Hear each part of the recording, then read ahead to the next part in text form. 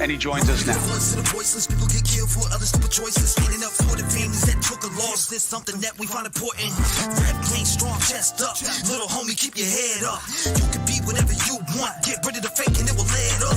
All my life I strive for greatness. I'm manifesting my time with patience. People trying to copy us, but respect is earned. It's not an obligation. I love the fam and they love me back, and that's why I always have the backs. I give a voice to those people who were never given a chance for them slimy cats. When you come here, you ain't a number to me. I really take time to read what I see. Don't forget to lock your doors, cause there's danger all up in these streets. Y'all really put life into the air that I breathe. I really am thankful for all of my... What is going on, ladies and gentlemen? Welcome. Today is February 1st, 2024. Shout out to everybody that is here. As you have heard, the Tox reports, it came back. But as you guys are coming in, make sure you hit the like button. Subscribe to the channel, all new subscribers, because I know people watch this afterwards. So since I know that, make sure you smash the subscribe button, turn the notification bell on. But let's jump into this, right? Because the Tox reports are said to come back, and they're saying that it's 3 times the amount of fentanyl in their system to kill them. But we'll jump into that during the stream. Wow. I told you what I say yesterday. I said there's always something new coming out, right? What's going on, Sonny? Welcome to the stream. Sonny B. Sylvie. Let me add this up here because we're going to dive into the couple videos. We're going to read a couple articles, and then we're going to take some phone calls. What's going on? Regina says, this is insane. It is so sad these men lost their lives. Just say no. Well, don't we all wish it was that easy, Regina? We could just say, yeah, nah, I'm not going to do that. But sometimes it's hard. Carlos, what's going on? Welcome to the stream. Nice to see you. Zoe, Shay, Chef. Shout out to Shelly. I see you. Cookie Monster. C. Hey, Papi Chulo. I'm done. You said what? I'm catching you live. Holy shit. Wow. I'm glad you're here. Sound good?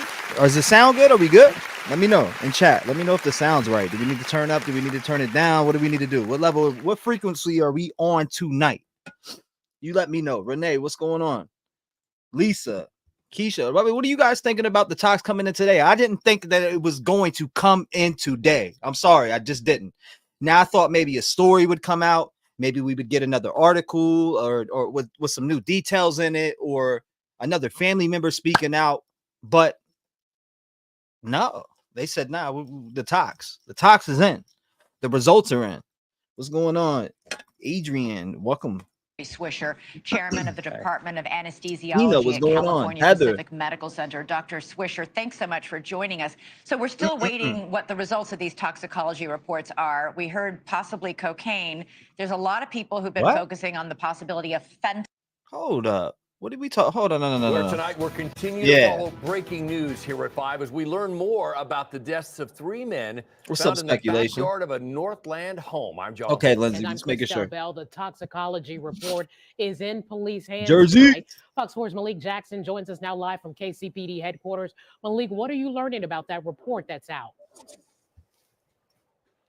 John and Christelle, we have confirmed with multiple sources that the families of Clayton McGinney, Ricky Johnson, and David Harrington were notified earlier this afternoon by detectives that the toxicology report is complete. Now, it is important to note that these reports are very complete. Bing bang. Detailed. So what has been given to these families is preliminary. But what we do know is that there were several substances found to be in these men's bodies, including the presence of cocaine.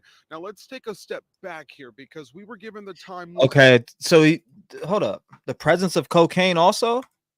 Interesting take. So cocaine also is found to be in these men's bodies, including the presence of cocaine. Now let's take a step back here because we were given the timeline about 6 to 8 weeks as to when we would get these results back. We haven't even passed the 4th week mark. That is another thing that we're going to talk about tonight. You said I'm still confused, and a lot of people are saying this. I'm still confused. So how Jordan stayed alive? Very interesting to know what if they took the same thing, right?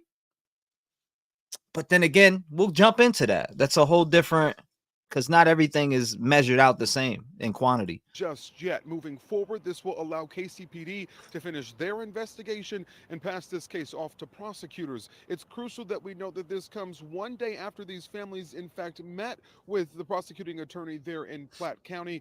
After that meeting concluded, these families said that they were satisfied. And one day later, here we are with these reports. We reached out to KCPD. They had little to say about this development, but they did confirm that they have been in contact with these men's families. Now, there is an important person when we talk about next steps, and that is Jordan Willis, the man who lived inside of this home. Yesterday, we reported that he checked into rehab, and now we have these toxicology reports detailing what may have happened to his 3 friends. We also do know from a source that they have determined a cause of death, but they have not released that just yet. We reached out to Jordan Willis's attorney, and at this time, we have not heard back. John. Speedball, other Aaron. Oh man, I can't even think. That right there just gives me a panic attack. Just even talking about speedball. Oh, that shit. I'm telling you, that gives me a panic attack. Just even, I don't even know how people gamble with their life like that. Now, I'm not saying that that's what these men did intentionally, because I don't know that. And I'm still waiting for the rest of the story to develop, just like the rest of you. But damn. On Christelle. Malik, you mentioned originally we were thinking Thank you, 6 to 8 Catherine. weeks Welcome. on this toxicology report, which is pretty typical. All of a sudden, it shows up. Any indication as to why? Was it expedited for some reason? Hold on. So, he did say preliminary. I'm glad you brought that back. I just didn't even repeat it, but he definitely did say preliminary toxicology. It's a question that we at this time really don't have an answer to, because as you know, through our reporting, we had reached out to the medical examiner multiple times, and each time we reached out, they had the same line that no one person's death is more important than another person's death. So that this was going to take the standard amount of time from 6 to 8 weeks. But as we mentioned, this is less than 4 weeks, and this case has drawn national attention, and it has been very important for police and for prosecutors to get these results as far as what the next steps would be. But again, you'd have to believe that they did expedite this process, because from everything we heard since the day that these men were found is that these reports would take 6 to 8 weeks. But again, here we are, less than 4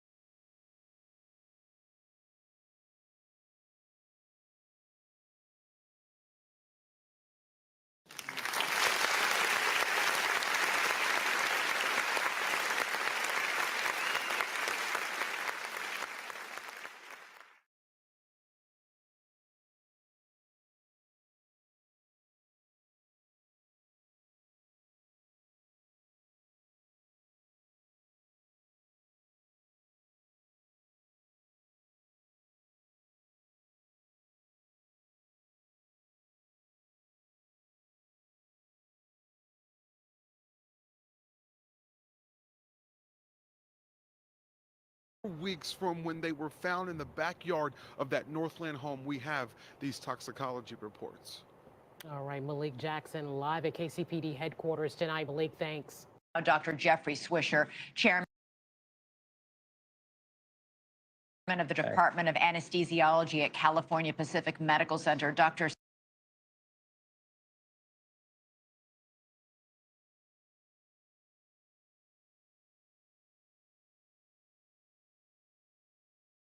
Swisher, thanks so much for joining us. So we're still awaiting what the results of these toxicology reports are. We heard possibly cocaine. There's a lot of people who've been focusing on the possibility of fentanyl because these three appear to have just walked outside. One was found sitting in a lawn chair. How quickly would a fentanyl overdose happen in a person? Well, fentanyl is one of those medications which gets a lot of news because unfortunately there's a lot of misinformation about fentanyl. And how it's used and how it's ingested. Unfortunately, a lot of substances that are bought on the street are contaminated with fentanyl, either purposefully or not purposefully, and people don't know that they're taking it. Fentanyl is a narcotic. It's a short-acting, very potent. You know what this does? This story does for me? I'm muted. Damn, I was muted for a hot minute, huh? I must have been muted and talking to myself and singing and all different types of shit. I feel like an idiot. Potent narcotic. It's much more potent than morphine or heroin is. Fentanyl, depending on the route by which it's. So you're gonna tell me that whole time that I was talking that no one could hear me? That's what happens when you bump in and mute your mic. I literally bumped in and muted the mic. That's crazy as hell.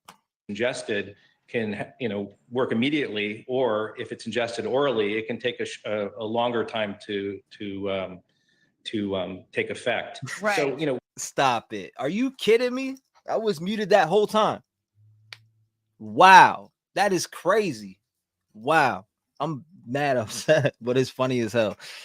That comment got me. So we're back in it. I don't even care about it being muted. It is what it is. But what I was saying, I don't even know where it was muted at, but I could repeat it all. I remember it off the top of my head, so it don't matter. We're speculating as to whether fentanyl is in there or not, but you don't have to have fentanyl. It could have been, like, you hear polysubstance abuse, and if you look at Heath Ledger, or you look at Matthew Perry or Whitney Houston or Tom Petty or Prince, all these people were engaging in polysubstance abuse. And polysubstance it's all right. We all had a rep gang moment tonight, and it's okay. It's fine. I said, everybody get your notes ready. Get ready to call in. I said, we're going to watch this video. This is a newer video. Now, I was also saying the preliminary tox. I was talking about the preliminary tox and all different types of shit. But I said we're going to open the lines. My bad. But shout out to this comment right here. I got to give Catwalk some love because that comment made me laugh my ass off. So thank you for that.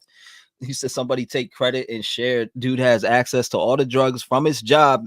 Make Wonga. What? Please Google. Be first to report. I gotta go. I'm done. Meaning they were taking a lot of things. Everybody was sitting here muted, unmute, see, unmute, muted. And that's how far I am behind in comments. I'm looking at comments from 6:55 right now. There wasn't just Correct. one thing found in their system. Exactly. Ativan, Ambien, cocaine, Ketamine. ketamine, in the case of Matt Perry, exactly. Just keep in mind that even though they said that the cause of death of Matthew Perry was ketamine, Matthew Perry fell asleep in a hot tub because of ketamine and he drowned. Right. Not that the ketamine is what killed him, but it was approximate cause of his death. So that leads me to this question. The fourth man who was renting the house, named Jordan Willis, says he spent 2 days sleeping on the couch. He has now reportedly checked himself into rehab. Well, thank you guys for the no muted super stickers. I feel stupid that you even had to do that, though. That's crazy. We can't hear you. See, everybody's like, we can't hear you. Thank you guys for supporting the channel, but you ain't have to do that. I'm going to see it in the comments eventually, even though I'm behind in comments, because I really do stay back on the comments wherever I'm at. I like to stay back and try to read everybody's comment as I go down.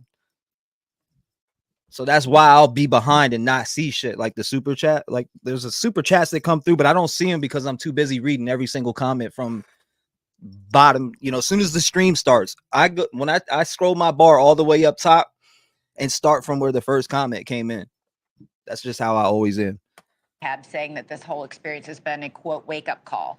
Could he also have been suffering from the same effects of whatever drug or drugs the 3 victims who died took? They just happened to be outside when they succumbed, and he was fortunate enough to be inside and not in freezing cold? Yeah, exactly. I mean, unfortunately, these medications are essentially anesthetics. It's what I do for a living. I mean, you give people enough anesthetics and they'll fall asleep. And these drugs are additive in their effect. And so, and another thing I was saying is, if Jordan, I don't think Jordan did. I really don't think Jordan murdered these guys. I know some of you believe that he murdered them, but I don't. I just don't. That's my honest opinion. I don't think that Jordan hurt his friends intentionally. I don't.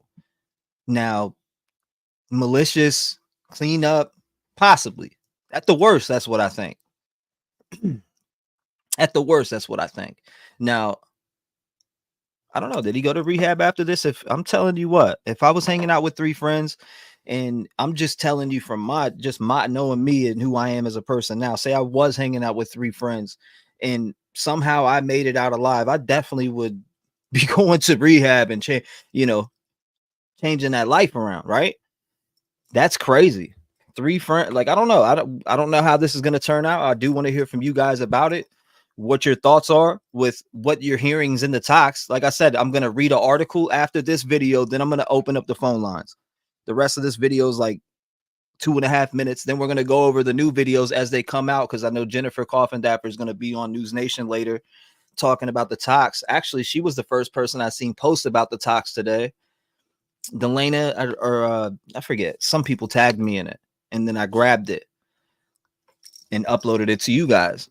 You know, so as soon as I hear something from somebody or get notice of it, I post and try to share it to you guys as quick as possible so people know what's going on, because I'll see an echo for like it's as soon as it comes out for the next 3 hours, I bet you I get 100 emails. Tons of people are posting it in Discord. You got tons of people tagging me on Twitter. You got tons of people sending it to Instagram. So it's like it spreads around quick, and a lot of you send it in. Again, similar to Matthew Perry, he didn't die necessarily because of the ketamine. He died because he drowned in the hot tub. These men died because they fell asleep in sub-zero temperatures, and they developed hypothermia and froze to death.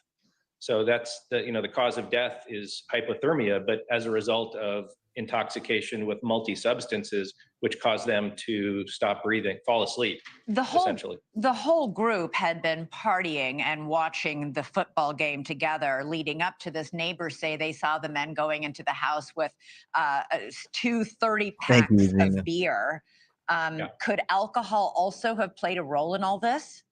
Absolutely. I mean, alcohol alone could have played a role in this. If you drink enough, you will fall asleep, and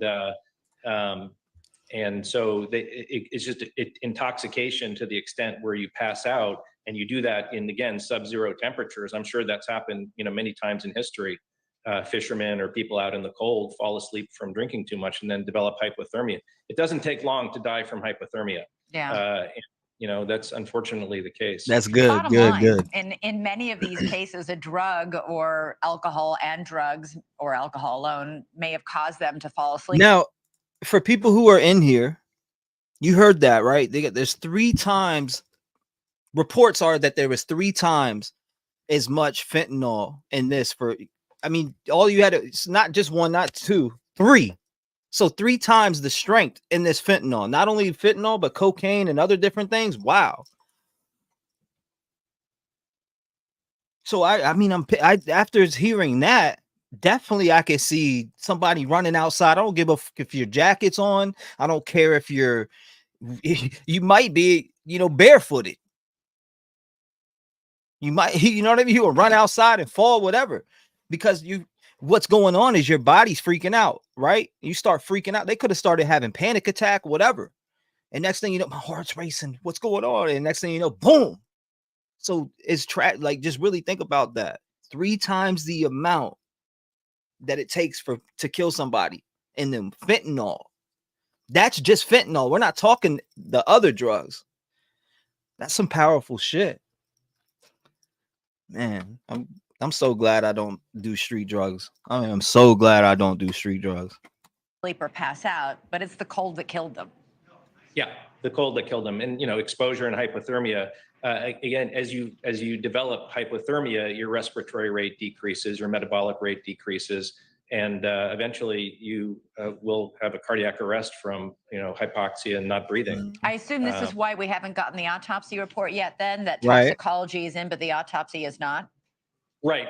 Toxicology, you know, they say it takes... But it comes out today, though? So is that... Hold up. Maybe that's why they met with the DA yesterday.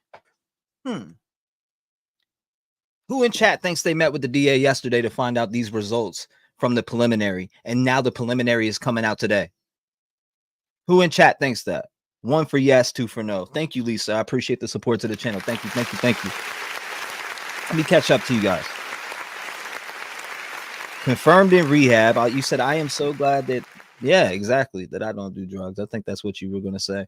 If you aren't used to fentanyl, it will literally make you nod off and poof, gone. Yeah, no doubt. Shout out to you, Texas veteran. Shout out to our veterans, the veterans in chat that serve the country. Shout out to you guys. You said, but the girlfriend said her man don't do drugs. Yeah, right. Yeah, but not. You got to understand, though, that there is some people. And I'm not saying that you don't know stuff, Redneck Nation. That's not what I'm coming at you respectfully here. And I'm saying that, you know, sometimes you can do things without your girlfriend knowing. Let's just be honest. Your fiance, some people can hide shit. I'm not saying that that's what happened here, but I'm just saying in general, people can hide shit. So if somebody is saying you don't do drugs, they very well could be right about what they're saying. They've may not seen them do drugs. You know what I mean? Maybe he sees them drink, but not do drugs. So I do look at it from that angle also. Crafty Sue says, sounds like the drugs killed them. That's what it sounds like to me too. And 3 times the amount, Crafty. Mark says, whoever sold it to them is on the hook. I hope they find out who. Right. Shut that shit down. Shut that shit down. Octavia, you said 3 times the amount of fentanyl to kill you. They didn't have time to freeze to death. They were dead before they froze. Bing bang. Tell them again. 6 to 8 weeks. Thank you, the other Aaron. I appreciate it. Sample of blood, or sometimes they take fluid from the vitreous of the eye, depending, you know, wherever it comes from. This can be done almost immediately. It's a gas chromatography, or there's other laboratory tests. Autopsies are a physical exam. I'm thinking the same thing too. I'm thinking cocaine laced with fentanyl. You know what I mean? Cocaine laced with fentanyl. That's what I'm thinking too. Allegedly. But hearing the cocaine part and then 3 times the amount fentanyl, I mean, that immediately has me thinking cocaine. What else could it be? Besides, you know, examination of the body, like that, and it takes not a pathologist a period of time to do it, and they want to be complete. Okay, thanks so much for watching. All right, so that's that one. Let's check this one before I open up the lines. That's crazy, man. I can't believe that. I was like, yesterday, I'm like, you never know what comes out new, but I didn't think the tox was, or that they were going to at least drop the results from the preliminary. Now this one, let's read this one. Now here it goes. This is the article I wanted to read to you guys. It says 3 Kansas City Chief fans found frozen and dead outside HIV scientist home had triple the amount of fentanyl needed to kill in their systems, as well as cocaine and THC, a family source claims. Now, it says a day after Jordan Willis checked into rehab, a toxicology report discovered the 3 Kansas City Chief fans and friends found dead at the HIV scientist's home had fentanyl and cocaine and other illegal drugs in their system. David Harrington, 37, Ricky Johnson, 38, and Clayton McGinney, 36, were found dead and frozen in Willis's backyard in Kansas City, Missouri. on January 9th. Initial toxicology information on the 3 men suggests traces of cocaine, THC, and fentanyl, according to TMZ and News Nation. A family member told one reporter the men tested level 30 for fentanyl, triple the amount needed to kill them. It says Willis himself has suggested the men froze to death, while Johnson's brother, Jonathan Price, has publicly demanded information on how the men died. In a statement to dailymail.com, a spokesman for the Kansas City Police Department refused to comment farther, said Kermit. Let's go down a little bit. Is that it? Okay, no, here's more. It says there have been no additional details on this case or reports revealed to any media, nor there any plans at this time, Captain Jake Beckchina said. This case remains an ongoing death investigation. Both KCPD detectives in the Platte County Prosecutor's Office or Plate County Prosecutor's Office have been in touch with the deceased men's families and remain in contact with them as the investigation unfolds. DailyMail.com has reached out to the county medical examiner's office for comment. Families spoken to by DailyMail.com said they don't dismiss drugs as a possible cause of death of all 3 men. Theories by experts include the men taking enough fentanyl combined with alcohol to pass out after leaving the house and freeze to death. The news comes just a day after it was revealed that Willis checked into a rehab, a friend claims. Jordan Willis took the events of that night and the days after as an enormous heartbreaking wake-up call, a friend said. The depths of his friends made him realize that he had a problem with addiction and needed to seek professional help, the insider told Fox News. Police have not made any arrests, and the medical examiners are yet to reveal the cause of death. Full results from toxicology reports are still pending. So we didn't get the full tox reports. It is a preliminary report. Detectives are combing through the phones of the 3 men who were found dead nearly 48 hours after the football watch party on January 7th. Now, when it comes to these phones that they're talking about and they're going through them, I think that they'll be able to get down to where this drugs came from. And if they don't, I'd be surprised. But I think within the 3 phones that there will be something in there. Again, it says Willis, a HIV scientist, moved out from his home within days of police knocking on his door to question him about the bodies, fearing retaliation, and hasn't been seen since. Now it says for 2 days, the families of the victims say they visited Willis's home, called him, sent him Facebook messages asking where they were, and he did not respond. Eventually, the fiance of one of the men broke into the house through the basement and found the first body in the backyard. She then called police, who arrived to find Willis in his underwear holding a wine glass. Willis claimed to not have left his home for the 2 days and slept with noise-canceling headphones that blocked the sound of his friend's family frantic knocking. He took the events of that night and the days after as an enormous, heartbreaking wake-up call, a friend said. After the shocking loss of the 3 of his close friends under extremely tragic circumstances, Jordan recognized that he had a problem with addiction, they told Fox News. He immediately checked himself into rehab after vacating his home and putting his things into storage. Now, it says here also, Willis is said to be devastated. He did not get to say goodbye or go see his friends' funerals and is concerned about the suspicions he caused their deaths. Not only is the whole country accusing him of murdering his friends without factual details or evidence or any charges at this time, but he also lost three close friends, the same source said earlier. He didn't get to say goodbye or go to their funerals due to the circumstances of these wild speculations and accusations. No one seems to be willing to wait for the results of the toxicology report or wait for any other facts from the police department from a case that is still under investigation to make these speculations. They further claim that Willis' family came to know of what happened only after local news medias contacted them. The family didn't know if Willis was among the fatalities. They also disputed claims that the scientist had told people and his friends, or told people his friends froze to death in his backyard after police arrived to his home. What was missing from the story was context. He never once said that his friends froze to death to anyone, they added.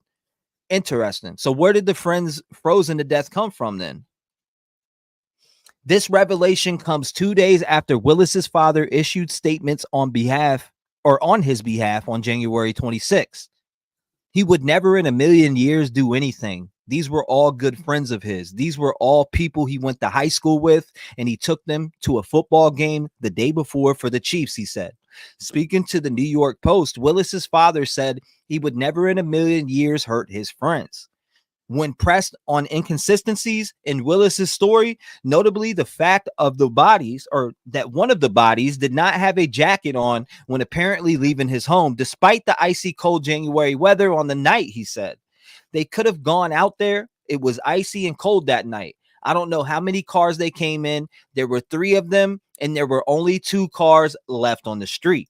They could have decided they wanted to go back inside his house for some reason. People leave the house all the time without coats. It doesn't matter how cold it is. So I can't answer to that statement. Jordan don't know what happened. And we're right here, by the way, just so I'm showing you. Jordan doesn't know what happened to them. And he never saw them again, to the point that they were walking towards the front door, leaving his house. What? Okay, I see what they're saying. He never saw them again at the point that they were walking towards the front door and leaving his house. I'm confused by that statement. So again, it says Jordan doesn't know what happened to them, and he never saw them again at the point that they were walking towards the front door and leaving his house. Oh my God. DailyMail.com has also been able to reveal the 5th man in the group photograph as Alex Wormer Lee. He is a high school pal of the victims whose bodies were discovered 2 days after the celebratory gathering on January 7th, but says he left at midnight after the football finished and when everyone was alive. Wormer Lee, who shortens his name to Lee, says he waved them off at 2 a.m. before sleeping on the couch and spending the next 2 days inside of the house, not thinking anything of the fact their cars were still outside. Lee, what? It says Lee, a 37-year-old flooring contractor, lives in a rental home in another part of the city. When DailyMail.com arrived to ask him questions about the fateful night, a man answering an intercom bell or doorbell claimed he wasn't there and could not discuss January 7th. The man added, Alex isn't here right now, and he isn't handling any media inquiries. That's the end of that. All right. I'm just making sure.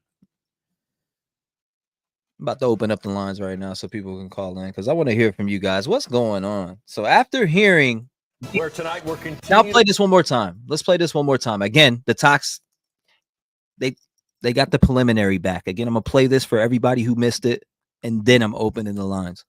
Follow breaking news here at 5 as we learn more about the deaths of 3 men found in the backyard of a Northland home. I'm John Holt. And I'm Christelle Bell. The toxicology report is in police hands tonight. Fox 4's Malik Jackson joins us now live from KCPD headquarters. Malik, what are you learning about that report that's out? John and Christelle, we have confirmed with multiple sources that the families of Clayton McGinney, Ricky Johnson, and David Harrington were notified earlier this afternoon by detectives that the toxicology report is complete. Now, it is important to note that these reports are very detailed, so what has been given to these families is preliminary. But what we do know is that there were several substances found to be in these men's bodies, including the presence of cocaine. Now, let's take a step back here, because we were given the timeline about 6 to 8 weeks as to when we would get these results back. We haven't even passed the 4th week mark just yet. Moving forward, this will allow KCPD to finish their investigation and pass this case off to prosecutors. It's crucial that we know that this comes one day after these families, in fact, met with the prosecuting attorney there in Platte County. After that meeting concluded, these families said that they were satisfied, and one day later, here we are with these reports. We reached out to KCPD. They had little to say about this development, but they did confirm that they have been in contact with these men's families. Now, there is an important person when we talk about next steps, and that is Jordan Willis, the man who lived inside of this home. Yesterday, we reported that he checked into rehab, and now we have these toxicology reports detailing what may have happened to his 3 friends. We also do. You know, I think you're right about that, Tom. Tom N says, I think they are dropping the tox to stop rumors. Well, it does one thing. I'll tell you what.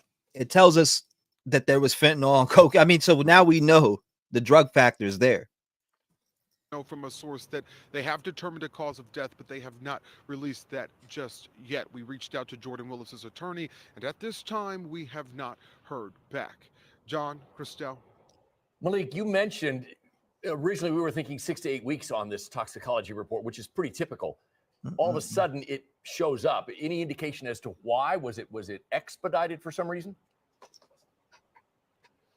That's a question that we at this time really don't have an answer to, because as you know, through our reporting, we had reached out to the medical examiner multiple times, and each time we reached out, they had the same line that no one person's death is more important than another person's death. So that this was going to take the standard amount of time from 6 to 8 weeks. But as we mentioned, this is less than 4 weeks, and you know, this case is drawn national attention, and it has been very important for police and for prosecutors to get these results as far as what the next steps would be. But again, you'd have to believe that they did expedite this process, because from everything we heard since the day that these men were found is that these reports would take 6 to 8 weeks. But again, here we are, less than 4 weeks from when they were found in the backyard of that Northland home. We have these toxicology reports. All right, Malik Jackson live at KCPD headquarters tonight. Malik, thanks. Dr. Jeffrey Swisher.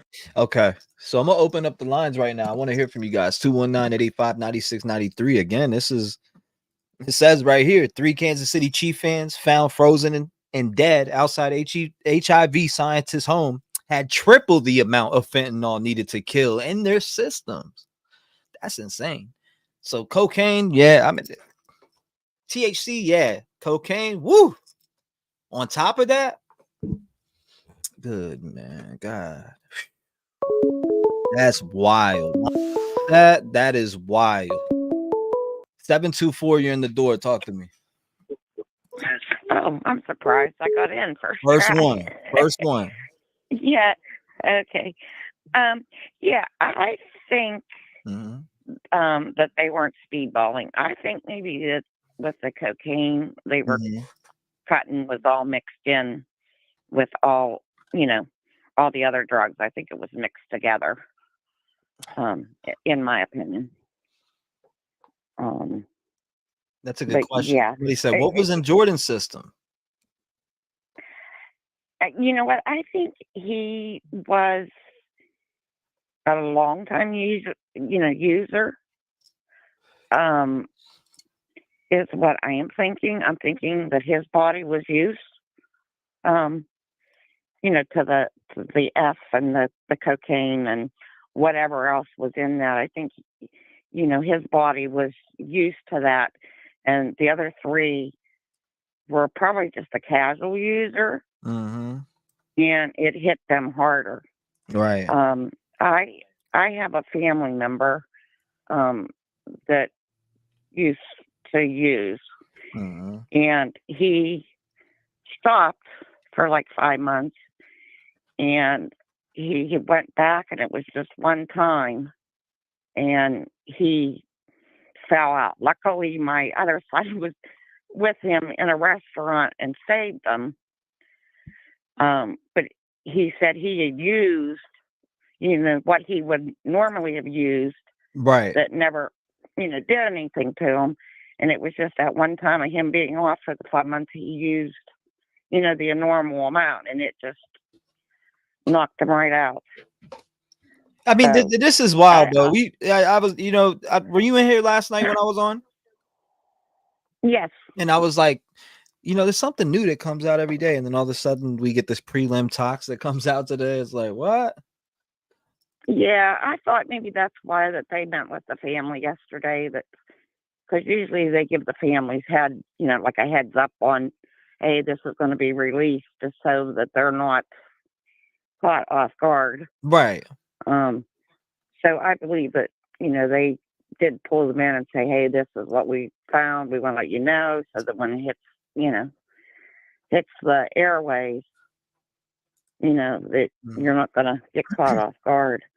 But I don't know. Here in Pennsylvania, I know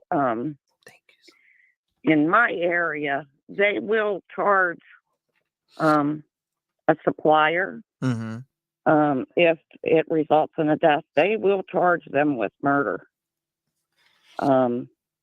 Is what they have been doing in our area. Now, I don't know. Now, what do we think if they find this source of where it came from? I think there's going to be some arrests made, honestly. And now I'm not saying that's Jordan or Alex or whoever. I'm just saying I think there's going to be some arrests made if they find out where it came from. Well, I think Jordan may be facing charges too, because if they didn't find any like the residue or the evidence, I think he cleaned up and then ran to his bedroom because he was scared. He didn't know what to do. His friends, are dead, or he passed out. He woke up and, found them and hurriedly cleaned up and, just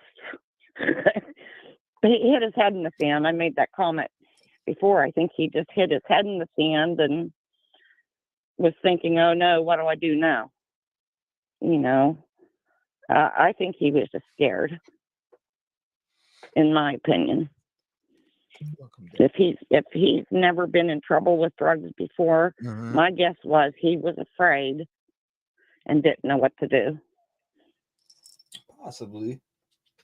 Well, yeah. I mean, like I said here, I think at the worst negligence, but I definitely don't think this dude intentionally would hurt his friends or any, I don't know. But then again, that's just my opinion, though. Yeah, it's going to get to the police. They will find out. I'm sure they will do, a thorough investigation. There may be residue in the house. They may interview friends. They probably will. They have their way. They have their way of finding this stuff out. But I think there will be charges of a supplier, or I do think Jordan's going to be facing charges. I really do. They might not be a murder charge, but concealing death maybe, or something. Nah, THC ain't playing. It ain't no OD on THC, Deb. No. It's the three times. It's the 3 times the fentanyl, the triple. That's what did it. Yeah, it looks like that mixed with the C. I think that'll. Yeah, that's like an upper and a downer together. It's gonna the 3 times the fentanyl. They'll just gnaw it off before they. That shit killed. It must have killed them faster than it did the inmate. It does. It does. By my son that was with my other son that was the addict, he said he just went like that. And luckily my other son who's CPR, they were in the restaurant and he didn't know what was going on, but it just hit him so quick. And that was it. And like I said, he had been clean for like 5 months till he relapsed, and he had done the normal amount that he would usually do. And that was enough to take him out. Yeah, this shit is crazy. It's crazy. And if those 3 guys were casual users, yeah, they don't have a chance. So no. But hey, it was good calling. I was surprised I got in, first time caller here, and well, thank you. I appreciate you calling in. Thank you for sharing your thoughts, opinions, and theories. I appreciate you being a voice of the community, and we'll see what ends up happening after this. Who knows? Who knows what's going on? Yep. It's always something new daily. I agree. Yep. God bless you, man. The stuff that they're mixing with, it's horrible. Really bad. Really bad. I appreciate you calling in. Okay, I'll let somebody else talk. You have a beautiful night. You too. Thank you. Lock your doors. Good phone call. If you want to call in, it's 219-885-9693. Crazy. Triple the amount of fentanyl. The cocaine. I mean, it could have just been the triple amount. Not even had the cocaine, and it still would probably lay you down. The amount what it would take to kill one, you could take all of that off the table.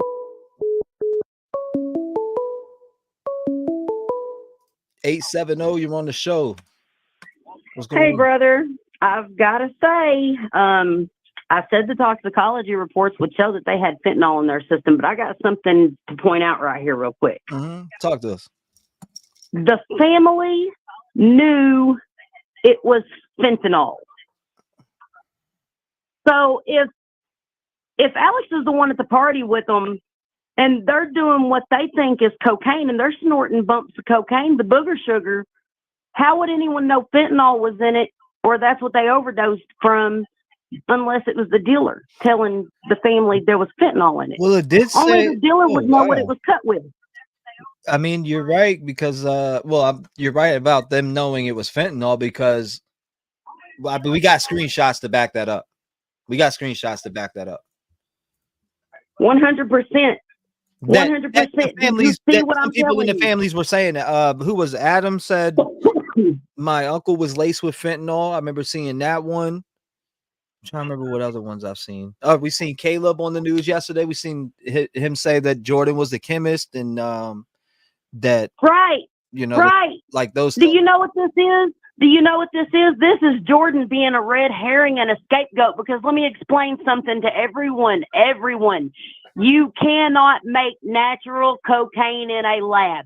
These men tested positive for cocaine, not heroin, not morphine, not the synthetic shit. They tested positive, natural cocaine. That means that cocaine came from friggin' Colombia, just like the fentanyl is coming across the border. The cocaine and the fentanyl are coming across the border together. You don't have to be a chemist to buy bad coke that's laced with fentanyl and people die from it. That happens every day.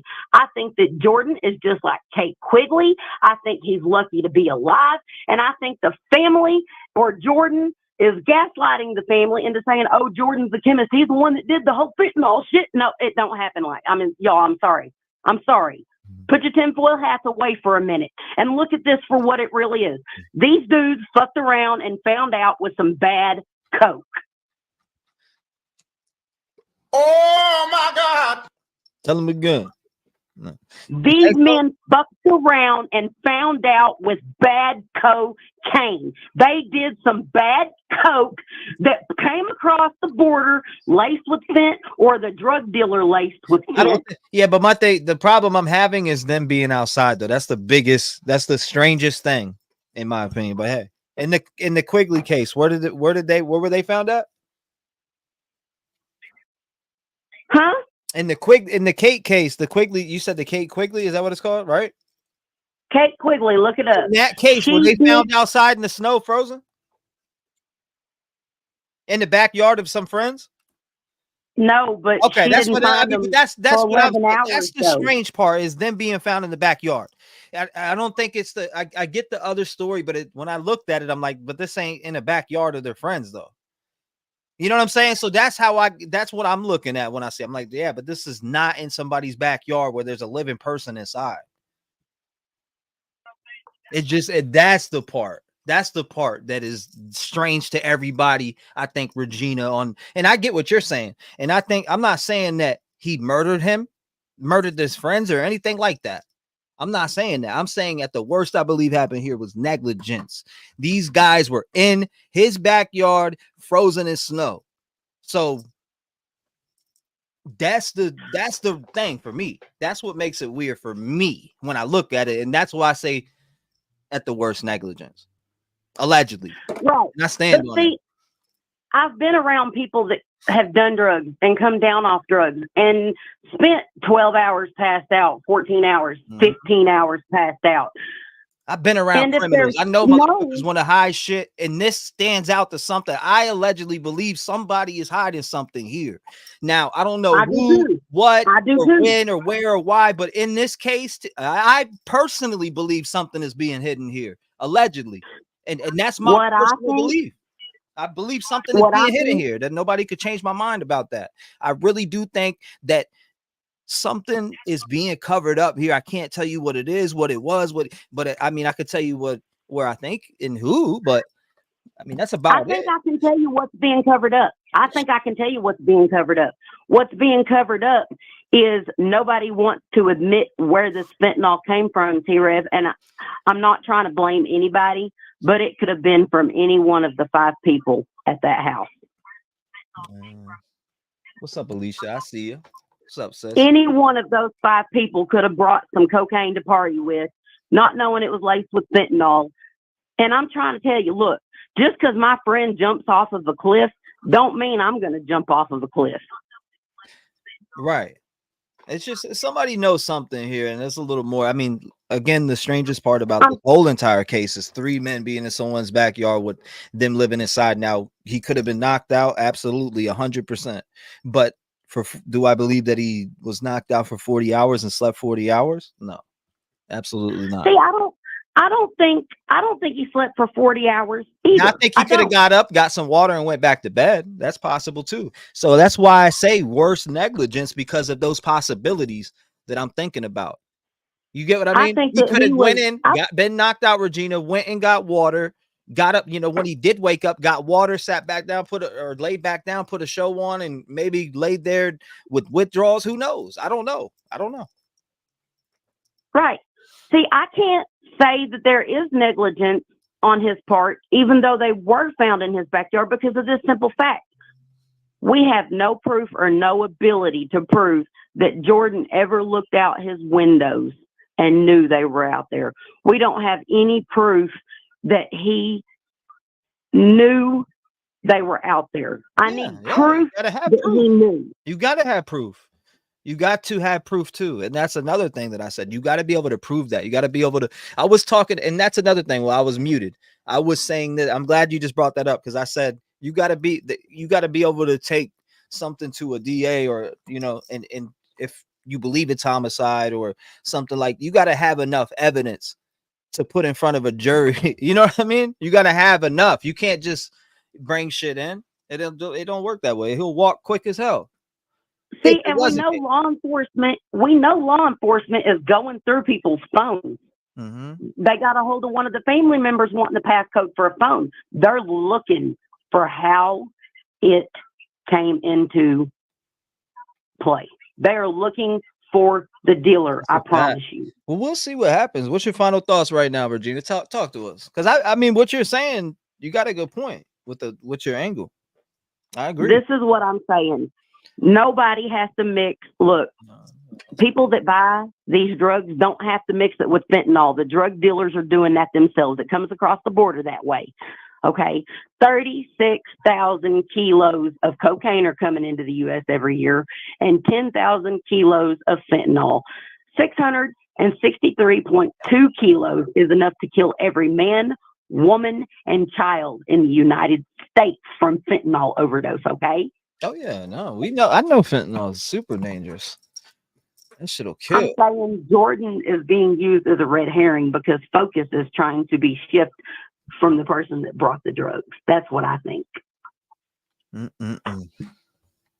Well, we'll see what happens. A lot of people do think some stuff with Alex, but we'll see how it plays out. I appreciate you calling in, Regina, being a voice. At this point, though, I'm not even going to say it's Alex. That brought the drugs into the house. It could or couldn't have been, but I'm saying somebody brought those drugs, and that is who the person that brought those drugs may not even be culpable. The police know by may not even be culpable. It's the dealer they're looking for. They're looking for who's Regina. As soon as they got in those phones, they were able to figure out where and who. So I mean, yep. They're good, and even if it was race, they're getting that. Can I explain one more thing? I appreciate you. We gotta move on to the next caller. There's so many people calling in right now.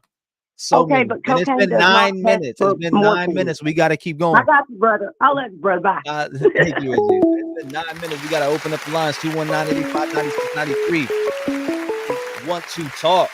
904. You're in the door. What's going on? Talk to me. Hey, so my biggest thing, my cousin, unfortunately, had the same situation happen. Okay. he was in Merritt Island. Well, it wasn't 3 people at the same location, but it was in Merritt Island, Titusville area. They thought they were getting cocaine. Mm-hmm. They really did. Come to find out, he sold to 4 different people in that area that weekend, and those 4 people died. Damn. Thinking that they were getting just, straight cocaine. We had to wait for the prelim. We had to wait. We knew he was an addict. He was in recovery. We knew he was up here in North Florida. We got him straight. He went back down to South Florida. That's, around that area. I live in a very small country town, so it's not real prevalent. We don't have that type of stuff up here. But I will say this, I just feel bad for the families because he was very good at what he did. He was a skilled iron worker. The other one actually, I can't remember his name. He had just got back off the ship that they deal with Shark Week. They tag. So these are very prominent kids. They all went to school together. They trust this person. They found my cousin dead in the bathroom. His fiance went to move his body, and it was so potent, she passed out. And if her mom wasn't there, it would have killed her too. So, damn. I feel bad for the families, but you just never know. You never know. So, wow. So that was from cocaine? They thought it was cocaine, but it was fentanyl. So the cocaine had fentanyl, and I hear so many stories now these days with cocaine being cut in fentanyl with fentanyl. It's insane. And he was not even really, and I'll be honest with you, he was more of a methamphetamine person. So that's what we were kind of like cocaine, but I guess it was just, and I'm in healthcare. I worked in the prison system. I made a lot of comments and stuff, about things. Ma'am. And, I see stuff day to day. I've seen inmates literally, no bullshit, hit a roach that's laced with something. We're walking down to the door and to help that one person, the other inmate picks it up, they pass out. I've had 2 and 3 die at one time. When you're an addict, you just don't care. Damn. So in prison they're dying? They're dropping in prison from it? Honey, this is a Department of Corruption down here in Florida, yeah. Oh my God. Damn. I've heard some stories about there. It's all public information. You can go to Department of Corrections and see what officers are arrested for bringing the shit. I mean, it's very prevalent. Wow, it's unfortunate, yeah. But anyways, I just want to, it's sad that it happens that way. But my family was having healthcare backgrounds and tried to help. His mother was a PA, a physician's assistant. I mean, his father works for Department of Defense. But it doesn't matter who you are. If you're good people, if you go to church, you don't know what someone's doing 24/7. Yeah, absolutely. And that's what I think who said it earlier. They said something about the girlfriend, or in chat I read it, and they were talking about the girlfriend. The girlfriend had to know. They said he didn't do drugs or whatever. Well, and that could be true from her angle, that she never seen him, or maybe at one time he did, but he doesn't now. Who knows? But she said, I feel like that girlfriend just ain't saying he didn't do drugs for no reason. I know. And I think that a lot of times in the world we live in, though, unfortunately, we have a lot of functional addicts nowadays because it's so common. So, that's the thing for me. A lot of people don't see those signs. No, you know what? I'm glad you said that, because my mom's husband, at one point, my mom's ex-husband, he's a full functioning addict.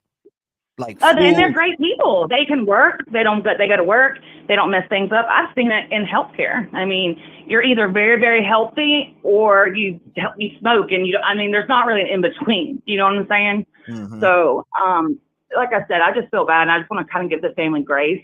And then another thing that I was saying was, if he did the same thing as they did, right? And if maybe he had that lifestyle, and he's a chemist or whatnot, maybe he had Narcan. Maybe he was like, oh my God, what's going on? He hit his Narcan, had something there to help him, and the other guys didn't. We just don't know. We don't know what he had in that house. If he's that smart and mess around with dope that much, but allegedly, I know you got to keep something on you, like Narcan, something. Yeah, right. And triple the amount is something. Yeah, but anyway, that was like, I just want to say that about my family experienced that. And I appreciate you sharing that. But no, it's okay. But I mean, unfortunately, he's not here for his son, and we're doing everything we can. And his ex-fiance, she's a great mom. Just went through a lot with her, because when she went to get him out of the bathroom, she touched it. And so she died right there. So they did CPR on her. But the fentanyl wasn't found in his, like he had like trace amounts, but it was so potent, he didn't even do it. He was grabbing his wallet, got out of the shower, going to do a line, and he dropped dead from touching it. Damn. Yeah. But anyways, guys, y'all have a good night. Just wanted to share that. I'm sorry to hear that, by the way. No, it's okay. I mean, you know, some people might say that it's institutionalized or with that, but listen, here's my thing. You play the game, you got to pay the price. We told him that, you know what I'm saying? It ain't just you anymore when you're an adult. You got kids, you got a family, and, you know, it's unfortunate, but, you know, he has to, his son's going to hopefully grow up from this and learn and doesn't want to live that type of life, you know? But, you know, life's a game. You can't gamble it, so. Well, I appreciate you calling in. Thank you for being a voice in the community. I hope you have a blessed night, man. Make sure you lock your doors, and thank you for sharing your story also and giving your perspective. I really appreciate that. All right, guys. Have a good night. Thank you. God bless you. Good phone call. If you want to call in, it's 219-885-9693. These boys had triple the amount of fentanyl per reports, and we will be checking on more reports because there is reports coming out tonight. I do know there's some shows and things that we're going to catch and clips that we're going to watch, and they're going to keep coming out as the night goes on. 3 2 is going to be live. Per reports.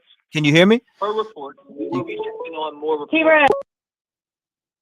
620, you're on the show. What's going on? Hey, I know why those guys was outside in the snow. Talk to me. I accidentally. When you do, go ahead. You good? When you do fentanyl, you get incredibly hot, especially if you've never done it before and it's strong. Those dudes was cooking inside their clothes. Outside probably felt amazing. I got a bad pill one time, and it was 30 degrees out, and I was sitting in my car with the air conditioner on, and I was still sweating my butt off. Damn. They went outside to cool off. One dude found a lawn chair. He nodded off, quit breathing. The other 2 dudes sat on the ground because it was probably just too much for them. And they quit breathing. And then the dude in the house was probably, you know, an experienced user. The other 3 guys weren't. And he could handle it. So you are you telling me that he could handle 3 times the amount of fentanyl that would take to kill you? What it takes to kill who? That's what the report is saying, that they had triple the amount of fentanyl. If they did the same thing, wouldn't he have the same amount? Possibly, no. But it doesn't mean that it would though either. It would have to be that right, because if he did it all the time, right. If he was I was a regular opioid user for 12 years. And I got a pill from a guy that was like, hey, I got a pill on me here. You can have this one. And it looked just like my prescribed pills from my doctor. And I took it. And 30 minutes later, I couldn't even lift my legs to get out of the car.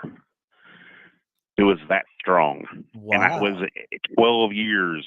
I ain't talking hydrocodone. I'm talking 30 milligram oxycodone, 6 a day for 12 years. That's crazy. And one pill floored me. And I'm a huge man, 6'5", 375. And a teeny tiny little pill floored me like I had never taken one in my life. Damn. That's when I knew how powerful that shit was. All it takes, I'm clean 2 years now. And I see a drug counselor, and today I was talking to her about this case. And we live right around Kansas City, and she showed me how much fentanyl it takes to kill a person. You just take a pencil and pick up as much as you can on the tip of a pencil. Right. That's how much fentanyl it takes to kill a person. So you can figure if somebody poured a line of coke out, you know, imagine it like this. You bake a batch of muffins, and you got to have 20 blueberries in each muffin. And if there's 21 in there, everybody dies. And you're throwing the blueberries in by the handful. That stuff is so powerful, and it's so hard to mix incorrectly. There's no correct way to do it. So a little bit, you might get, if you did a line, you might get like a tiny little bit and be okay. But the line that I do might be 10 times too stronger than yours.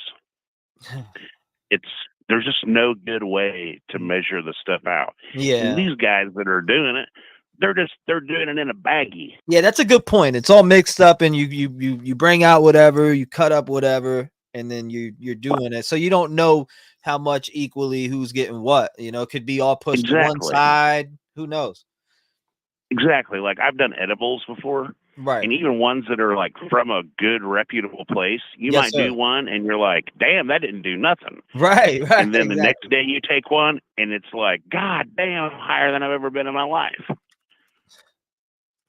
So it's the same way. There's no good way to measure that stuff out because it's so finely tuned.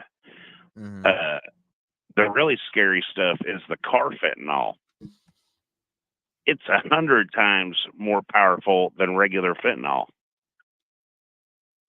If you take a penny and you see Lincoln's eyeball, that's how much car fentanyl it takes to kill a person. Man, this shit's crazy. 4 grams of fentanyl could kill. If you took half the population of Kansas City, 4 grams of fentanyl is enough to kill half the population.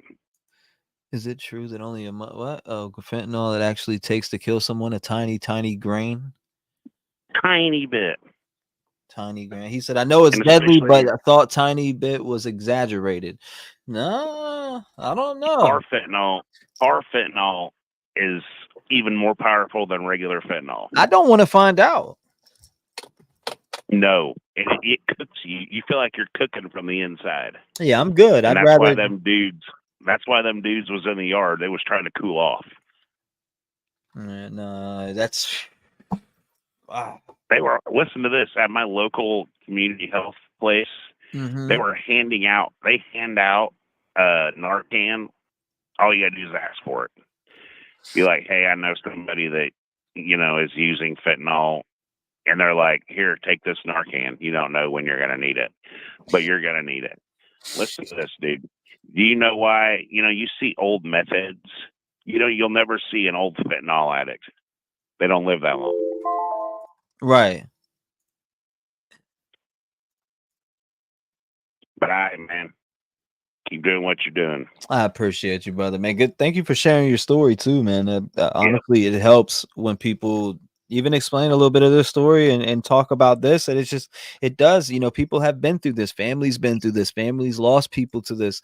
I guarantee there's hundreds, if not thousands in here that have lost somebody due to fentanyl and many stories just like you. So I appreciate you having the courage for not one, just to call up and share your story, but two, even educate some of the people in here and let them know that they can get Narcan and different things. If somebody is suffering from addiction and you're listening to this, I think that this could be super helpful hearing this type of information. But thank you, brother. I appreciate you. Yep, and there's no good drugs left out there. None. Everything is kept. None. There's no coke. There's no good coke. There's no, even the meth. We have a friend that we've been taking care of her baby, and we took her to rehab, took care of her child while she was there, and she had no idea that she just thought she was doing meth until she had to take a UA. She was tons of fentanyl in her UA, and she was like, I don't even do that. And they were like, oh yeah, you do. You don't even know you're doing it. This shit's so scary. She had no idea. She was addicted to this stuff. And it was just, her neighbor was just giving it to her. She just thought it was just meth. Man, we got to watch out, man. We got to watch out. It is everywhere. God bless you, brother. Thank you for calling in. Thank you for being a voice in the community. Make sure you lock your doors, stay safe. And again, thank you, brother. Shout out to him. Shout out to him. Good phone call. And there's a new one, so we got to check it out real quick. Let's check it out. All right. So here's more reports on the tox. Let's go ahead and watch this real quick. As they come in, the new videos drop. We'll pause on phone calls and check them as they come through. Make sure we're caught up with everything. Start with what matters. I know we want to hear all the information, right? So let's go ahead and dive into it. All right, let's start with what matters here. Breaking news, okay? We now know what killed these 3 men in Kansas City. How it happened, whom else might be in danger?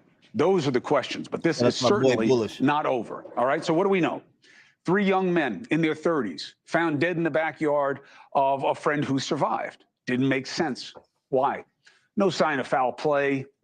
One of them upright in a chair, one of them without a coat, frozen in the cold. Didn't make sense until you see the blood. Let's go to News Nation's national correspondent, Alex Capriello in Kansas City, Missouri, for the latest. It's a big scoop. What do you know? Yeah, big scoop and certainly unexpected. We were told that these toxicology reports would not come back for at least another 3 to 5 weeks, but little did we know that they would be delivered to the families, at least the information that was within inside of them to the families. Basically, what I've heard from my sources who are connected to these families tell me that detectives from KCPD called them, told them that the preliminary toxicology reports have come back to their desk, and it shows that there was a mixture of cocaine, fentanyl, and THC, also known as marijuana, that was in their systems. Now, the families... Well, marijuana ain't shit, and everybody in here knows that. But damn. Themselves have not actually had new copies of these toxicology reports. I think that's still going to take some time, but I think this is what you've been alluding to for the past couple of days. These families deserve at least some sort of closure, some sort of answers, and it appears that KCPD did that today. So, Alex, oh, good. Jordan's a chemist. They all knew him as that. It was easy for them to go have fun, but he up. He made a mistake. Jordan is somebody that is known from high school as like creating drugs for people to make them feel better in certain situations. Okay, well, you want to do this? Okay, I'm gonna make this for you. I'm gonna make this for you. I'm gonna make this for you, and handing them out. So, Alex, look, this is this guy's opinion. He is from the community. He may know this guy, Jordan. You know, this is going to be part of the investigation. But what's the word from the families about? Well, Georgia Peach, you said you tried to buy Narcan and CVS stays sold out. Then you better find you some. Were you having trouble finding some? What do you got to? I don't want to get in your business or anything, but definitely look around for it. Maybe you can order it online. Check online. I'll check for you. What this means to them and what they want next. I mean, every single family member that I've spoken to say that they're still devastated. This is still an unexpected death to befall their family, but it is a sense of relief that they are getting some sense of answers moving forward. Yesterday was the first step, just meeting with the Platte County prosecutor, knowing that an investigation is indeed going on. Now, they're no closer to a finale or a wrap of this investigation, but they met with the prosecutor. Now, then very next day, they get some preliminary results from a toxicology report. And so I think it is heading in the right direction, and that brings them some sense of relief. Hey, thank you for watching. Okay, so that is that piece for now. I'm gonna open the lines back up again. 219-885-96. I'm catching all the videos as they come out. We're gonna watch them. So even if I gotta pause the calls, that's what I'm gonna do. So they're talking about 3 times the amount. Again, if you had just came in and you're just catching it, the 3 Kansas City Chief fans, which I'm just gonna call them the Kansas City 3 because I'm over the Chief fans part. I see somebody say that before. Over here and that too. They're 3 people from Kansas City. 646, you're in the mix. What's going on? Talk. Oh my God, T-REV, I finally got through. It's Hollis. What's up, Hollis? What's going on? Talk. Okay, I have a lot to say. Okay, so here's the deal. Yes, ma'am. I said from the beginning, Jordan was innocent. And I could explain every single little detail of what people are curious about. And it's easy to explain it off in a weird way. But I'm going to tell you what, I'm not shocked because that's all we did in the 80s. We drank beer, we smoked joints, and we snorted lines of cocaine. Friday night, Saturday night, and even Sunday night. That's what we did in the 80s. Everybody did it. You know what I'm saying? Right. That's why the 80s were the 80s. And plus a lot of other stuff was going around. When AIDS came out, then the heroin users wouldn't use needles anymore. And then all of a sudden, you know, drugs became scary for needle users, but now fentanyl has become scary for people who are more of the opioid cocaine users, you know? I mean, I only did that in the 80s. I mean, trust, it was those like college, like party, you know, free loving in Austin. Anyway, y'all know who you are. Anyway, my point is this. Who thinks Jordan and Alex even did any cocaine with fentanyl? Because hear me out. These three guys obviously snorted cocaine laced with fentanyl, right? Alex had left, supposedly. Right. Right? If Jordan's upstairs asleep, maybe these three dudes got a little baggie, one of them, and was like, hey, I got a little baggie of Coke. We're going to party, you know, but we can't do it in front of Alex and Jordan. We'll wait till they go. They did it. They got fucking hot. Oh, excuse me. They went outside. It's an adult. They passed out. And they are dead. They're dead. They're freaking dead as a doorknob. And then the cold weather comes in late at night and snows and all that kind of stuff. Jordan is an alcoholic. I think that's pretty much proven by all of his past DUIs that he has. And I think Jordan he probably smokes weed. I don't know what Jordan does. Maybe he did a bump. I don't know. But Jordan was inside. Jordan didn't freeze. Right. Okay. Maybe Jordan had tolerance. I don't know. I'm not going to say Jordan and Alex did the drugs. I don't know what they did. I don't think they even did it. I think these guys got a hand on some stuff and decided to do it when their buddies finally left and they went outside, like the other caller said, because you get hot and they're down like a light. They go down. And I think Jordan went upstairs, passed out for 24 hours, had a hangover, probably woke up, rolled a doobie, got a glass of wine, stumbled back upstairs, and logged on to his computer for the day. Boom. All I know is I heard that they had Facebook messaged him. If somebody's Facebooking messaging me, you may not hear from me until like 6 months down the road from now. I'm serious. Who checks their Facebook? Because they didn't know him. Right. The family said that. The family got a lot wrong, and I feel bad for them because you don't want to admit that your child did a drug and it killed them. That's the hardest. My parents didn't think I was doing anything. My parents, when they found out I smoked a joint when I was 24, they said they were going to haul me off to rehab. I was laughing my butt off at how much they did not know. You know what I mean? So I knew when the parents were like, oh, they didn't do any drug. I'm like, you don't know what they did. Nobody knows who their plug was. Maybe Alex and Jordan aren't even involved. Has anybody thought of that? The other thing, too, is when you go in there, there's drapes, there's blinds, it's closed up, it snowed, you know? And the police showed up in the search warrant. And here's what I'm thinking. With no search warrant. No, they went in his house. He let them. He let them. He didn't. Right. So here's my point. If I have cocaine and I'm a user and I have my stash, right? I'm not going to let the police come in and look around and find my stash because I'm going to have a lot of paraphernalia and straws and stash and everything. Jordan, there was no stash found. I don't think Jordan was using fentanyl like everyone's thinking he was using fentanyl and had cocaine. The reason it wasn't there is because these black guys probably just had a little baggie, did it, and then like got rid of the baggie or something. And so there wasn't a lot of paraphernalia to be found in Jordan's home. That's a good point. Does that make sense? Yeah, it does make sense to me. I mean, I think the family kind of overreacted and didn't realize that Jordan was probably just this sloven drunk that was just kind of, you know, had no clue and couldn't see from the windows, like Ashley Banfield said. But I'm going to quit talking because I rambled and I repeated myself. I wish people would listen to Regina. Can I just say that, Rev Gang family? People need to listen to Regina. I know she's passionate. We know she's passionate. But 99.9% of the time, she is 100% correct. You know she is.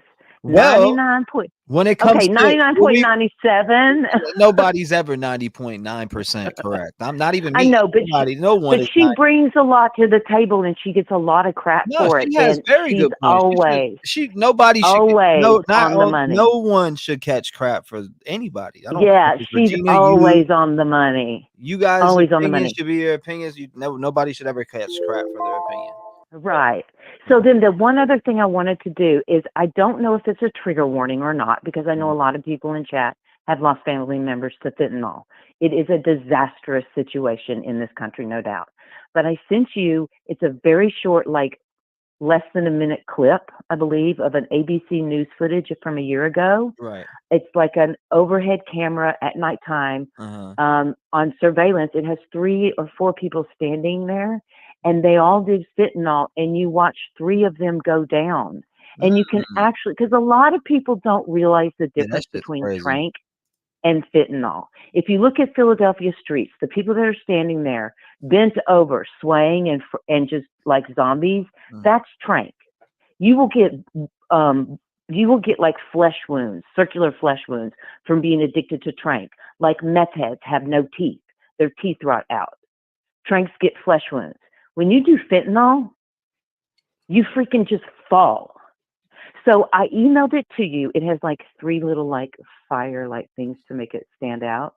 And I would love for you to play it so people could really educate themselves and see how quick fentanyl makes people drop.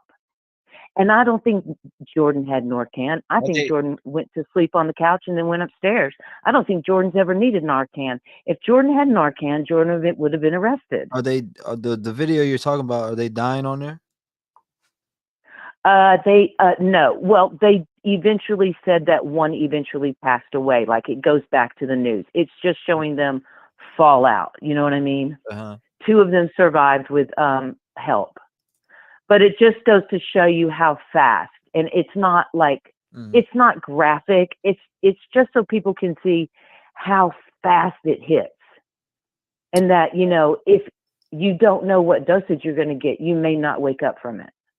There's nobody there to help you. Yeah, you can. In other words, a lot of people are confused. How did these 3 people die at the exact same time? Well, if you watch that video, you'll see how fast they just drop. And then it goes back to the newscaster. And then, you know, they kind of like do like, you know, a little follow, you know, they speak and then that's it for the footage.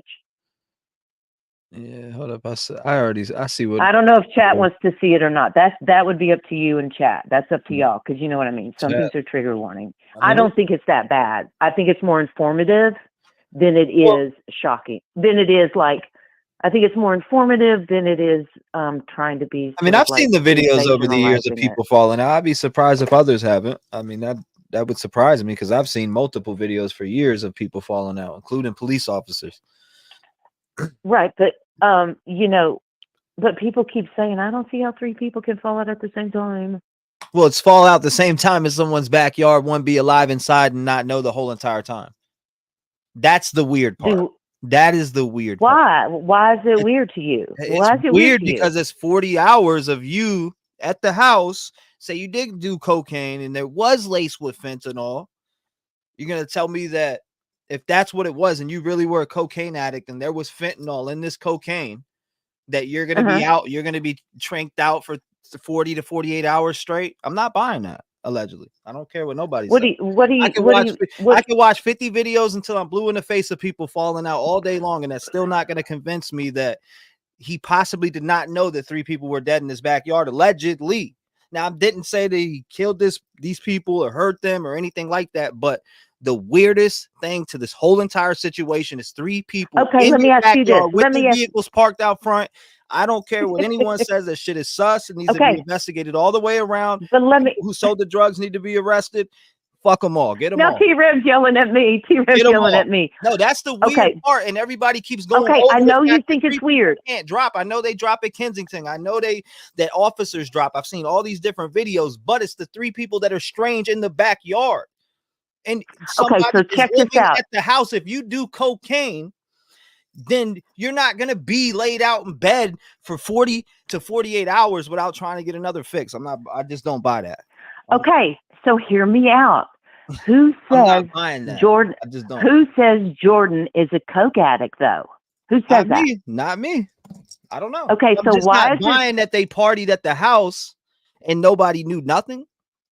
With Well, three men in your backyard dead and their vehicles being parked Okay, out. let me ask you. Let me ask you this. Let me ask you this.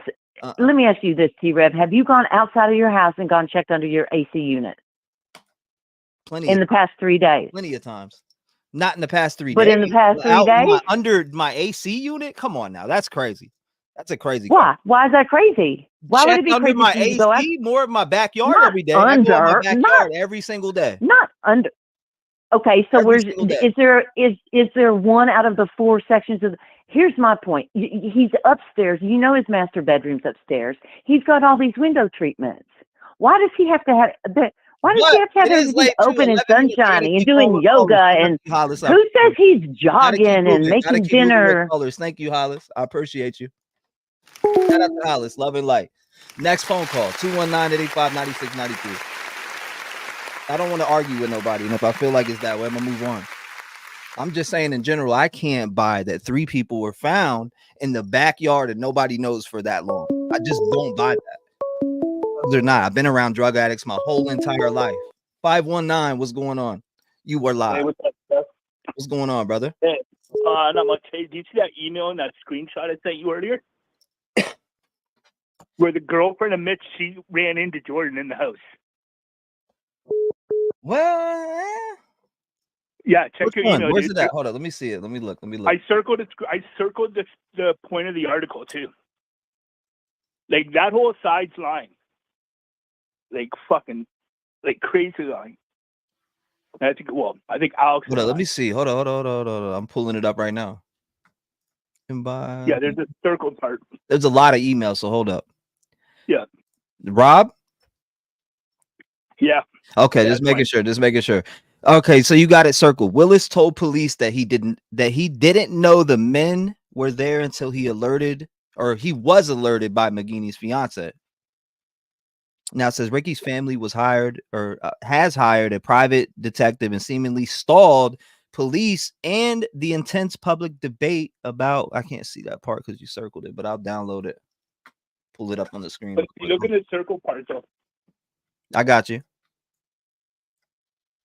Which article is this? Newsweek 90? It's the screenshot I also sent. That circle. Is that Newsweek 90? I think so. Yeah. Let me pull it up on my phone. But yeah, it's like ridiculous. But you know what? Honestly, I think what happened is that one of the 3 bought coke.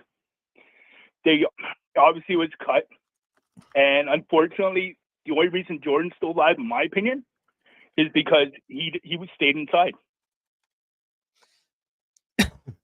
Yeah, the Newsweek 90. It's right under this part where it says Willis told police that he didn't know the men were there until he was alerted by McGinney's fiance, which means that's the reason he woke up, which means they're saying he didn't even wake up to her, which is another lie from that side. Yeah, this is what I'm looking at. Another one too. I see multiple emails, not just yours. There's tons. Wow. So okay, I've got a lot of people keep sending me the TMZ article too. Yeah, I didn't read that one. But if you think about it, though, a lot of the information probably came from Alex, right? Which means Alex at one point said he left at midnight, and they were playing dice. Then he left at midnight and they were watching Jeopardy. Mm-hmm. Then he left at 11 o'clock. Then there's reports he left at 2 o'clock. And now Alex is nowhere to be found. It is weird. I do find that weird. I've read one that said 11 p.m., 12 a.m., and then another one that was 2 a.m. So I'm like, which one is it? So all the information the family's getting is from Alex, I'm presuming. Unless one of them happened to be there as well. And that Caleb guy saying that Jordan was creating drugs for them in high school. Yeah. That's the most absurd thing I've ever heard. Yeah, he said they were creating drugs for them in high school and that he was the chemist he would make drugs for them to feel better. Like I didn't I quite, think that's make much I sense out take of him that. with a But grain of salt. But yeah, like honestly, I think the only reason Jordan's alive right now is because he didn't go outside. I don't think this guy's from Canada. Are you from Canada, bro? Me, yeah. Oh, you are from Canada. Yeah. Oh, because she goes, I'm a Canadian myself, but this guy has the strangest Canadian accent. So I'm native too. I got you. I mean, let's see. But I seen the one you sent one screenshot with yours. yeah. But yeah, but I'm under the firm belief that like as a doctor, what's his name? Police have no confirmation that he's in rehab. That's per sources I'm hearing too. So what's going on? Is that just a rumor? I don't know. I just heard that he was in rehab, and a couple of these news sources are trying to report that, but nobody knows. But I'm assuming that they know where he is, and they've already cleared him. But I don't recall anybody ever saying that Alex was cleared. Mm-hmm. And now nobody knows where he is. Like that seems more sus than anything. So are you you're more red flags? You get more red flags from Alex than you do Jordan? 100%. 100%. Like in my opinion, he's feeding them false information from the get-go. Yeah. And if he knew they were doing drugs, mm-hmm. why would he not have said something right away? Like after day one, like the Monday. That's true. Or else go over and check himself. Yeah, I got to give that to you there. What? Yeah. I mean, but do we think? We don't know when Alex heard, or did they text? Did he text the other guys within that time? And I'm talking about previous weekends. I'm talking about previous times that Alex and the boys hung out. Do they text the next day? See where if you got home okay, shit like that. I don't know how they are as friends, or if they even talk like that, or it was just we hang out to watch games type of thing. Yeah, and I know me and my friends, we don't talk like that. Like we aren't like that. Like we go home, whatever. That's the end of it. We don't do little check-ins, right? Mm-hmm. But I just think he throws up so many red flags. And you know what? I get Jordan. I mean, Jordan's a scientist, chemist. Whatever. They're just trying to use that as a cop-out because I think a lot of the people are a lot tighter with Alex, and they're trying to protect him. Yeah. Damn, man. You guys make me think when y'all tell me that too, because when I hear from certain callers like you that say, I think Alex is in their ear, and it does make me think of certain situations that I've seen in the past in other cases. But yeah, like where else would any of the allegedly got any information, right? It is pretty weird that everybody they got trust in him, but not Jordan. That's the part that is weirding me out. So I would like to know, why him and not, why him and what's up with that? I get it. He's at the house, and in that, he was at Jordan's house. I get that part, but I also Alex was there that night too, though. So regardless of the fact, somebody knows something. Well, it's like the thing is though, apparently they were at Alex's house first. Why would Alex just not have came back with them to Jordan's house? But yet he comes over after the fact. You know what I mean? And that's the other thing that kind of raised my attention to it as well. Is that why did he come over after the fact? Why didn't he come over with everybody else? Did they call him to bring something over and it happened to be cut? And then all of a sudden you have this result. I think that lawyer possibly fucked up Jordan's story. See, that's on accident. I think that lawyer fucked up his story on accident. I'm dead serious. Yeah, 100%. Like I just think Jordan was so. I think he's been rattled because the death threats and this, that, and everything else that been going on. That when he was relaying it to him, he was probably shaking and just kind of not in a proper state of mind, and it was just a bad misinterpretation of what Jordan was saying to him. But and then I guess some of these reporters have been looking for Alex, and poof, he's gone. You know, and I get with his track record leading up, like, you know, I get apparently it's been in the past like 5-7 years. Right. But, you know, you look at some of these things, and then even when he was given that community service sentence, he didn't even complete it, which shows a lack of respect for law, for authority. So, yeah, I mean, we'll see how it plays out, bro. What's your final thoughts before I move on to the next caller? Good tonight. Yeah, you know, With this coming out, 3 times the fent in their systems. Yeah. Cocaine as well as THC really ain't shit. But again, THC also, we're gonna factor everything that's in there that we know so far. So triple the amount of fentanyl, cocaine, and THC. What's your thoughts? What are we thinking? See, I've been saying fentanyl from day one. I'm surprised at the amount though. Mm-hmm. Like I figured it was, you know, just a dusting of it mixed in with weed or something, but not that much. Like that's insane. How the hell did they all have 3 times the amount? I mean, the way that they're saying it, the way that it's said here, triple the amount.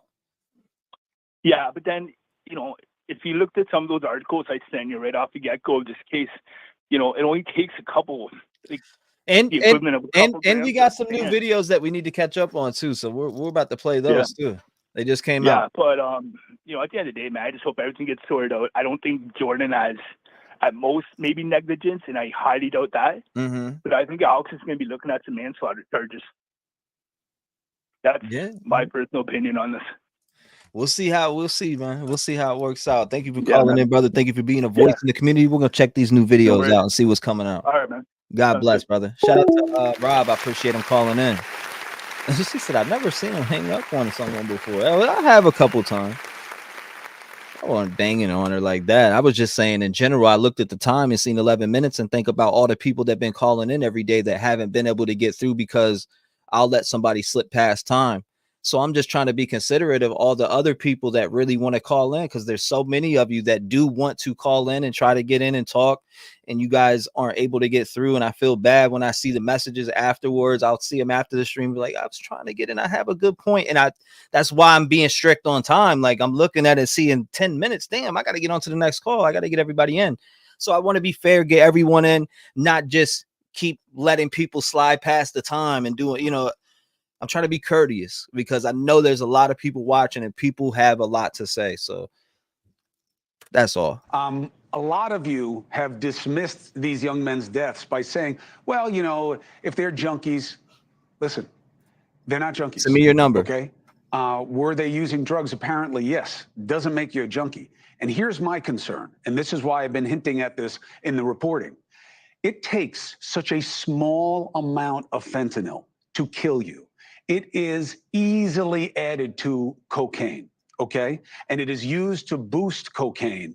And it may be happening in Kansas City.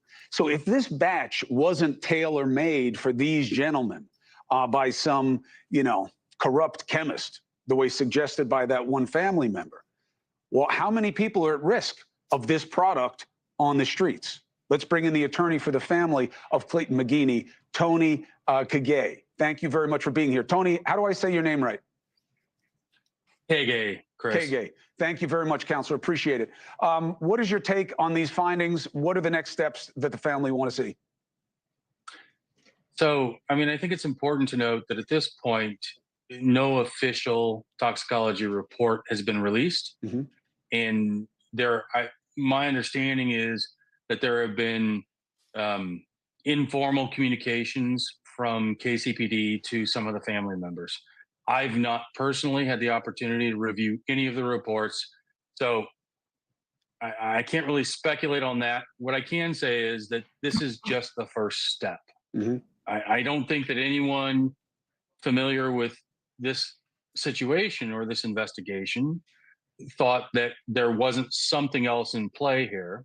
And I think that the toxicology report is going to be the first step on many steps in the investigation as to who is responsible for these men's tragic deaths.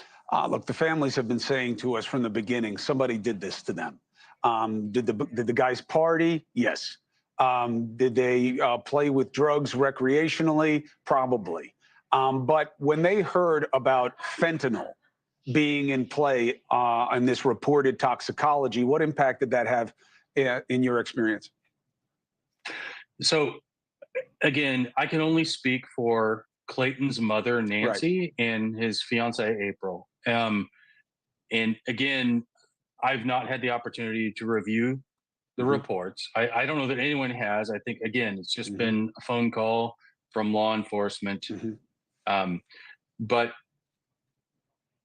if fentanyl was involved, which I don't know at this point, then obviously, I mean, what you were saying prior to me coming on is clearly accurate, that it's a scourge and it turns recreational drug use into a lethal situation. Yeah, and that's if you know.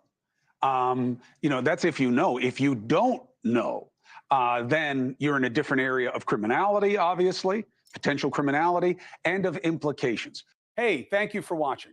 Please. So okay, that's one of the new ones. And then there's another one with this woman speaking out. We got to check that out right now too.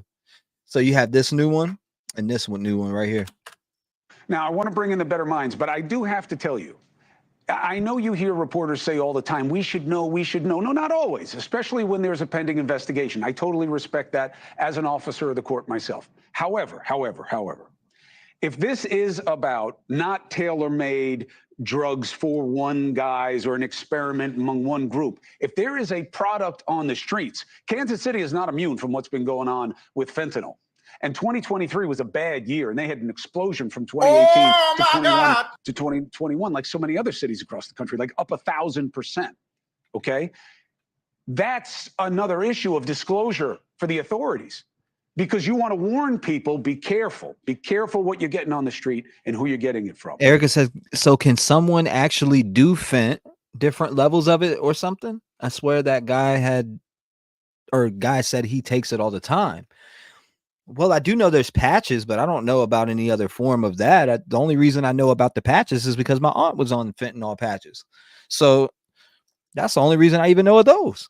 I didn't even know, like, until, let's see, 2014. I can't remember, but it's definitely been a good 8 to 10 years. Shit's been heavy. Let's bring in board-certified forensic pathologist Dr. Priya Banerjee and former FBI agent, News Nation Law and Justice contributor Jennifer Coffindaffer. First, as a pathologist, the idea of how little fentanyl it takes to kill you is something that is shocking even to habitual users. Am I wrong?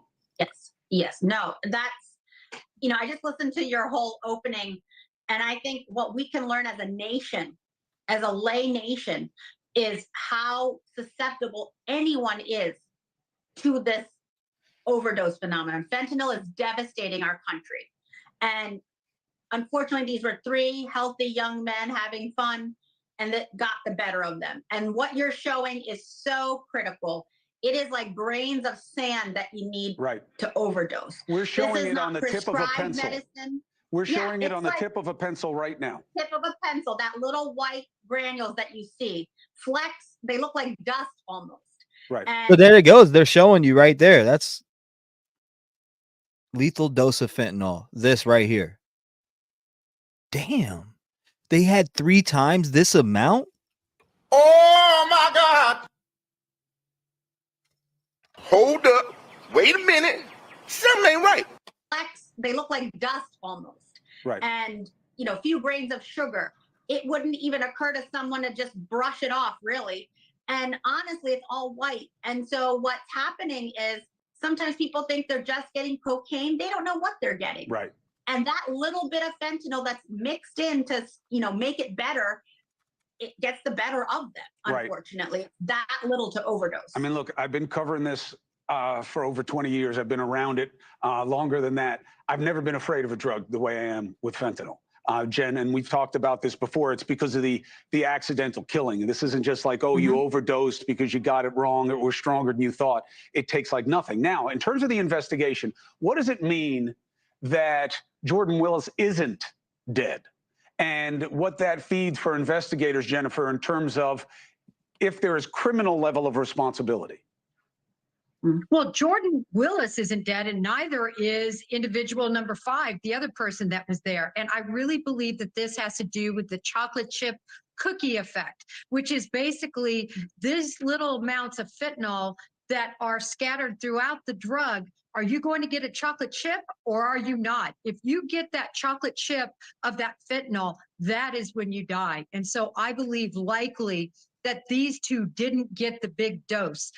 Also, in terms of the investigation, certainly if either of these two supplied this drug, they are definitely vulnerable to be charged with involuntary manslaughter. Absolutely. And I noticed a trend. They are starting to crack down on actually charging dealers and charging suppliers more and more to try to put a noose on this fentanyl epidemic, which they should be. Yeah, I mean, it's not exactly a novel theory. They should be going after the cartels. It's why people should be paying attention to the border. Nothing kills us the way this drug does. And it is shocking to me what we spend energy on, political, emotional, and otherwise, and what we ignore. Now, in terms of criminality, the extreme end of the spectrum, Jennifer, will be not only are you alive because of the chocolate chip effect of, that you didn't get a tainted piece of this drug, but if you made the drug and you gave it to your friends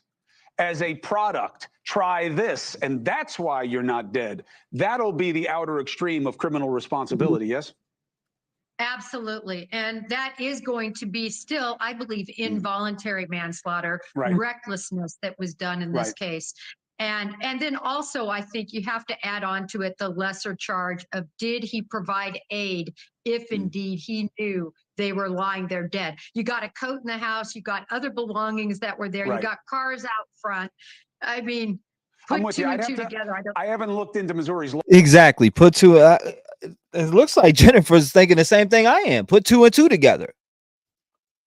Enough though. I don't know if there's an assistive, if there's an assistive aid and abet. I don't know what they do. Some of these are called Good Samaritan laws. If you're not directly responsible, where does legal responsibility kick in? So I'm not sure. Hey, thank you for watching. Please go to New Criminality. That's a good thing. That's a good question to ask. And I'm gonna open the lines back up now. We're gonna keep. Hold on. Let me make sure nothing popped open first. Let me make sure nothing came out for us. So we seen that one. Yep. All right, we're good. Just wanted to make sure we were up. Okay, man. This is crazy. 470, you're on the show. Talk to me. Hey, T-REV, what's up? This is Christine from Crack a Cold Case. What's going on, Crack a Cold Case? You for everybody. Listen, I think I got it figured out. I know y'all gonna think I'm crazy, but listen, he works for an HIV company. That's what his whole life is, right? Okay, so all the chemicals that he has access to, if you look up, and I'm not even kidding you, Google, I'm not keep typing this over and over. Google the word WHOONGA, and it comes up a concoction that all these people over in Africa are getting high on. And it's all this shit that they're saying. Oh, sorry, can I cuss? Yeah, you're good. Okay, so it's all this shit that's coming up in their talks, plus the other shit, and it all makes sense. It's a concoction that they're making up from the drugs that they use from the HIV, plus the fentanyl. And I'm telling you, I don't know how they're getting this 3 times fentanyl shit, because you get, like it showed on the pencil, 1 spot of fentanyl, you're dead. Right, so I'm telling you, look up this. It's called a cocktail, and it's WHOONGA, and they're doing it all over Africa. It says that it has heroin, morphine, and I don't know what's other strychnine. I don't even know how to say that. Rat poison, and something else. Yep, and there's something that starts with E, and that's all the stuff that he's using in his job. Yeah, but wouldn't they be able to? Well, they're not telling us everything. That would be stupid of them to tell us everything. Right. They're not going to tell us every single solitary chemical that they found in these tox reports. But if you look at what this is doing, and you look at the reactions the people are having from this drug, it all makes sense. Like, if you read, like, there's 2 or 3 articles that say these kids, these teenagers are doing it, and like they're losing their mind and they don't even remember what happens the next day. It just all makes sense to me. And I'm telling you, he had access to these drugs, and he's known as the chemist. If anybody that you talked to that he knew before, like from his high school years, his nickname was the chemist. So you think this is the Woonga? That's what I'm thinking, because everything's matching up by my research. And look, I'm a cold case girl, and I am not a YouTuber. I don't want no notoriety. I don't know nothing. I just case caught my attention, and I started researching it, and everything's matching up to the way it happened, to the fact that they were outside. It just makes sense to me. But if you look at the drugs that are in this drug, he had access to those drugs. That's what he researches. He's researching HIV stuff. Yeah, but isn't it detected? They're saying it detected fentanyl. Well, yeah, it can have fentanyl in it. For me, the whole thing, I don't even know if I believe that. This is saying morphine. That's what I'm saying. It says it's morphine, but they're talking it was detected fentanyl. So I'm saying 3 times the amount for fentanyl. They would not have made it outside. As soon as they took it, they would have been dead right there. Have you ever seen where the cops touch fentanyl? I'm a CNA. I've been a CNA for 30 years. And whenever we put a fentanyl patch on somebody, we are required to wear gloves because it can knock you out in 2 seconds. Wow, yeah. Interesting. No way that they walked outside on fentanyl. As soon as that shit hit their system, they would have been dead. Population reduction. Damn. And they're not gonna tell any of us on the news what all is found in their system. That's all private, I'm telling you. Oh, so you don't buy the tox? You don't buy the tox? I don't buy all of it. No, they're not going to tell you that. They can't. Oh, okay. I get what you're saying. So you're saying you need the full tox, and then that'll, if there's morphine in the full tox, it should be able to show there's morphine in there though. Like with this drug you're talking about, the Woonga drug, it should show that there's morphine. T-REV, here's my biggest lesson for you and for everybody watching this is that I've been working cold cases for a very long time. And every single time I solve a case or anything happens, they don't give out shit on the news. You cannot believe No, I the get media. that, but I'm saying when the tox comes out, if it is that, how could they have show morphine, correct? 30% fentanyl and have walked outside? No, I get what you're saying, but I'm saying in general, a tox will show morphine separated from the fentanyl. Oh yeah, but you think that they're going to tell us everything on the news? No, absolutely not. I don't. Do I ever? No. You would have to dig into the paperwork yourself, really. Well, I love you because that's why you're doing this, because you're being real. The media is not real. No, I get it. You got to go through the paperwork and dive deep for those extra details. You definitely have to work for it. You don't just get. You know what I mean? If you research this cocktail that they're doing with these HIV drugs that he has full access to. Okay. I will check everything. It matches up. I'm not writing what you're saying off either. I'm not saying that that's not possible because that we already know this is the preliminary. Yeah, because they ain't gonna tell you everything, hon. Yeah, you're right. You say you're a No, and I know. That's why I love you. I knew you would listen. I just had to get through to you. Yeah, no, I'm always gonna listen. I don't care who calls.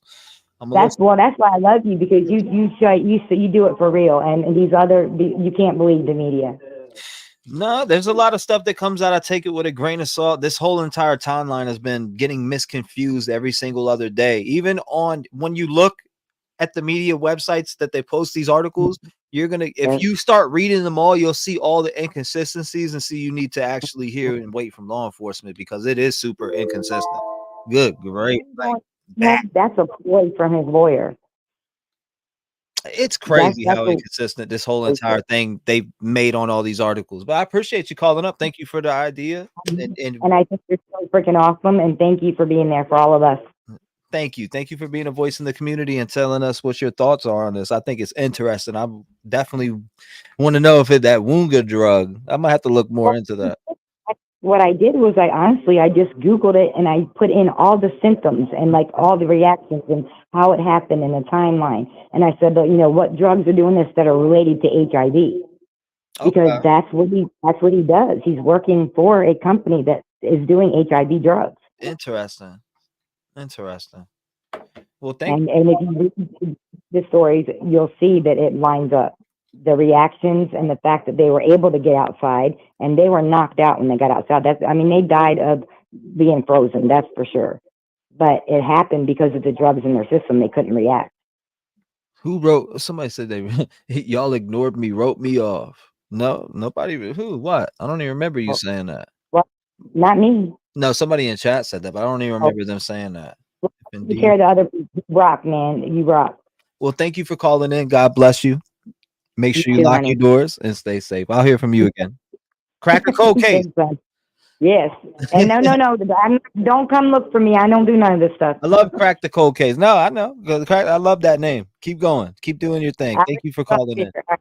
Thanks, honey. Love and light. Shout out to her. Good phone call. She was good. I don't have a problem with her. 219-885-9693. We want to hear from you.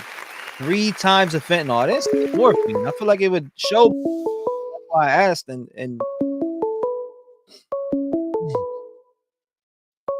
916, you are in the mix. Hi, T-Bud. What's going on? Hi.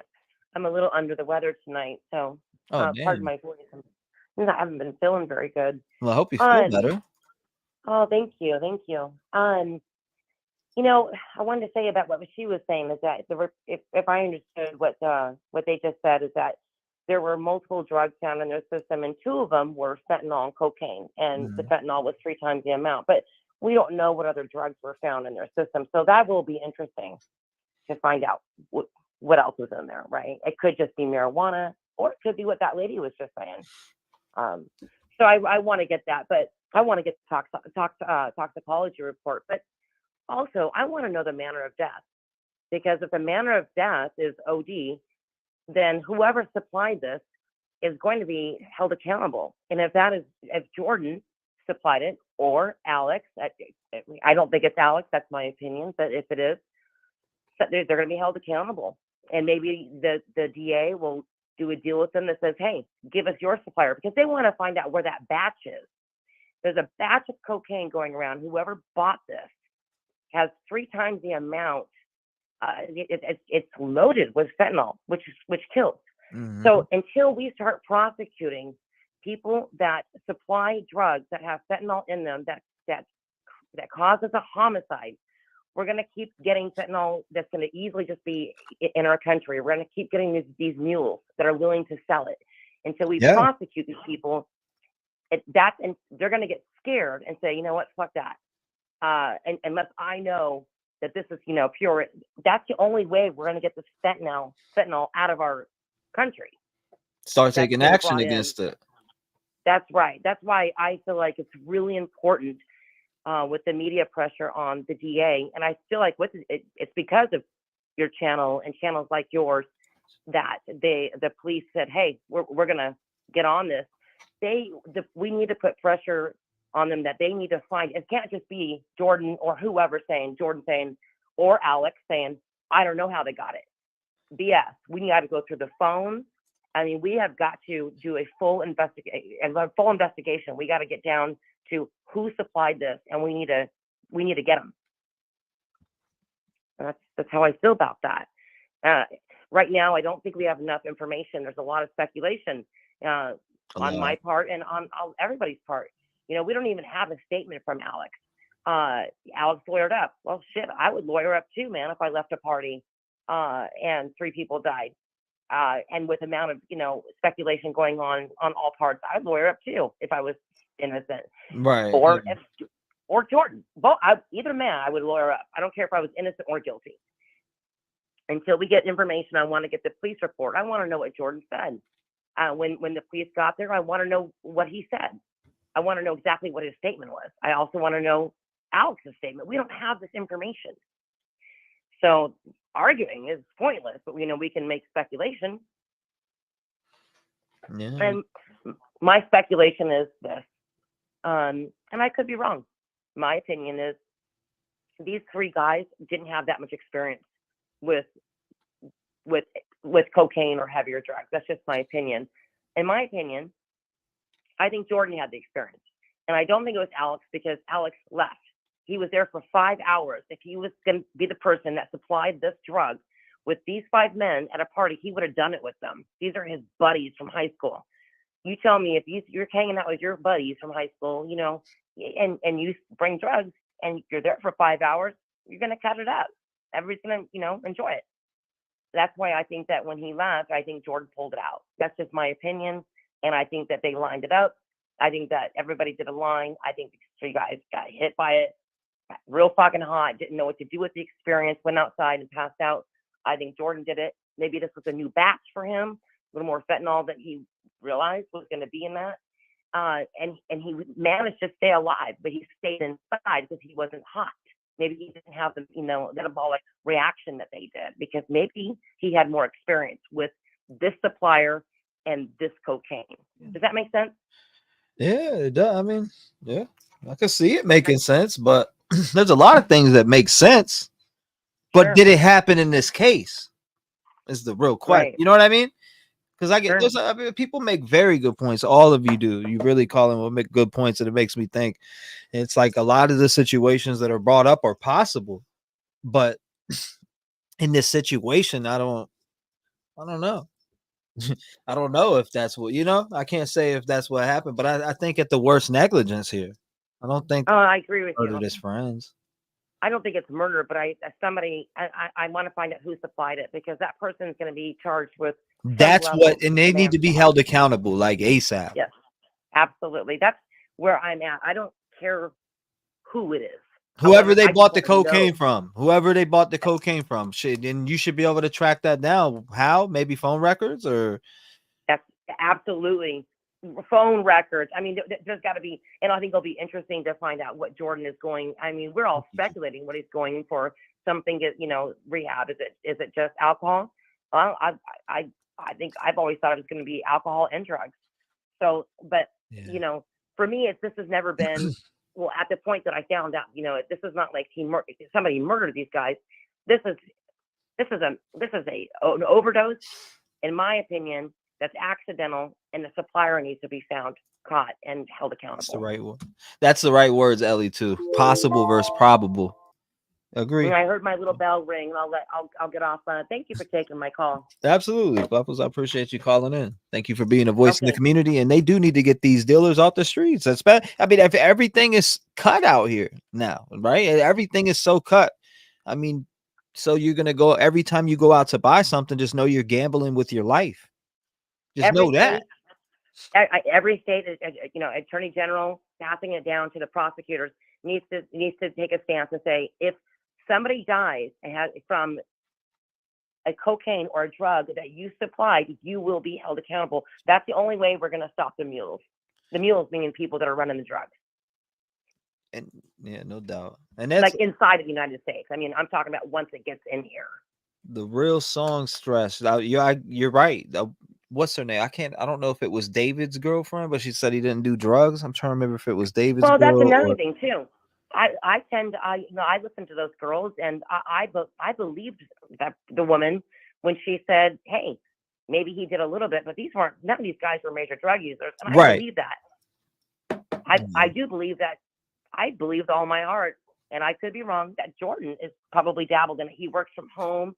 I just think he dabbled in it. You would be surprised the people that dabble in cocaine. So that's my opinion. But we have got to crack down on the people that are supplying, because we have to put fear in their hearts that if somebody dies from your batch, and that's what Como said, is that we got a batch out there, guys. Well, the thing is, though, is when I'm pretty sure when Mac Miller passed away, somebody got arrested for his death, correct? I don't know, but I hope so. Well, Mac Miller, I'm almost positive somebody got arrested for Mac Miller's death. Look, Michael Jackson's doctor was given manslaughter for. Oh yeah, right here. Hold up. Let's just touch on this because it's right here. A second dealer is sentenced to prison in connection with Mac Miller's death. Stephen Walter was sentenced on Monday. He is one of the 3 men indicted in connection with supplying the fentanyl-laced pills that contributed to the rapper's accidental overdose in 2018. So if these people you got 1, 2, 3 dealers, that ain't let's talk about 3 people being arrested. They said a second dealer was sentenced and then there's a third. So you have all these people being arrested for his death, but where's the people around the nation? Just the people like us, the regular people, us who, if we pass away, if I passed away, your family member passed away right now, it should be treated the exact same as if it was Mac Miller. I don't care who you are. It should be treated the same. I hope that you preach that, because that is exactly right. I'd be curious to know what state that is, because each state. No, it's in Cali. Oh, it's in Cali. Check it out. I'm gonna get on to the next caller because I'm taking up a lot of time. I appreciate you, Fluffles. Thank you so much for being a voice in the community. Be vigilant and lock your damn doors. Shout out to Fluffles. I appreciate it calling. If you want to call in, it's 219-885-9693. But if they're gonna do this to people for the death of Mac Miller, and I'm not taking anything away from Mac Miller, very talented dude. I've listened to a few of his albums, but if they're gonna hold people accountable like this, it should happen in this case too. They should be held accountable, right? I'm just saying. I know Cali has different laws, and that, it's different. 865, you're live. Talk to me. Hey there, this is Mary. How you doing, Mary? Hey, I'm good. I just wanted to share a couple of thoughts. First of all, the year 2020, I guess it was, my cousin did the same thing these three boys did. He'd been clean and sober for quite a while, and they thought New Year's Eve they could go out and take one more hit after they'd been sober for a while, and all three died. So that happened in New York. So I know how these things can happen. And it's really sad, really sad. But I'm also a nurse and have in intensive care given fentanyl. I've also been a heart patient and have been given fentanyl IV. And I will tell you right now, that stuff will knock you out in a second. And if these men had 3 times the level in their system, I could see where, like the lady was saying before, that they would die very quickly. I know that some of these drugs can make you feel like your body's like on fire. It can give you different reactions. I know that, didn't they say one of them was outside without his shirt on or something? Jacket. Yeah, so they were probably reacting to the heat and probably all kind of stumbled out there. But with Jordan, what it makes me think with him, and this is just a speculation, is that if he was taking what they were taking and he's used to taking what they were taking, I can see where it knocked him out for 2 days. If he wakes up, stumbles around, doesn't notice the cars out there, he wouldn't even think about them being out in the backyard because he would be so out of it for 2 days. I mean, you know what I'm saying? He just wouldn't be alert enough. So I'm not giving him leeway. I'm just saying, if he had problems with drugs before and he had a tolerance where these young guys didn't, I could see where it would knock him out and he wouldn't die from it. So it's just really sad. The other thing I was going to tell you is that a lot of people wonder about the fentanyl problem that we've got in this nation. There's a couple of websites. One of them is Fathers Against Fentanyl, where all these dads have lost their children, mostly their sons and stuff, and they're all talking about the effects. Damn. You can go also online about fentanyl deaths in the United States, and it's just one young person after another. It is the most heartbreaking thing, and it gives you the statistics that we have in this nation. This is not just some guy mixing stuff up in the house. This is mafia run. This is like big time run, and then it just dribbles down to the people out, in the neighborhoods and stuff. So it's a lot bigger problem than what we think it is. I don't know how Big Pharma's involved in it. But fentanyl comes from Big Pharma, and as a nurse, yes, you have to use gloves to put on a patch. My mom was on a fentanyl patch for severe pain, and I had to use gloves to put it on and take it off. And they would say, don't ever leave those patches in the trash can because people will get them and scrape the stuff off of them and turn them into drugs.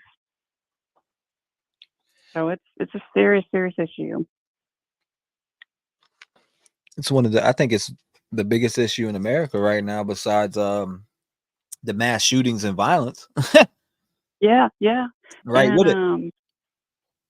Yeah, it is, and it's we're in trouble. We need to really get some education in this country, and people need to start realizing that you can spend, I don't know how much it costs to buy a pill of fentanyl and whatever else is in it, but that drug lord or whoever's involved doesn't care if you're spending $20. They got your life, they got your money, and they're on to the next one. They don't care whether you live or not. So please, guys out there, if you're hearing any of this and you are having any problems, or you know any friends that are having problems or suspect, please reach out to somebody, because this stuff will kill you in a heartbeat. Just think about it. Nurses have to wear gloves, even put a patch on and take a patch off, because of the danger to the nurse. If it's that strong, and that's only 75 mics at max, just think what it is to ingest that. Horrible. Yeah. So That is, thank you for all. oh my goodness. Thank you for calling in, and thank you for educating everybody in here. Just, I mean, people need to hear it. People need to hear it. If you're struggling, it's time to get out now. Yeah, it is. Like now, or else you could end up the same way. A lot of broken parents' hearts out there, and wives and kids and everything else, over a simple, stupid, maybe this is the one and only time these guys ever did this. Maybe they didn't even know they were getting it in their shot that they took as they were getting ready to go out the door. Who knows? But it's pretty sad. So just be safe, everybody, and thank you, and God bless you for the work you do. Thank you, ma'am. I appreciate you calling in. All right. Make sure you stay vigilant. We live in a cruel world. God bless you. You too. Thank you. Stay safe. Hold up. There's another video. That's why. Hold up 1 second. Let me grab that. Let's check. Let's see what this report says. News Nation has learned that the police now have those toxicology reports. And they show fentanyl, cocaine, and marijuana in the systems of all 3 men who died. News Nation is told, and this really comes from the families who met with the police, that the amount of fentanyl is well beyond the lethal limit, not legal limit, lethal limit. Today, the toxicology reports shared with those families: 38-year-old Ricky Johnson, 36-year-old Clayton McGinney, 37-year-old David Harrington. After mounting pressure from family and the media, families have been really angry over the lack of answers up to this point.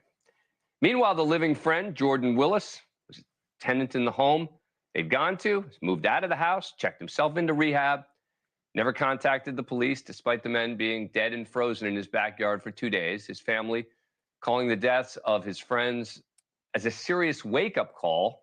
They're saying that this is what led him to go into rehab. After the shocking loss of 3 of his close friends under extremely tragic circumstances, Jordan recognized he had a problem with addiction. He immediately checked himself into rehab after vacating his home and putting his things into storage.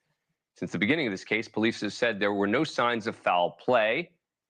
So we also need to take this into consideration too, right? And what I'm gonna say is, when they talked to Jordan down at the station, right, and he went down there, and he let him search the house, and then when they go downtown and they talk, there's no telling what he told them. He could have told them everything. We were doing, we did some coke. He could have told, we don't know what he told everybody, and they're not going to put that out there either. But he could have definitely told them, hey, we were having a little bit of fun, and that was that. We're not investigating this as a homicide. And tonight they're just saying the case remains an ongoing death investigation. Joining me now, Jesse Weber, attorney and anchor for the Law and Crime Network, also a News Nation legal contributor, and my friend Mark Eiglarsh, criminal defense attorney and former Miami-Dade County prosecutor. All right, so Jesse, now we've got this information about the fentanyl, a lethal limit. Where do you think that takes the investigation? So what we don't have is the autopsy report. What I mean by that is we still don't know the exact cause of death or manner of death. It looks like it could be the fentanyl. What we don't know is how they got the fentanyl. We don't know if they knew they ingested fentanyl. So many of the cases we cover are people who are given what they think is some other drug, and it's laced with fentanyl. The person who supplied it actually ends up facing criminal charges. Because we don't have those answers yet, it then becomes a question of who introduced that into the mix. And remember, they all died together outside, which is a very eerie circumstance. And we know that Mr. Willis was allegedly passed out. So did they all take it together? That becomes the next question. We definitely have a piece of the puzzle, but now it becomes, what do we do with it? But, and Jesse raises an important point, Mark, which is whether it was intentional or not. It could be totally unintentional.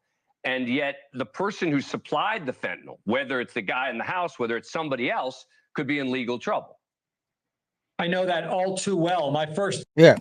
Do we think that anybody's going to be in legal trouble? Well, let's see if this guy breaks down the law in Kansas City. I know that all too well. My first thought was, with certainty, they're going after whoever might have supplied the drug. I am representing someone currently who was an addict and was using drugs with someone else, and he supplied it to her. She overdoses, and now I'm defending him for felony first-degree murder. So that's the popular charge these days. Let's find out where the drugs came from. Let's go after them and subject that person to a life sentence. Thank you for watching. Go to News. All right.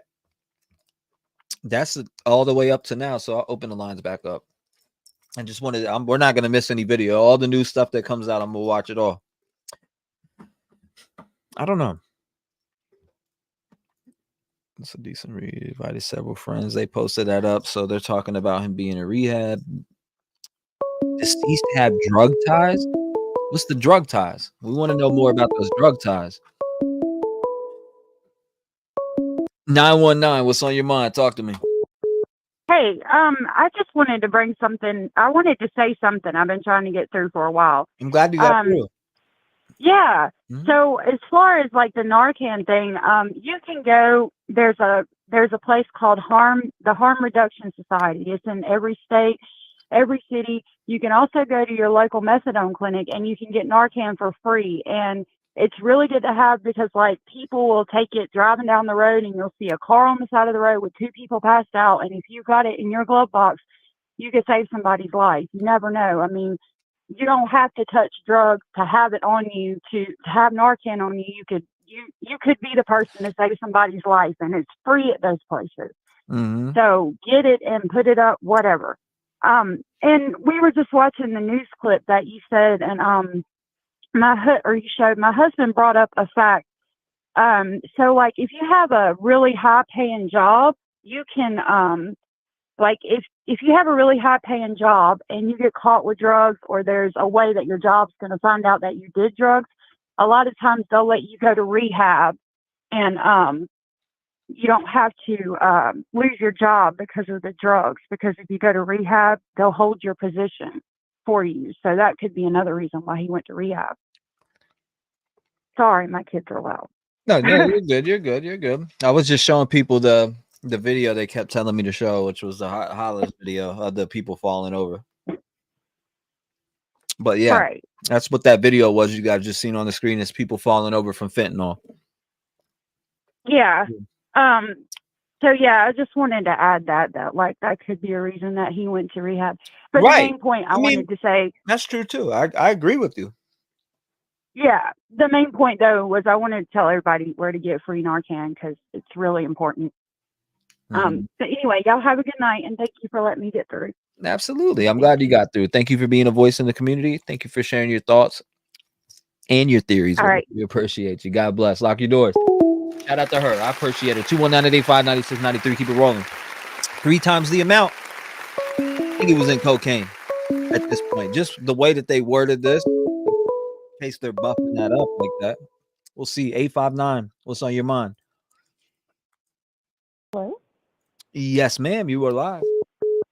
Oh, just quick. I'm not pointing the finger at him, the Jordan individual, but like I keep seeing these videos where they're saying that, you know, he was making drugs for his friends in high school and stuff, and, you know, passing them around, selling them and different things like that. And it just doesn't make sense to me that if he's a chemist and he knows all about, you know, different drugs and what they can do, why would he spend money to buy them when he can supply them himself, make them for himself?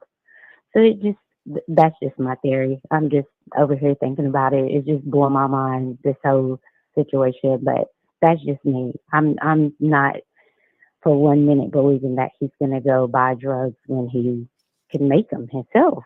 It just doesn't add up to me. Interesting take. Definitely an interesting take. So you're saying, why would he need to buy them when he can just make them himself? Exactly. I mean, that's what all his friends are saying, or the individuals that have been around him since they were all in high school, that he's been making drugs for his friends Mhm. and handing them out and, selling them and this and that. So it doesn't make sense. Me personally, allegedly, I strongly feel that he made these drugs in his home. He knew what he was doing. I feel like he knew how to tolerate the drug. That's why he didn't end up outside and probably having the same reaction that his friends did. I'm not saying that his friends were innocent and didn't do drugs, but I just feel like he knew the extent of how if he was going to react to him. So he knew how to, calm himself down, keep himself together, go lay down, and all of that. His friends had a different reaction to it. And they, probably was like, oh, I need to step outside. I need to cool off, da da da da. And did all of that and just ended up out there. And then the drug just probably kicked all the way in. They stuck outside, couldn't move. Man, this shit, I don't know. This shit's crazy. That's all I know. It truly is. It truly is. But I'm not going to hold up the line. I appreciate you taking my call. Love the live. I just wanted to get that out there because, like I said, But I my just thing is don't. if he's making it Mhm. himself, that would, if he say he is making it himself, right? Then that Mhm. means he adds the fentanyl. Of course. Of course. Of course. He probably, he probably said, oh, okay, I'm going to make it on this level. And I'm going to take it a step further. Then I'm going to take it a little step further. Then I'm going to take it a little step further. Just kept adding more and more to it. I mean, it just, like I said, it just doesn't make sense. Why would he go and grab drugs from someone else when he don't know what he's getting, when he can make it himself? It just doesn't, that part's just not adding up to me. But the whole situation's sad. It I is. pray for everyone's families. And just please don't do drugs. There's so many more things in life that can make you happy to do drugs. 100%. I don't, and I'm glad that I've went through my phase and been through what I've been through, and this, what I'm seeing out here, it just, keeps me going straight because that shit's crazy. Exactly. Exactly. I'm not about to Exactly. gamble with my life. Oh no. Oh I no. got a lot to Oh live. no. I'm good. Definitely. Yes, you do. Yes, you do. I Yes, got a you lot to do. live Once, for. They got good to put into this world. But my journey is not done. I am not gonna, stay. That's why I said for people who are dealing with addiction, you got to get rid of everything and anyone around you that you had around you during your addiction. You need to, pretty much. You know what I mean? Like, preach, you got to. preach, Friends, everyone. preach, preach. Hey, I swear, I tell my kids that all the time. Not that they do drugs or anything, but I'm just like, if you want to change yourself, you've got to change the people around you too. If you want to elevate, you can't continue to stay with someone that is always down. It's not going to work. Exactly. Not going to work. Exactly. When you're around people that are always down, you become down yourself. So Exactly. Exactly. it is what it is. Exactly. But I mean, and if you're around 4 or 5 people that are hustlers and bust their ass to do whatever they got to do, then you're gonna end up turning out like them 4 to 5 people that you're around all the time. So, Exactly. but man, I hope Exactly. I hope they find out, get the answers that they deserve. Hopefully, I don't know. I'm hearing that this is the preliminary, but now certain news stations are saying no, this is the full tox. Like, what is it? Which one is it? Because I'm confused now with this. Yeah, yeah, it's probably going to take more time. It truly is. I think they probably just rush some things out there just to get the media and just the citizens of that state just calm down or whatever. But I believe more is going to unfold. More is going to unfold. Because from my understanding, what I seen earlier today, like one of the individuals' family members is into politics and stuff, and it's just been a lot that I've been seeing just today. And I'm just like, wait, like, I don't know. I don't know. It's crazy. I can't wait till the whole story is just done and over with and all the truth is laid out. What's done in the dark always comes to the light. So we will see. We will definitely see everything. Well, I appreciate you calling in. Thank you for being a voice in the community. Thank you for expressing your theories and thoughts with us. I appreciate that. God bless you, ma'am. I hope to hear from you again too. Thank you. Bless you too. Thank you. Thank you. Shout out to the phone call. If you want to call in, be part of the show, it's 219-885-9693. Now, that's that clip that Hollis wanted me to play. Again, I played it again. As you can see, there's people falling. It's from fentanyl. Man sentenced for fentanyl death. How much time he got? I'll have to read that article. 732 was going on. You're live. Hi, it's beautiful, messy ball. Beautiful ball. I got a few things to say. The other night, I don't know if it was last night or the night before, someone had called and said, oh, when you fall out and pass out, you don't fall flat on your back. Well, the video you got up on the screen proves otherwise. That girl falling out falls flat on her back. So, and I wanted to say that last night too, because not with the video, because I'm prone to passing out because of a neurological condition, and I fall every which way. I mean, most of the time I fall forward because I got big boobs, and my weight pulls me forward. But depending on what I'm doing and which way I go, sometimes I go down sideways, sometimes I go down backwards. But that video, that girl goes flat on her back. So, that's one thing I have to say. The other thing I have to say is, I think a lot of y'all people be watching too much Breaking Bad. This guy is not Walter White, and it's not like he can go order these chemicals on Amazon to go cook in his basement. And sorry, I'm hearing myself on my TV. I didn't turn it down enough. And these labs, like the one he works at, are highly regulated. He can't just take the chemicals from work to synthesize things like fentanyl.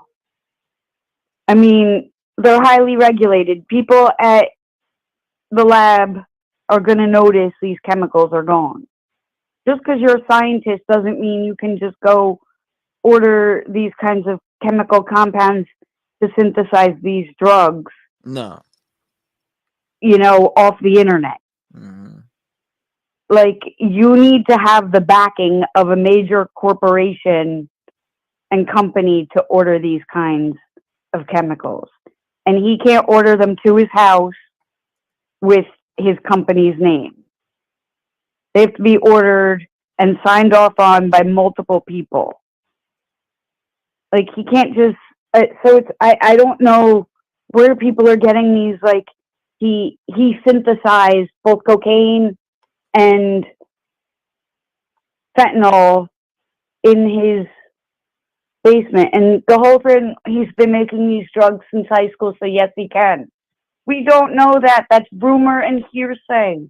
It's like driving me crazy. Just because one person said that it's been said for years doesn't mean it's so. I mean, when I was in high school, there was a rumor that I was sleeping with a teacher, and I was a virgin until college. So it's like you can't believe everything you hear in high school. Hold up. It's just, I'm sorry. It's like rumors are rumors. Yeah. Not every rumor is true. And no, I don't need a helmet. Who thinks Danny, who thinks every rumor is true? Well, I saw someone in the chat again saying he's been making drugs since high school. And I don't care if it's DMI, whoever that was. They're only going based off of what a family member said. No, I know, but you know what I mean? It's frustrating when people. Yeah, but their family member said that on national TV. So of course people are going to be typing that in chat. They're going to be like, "Yeah, well, he's a chemist." They're going to be saying exactly what family members are saying. I understand. I get it. It's frustrating when people assume that rumors, I mean, yeah, I get that family members are saying it, but it doesn't, and I'm not knocking the family members, but just because a family member hears something from high school doesn't make it true. Does it mean that they want to believe it? Sure. Bing bang. But, and I'm not trying to knock a family member for wanting to hang on to something, but we need to look at facts, and facts are so far from what, and again, the family members are telling us that these are what the autopsy results have said, and facts are you can't get the chemical compounds from just anywhere and to make these kinds of drugs. It's just we need to start thinking realistically. Yeah, you would have to buy. You're definitely gonna have to buy fentanyl somewhere, right? Or maybe you bought something that was cut with it, but making it. If you make it, if you made it, that means you cut it. That's just a reality there to me. If you made it, you cut it with that. Then that means you had to. They would be able to trace and find that though, if that was the case. Right, and at least I feel like, in case there was a burner phone and that's gone, but who knows? Allegedly, I mean, that's and that's things the that thing. people are going to bring up. That's things people are going to bring up. That's why I said a burner phone, because I already know people are going to go every avenue and talk about every different possible way and the ways you can hide it, and I get it. It's just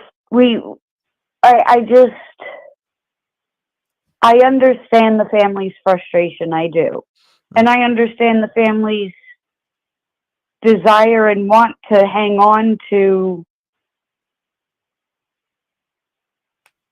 I'm trying to put my thoughts together in a way that doesn't come out wrong. To hang on to some way of blaming somebody. And the easiest person to blame, of course, is Jordan. But at the same time, I can 100% understand if Jordan did the same thing they did, it's also possible that he didn't do as much. And again, and I'm not one to typically agree with Jennifer Koffendorfer, but the chocolate chip theory, he might not have gotten as much from the back, you don't know the way it's cut. He might not have gotten the chocolate chip, and he might have gotten a half of a chocolate chip and then gone upstairs and passed out and had the fan on and been cool, and they went outside to cool down and fell out. And we still don't know the actual cause of death. If they passed out, the jacket in the house belonged. Well, that's the thing, is if they were on that much fentanyl and cocaine, they could have been overheating and gone outside to cool down. Still, though, it's still something about, the length of time that they were there. But it's not really that long. It's not 40 hours. It's from 2:00 in the morning, Monday morning, Sunday night into Monday morning, 2:00 in the morning, according to Alex now. So we got to hold up, but we got to add that. All right, so let's dig down, because we don't even know the time of death. Right, we don't know the time of death, but according to Alex, the last time they were seen alive, the last time that we've heard that they were seen alive, and I think it was Alex, so was around 2:00. If this was your loved one, I got to ask you this. If this was your loved one, wouldn't you go down every damn avenue? Yes, I would. Okay. I got to put that out there too, because and that's what I said. I'm not blaming. Also, the families are going down every single avenue because their 3 loved ones, all the families, and I'm including all the families, were found all together. Now, these were inseparable best friends. I'm repeating what the family said. Inseparable best friends all passed away in a backyard. Found bodies had to get thrown out. It's brutal. They had to hear that. They heard all that. So now they're following leads because it's super sus that 3 of your loved ones are found out back at a house where somebody's alive. And I get the whole part about, well, he could have been in the room sleeping and he could have, and those things are possible. I'm not saying they aren't impossible, but I'm saying it's the circumstances in which why they're going down every avenue that they possibly can to see if something malicious did happen. Right. And I'm not blaming the families at all. And like I said, I don't blame them for hanging on to any rumor that they hear or repeating them and trying to blame other people and find a reason that this happened. I don't. But I think we as a community are in a different place because we're not the ones grieving and we're trying to find a reason, but we're looking at it from a clearer head, or we should be. Absolutely. 100%. And we're not the ones that are grieving. And I think that at least personally, I think it's irresponsible for me to say Jordan did it or Alex did it, even though if I have to pick one of the two, I find Alex more suspicious than I do Jordan, quite frankly. And I just think that we as a community need to say, listen to the way. So before, I gotta cut you because we're like I'm way over time. We got to keep it going. I understand, but I just think we as a community need to look at it more open-minded than the family because we're not as close to it. Well, everybody has a different way of thinking, so it's easy to say that, but it's hard to, when everybody thinks differently. So, but okay, my last thought on it is that's why when we have trials, family members aren't part of the jury. We pick juries that are unrelated to the case, so that they have an open mind about it, and that's kind of where I'm looking at it from. We're outsiders looking in. And we need to look at it a little bit more open-minded. And we'll see. Well, not everybody's going to look at it like that, though. And not everybody is going to look at it like that because people look at things differently. Right. But I get what you're saying. I know what you're saying. But all right. So I know we got to give other people time. People to do that. You get what I'm saying? Right. So, right. No, I know. If we all thought that way, it'd probably, be stale as shit.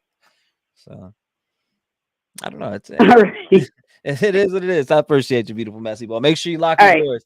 Shout out to you. Appreciate it. 219-885-9693. She's a beautiful messy ball. We gotta all think. Not everybody's gonna think that way. I promise you. You can't get that many people to think that way. What? 779. What's on your mind? Hello. Yes, ma'am. You were live. Hi. My name is Debbie.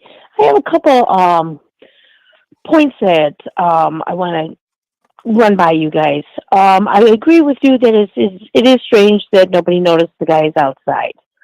That is one point. Second point is we have to remember there's a lot of people's lives that have changed with this incident. So we have to be respectful of that. There's a lot of family members and all that, we have to be respectful of that. My question is I think the big concern is where did this stuff come from? There's a couple options. Did it come from somebody making it? Like some are speculating. Did one of the parties bring it into the house that was already laced with stuff? And if that's the case, has anybody checked out like local hospitals, anything like that, to see in that area if there was any ODs or anything around this time? Because if it was a bad batch, you would think you would hear something else from that. So that is my concern on that. Does anybody hear of any more in that area? In this specific area? Yeah, because I mean, if they're buying it off the street, it's going to be local, okay, where they're getting it from. So have they heard in that area around that time any more ODs on the fentanyl? I mean, fentanyl's everywhere and it's killing everybody. I'm from the Chicago area and it's heavy up here. But in that local area, did they hear about anything more, or, people doing? Because if he's got whoever created this batch is out selling it to other people, I'm sure. So that's what was my concern. Is anybody else hearing of any other ODs or anything around that time? I thought I read a couple comments earlier from about 7 to 8, but I haven't confirmed it. Okay. Yeah, that was my concern, because I think the most important part is to find out before pointing fingers of where this batch came from. Yeah. And I think that can answer a lot of questions at that end. I agree with you 100%. I think that's very accurate on what's possibly going on right now. Right. Yeah, because I've been listening to you a lot lately on this. And one night I believe in one way, and then I listen to it again. And then you have to second guess yourself. So it's the most interesting thing is where this stuff came from, who brought it into the party, and why were the bodies left outside. Those are the two things that just stand out that is the questions I think we need answered. Yeah, there's a lot of questions that really need to be answered. And right, was there deaths in this specific area or within a 20-mile radius, 15-mile radius? Right, around that time, because drug dealers are going to go be selling that same batch. It's not like he had 1 or 2 or 3 lines of coke. That unless it was made just for that party. You know what I'm saying? Right. Yeah. Right, but otherwise, drug dealers are going to be making a big batch, and they're going to be going out more. That's my question. Yeah, that's. That'd be good to look at for that. So this would be January 7th. I would even go back as far as a couple days Friday. Prior to that, right. You know what I And mean? just I'd go around from that time? Friday to the Monday and see what deaths, or maybe even into that week a little bit. So Correct. maybe from maybe the 5th and up. Right. To see if, because if it was a bad batch and it was this much in there 3 times a level, there's got to be more deaths or more OD. To trace that shit back to a few deaths in that area, if there was. Correct. And that would be my, I'm not a detective or anything, but that was sticking out to me, because that's going to tell if that is a batch that's out there, or was it created in-house. You know what I'm saying? So that was just my concern. I didn't know if anybody heard anything in that area or not. Yeah, I'm looking to see. I did see a couple comments earlier that stated 7 to 8 deaths in that area. Okay. But I don't know if that's accurate. I don't know if they're seeing that somewhere else or if actually they did their homework. Right. And yeah, I wouldn't even know how to begin to even try to find that. But you think, I'm sure the detectives or the police would be looking into that also. I'm sure they got more insight than what we know, but I'm sure that's something they're going to be looking for. Maybe phone records will answer a lot. That's what I was thinking too. Add to cart. I think phone records should be able to point you towards your source of the supply. Right, of who, right, exactly. And one of the callers was saying that you would have to order these drugs. In today's society, you can get drugs anywhere. She was talking about a Woonga drug. What's that? A Woonga drug? Oh, yeah. That's the first time I heard of that myself. It's got heroin, morphine, rat poison, and some other stuff in there. I don't know about. Why would you want that? Yeah, there it is there. It's out there. Yeah, my nephew we just got him out of rehab for meth addiction. Wow. He's been doing it for 10 years. He's down in Arkansas, and we're up in Chicago. And we got him clean and sober. And we actually, when I was talking to him, I said, "Are you aware what meth is made of?"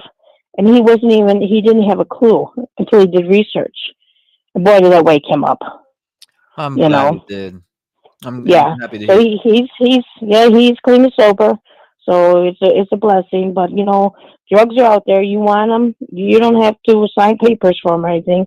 You can get your hands on them. You know, which is sad. I'm happy to hear that for you. That's wow. Right. But no, I appreciate everything that you do. I love watching your show. I watched it with when you were doing live with JR. Oh And wow. yeah, oh yeah, I was up till 3, 4, 5 in the morning with you. Oh yeah, you're talking about the Danilo Cavalcante. Yes, yes. And I had to go to work. The I'm like, chat no, was broken. Like we're there was close. 17,000 people in here. I couldn't even read chat. It was moving so And fast. you couldn't go to bed because I'm like, no, I'm gonna miss it. I'm gonna miss it. They caught him when I was still watching it, so that was great. That was awesome. It was crazy, Right. but it was a Right. crazy experience. I'll never forget that. Yeah, that was one good one. So, but I appreciate all your hard work and stuff. But if you hear anything on that, you know, please let us know online. So Absolutely. I'm just all right. Well, you guys all have a great night. You too. Thank you, man. Okay, bye bye. Lock your doors. Hold up. It looks like our fave made one. Let's see what she's talking about. How do you sleep for 2+ days and not notice the dead bodies Talk to in him, the Nancy. backyard? Hey, forget the backyard. Woo. Your back porch, which is open. It's not like it's enclosed. It's right there. How do you miss 3 dead bodies? And then if you look out the front, you see the victims' cars still parked in front of your house. Damn. I think 2 + 2 still equals 4. If all the cars are there, then they haven't left. If they haven't left, where are they? Now we are learning. Of course, I'm talking about the 3 Kansas Chiefs fans, Kansas City Chiefs fans who go for a watch party at their friend's house, and they're all found dead on the back porch and in the backyard. Right. Now, we keep hearing this is not a homicide investigation, given.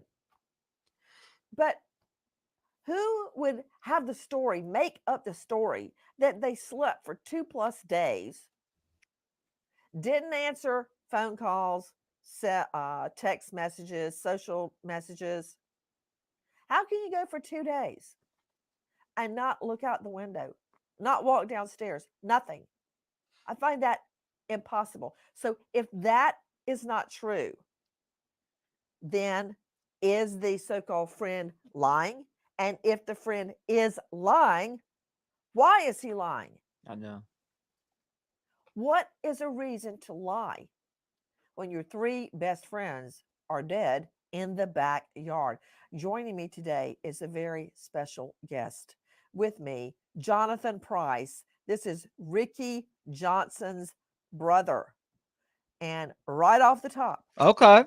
So you got Ricky Johnson's brother with her. let Okay. me tell you, these families are in so much pain. Instead of planning the next big thing in their lives, like a wedding or some big event, a promotion, they're trying to figure out how to pay funeral expenses. There is a GoFundMe. You can find it online for Ricky Johnson. GoFundMe.com/F/bags Ricky Johnson. But I got to get into the facts. We now know the friend has checked himself into rehab. Why? We know that the police are trying desperately to unlock the cell phones of the 3 victims. They better go unlock the cell phone of the friend.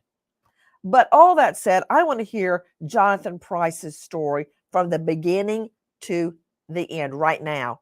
Let's hear it. I'm Nancy Grace. This is Crime Stories.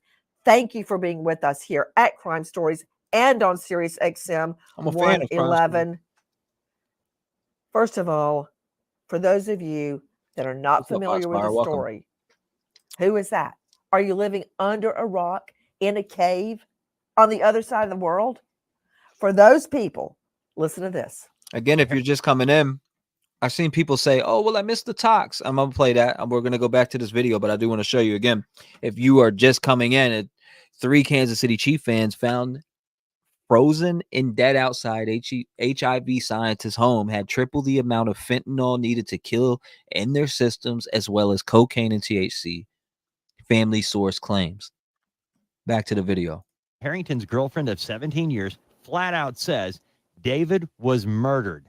Those 3 guys were murdered. The Kansas City police Thank you, said Yellow from the Rose. very beginning the deaths are not being investigated as a homicide. But Lori Cruz says her boyfriend of 17 years did not use drugs and that he was murdered. Since early in the investigation, police have said the case is not being investigated as foul play, but some of the loved ones of the deceased believe Willis played a role in their deaths. John Harrington, father of David Harrington, whose body was found on the open porch, said that he and David's mother both are convinced that Jordan Willis played a part in the deaths.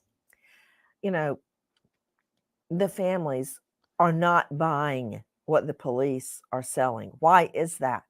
You know what I found in all of my homicide investigations and prosecutions? Typically, the victims' families of all people want the truth. Right. So why are they refusing to believe what cops are saying? You know, when you know somebody so well, like Jackie sitting right there, I can tell you right now, Jackie is not running outside to do a line of coke. No drugs. I know that. I would stake my life on it. This family says he did not use drugs. So why is he dead in the backyard? And why don't we have the toxicology reports? And why don't we have a COD cause of death on these guys? Okay, again, for those of you that don't know what happened, I'm going to bring you up to speed really quickly. Listen to Nicole Parton, Crime Online. On January 8, friends and family are concerned they were headed to Jordan Willis' house to watch the game. But now none of the guys, including Jordan Willis, are replying to messages on social media or by phone. On Tuesday, January 9th, 9:51 p.m., Clayton McKinney's fiance shows up at the house. She sees the cars in the driveway, and since nobody is answering the phone or replying to messages, she Is this is April in the picture with them, huh? Okay. breaks into the home and screams Willis's name. She walks through the house, then she looks on the back porch and sees a body. Screaming, McKinney's fiance calls police. Officers arrive to find Willis in his underwear with an empty glass of wine in hand. The other 2 bodies were then found in the backyard. Jordan Willis tells police he has no idea what happened. No idea what happened. Wine glass in hand. First, to Jonathan Price. This is Ricky Johnson's brother. Jonathan, thank you for being with us. Yeah, again, Jonathan Price did hit me up. He was able to verify that it was Ricky Johnson's dad's PI. I guess he told me they had different dads, but he did say that those GoFundMes that I showed were the right ones. Thank you for having me, Nancy. Jonathan, first of all,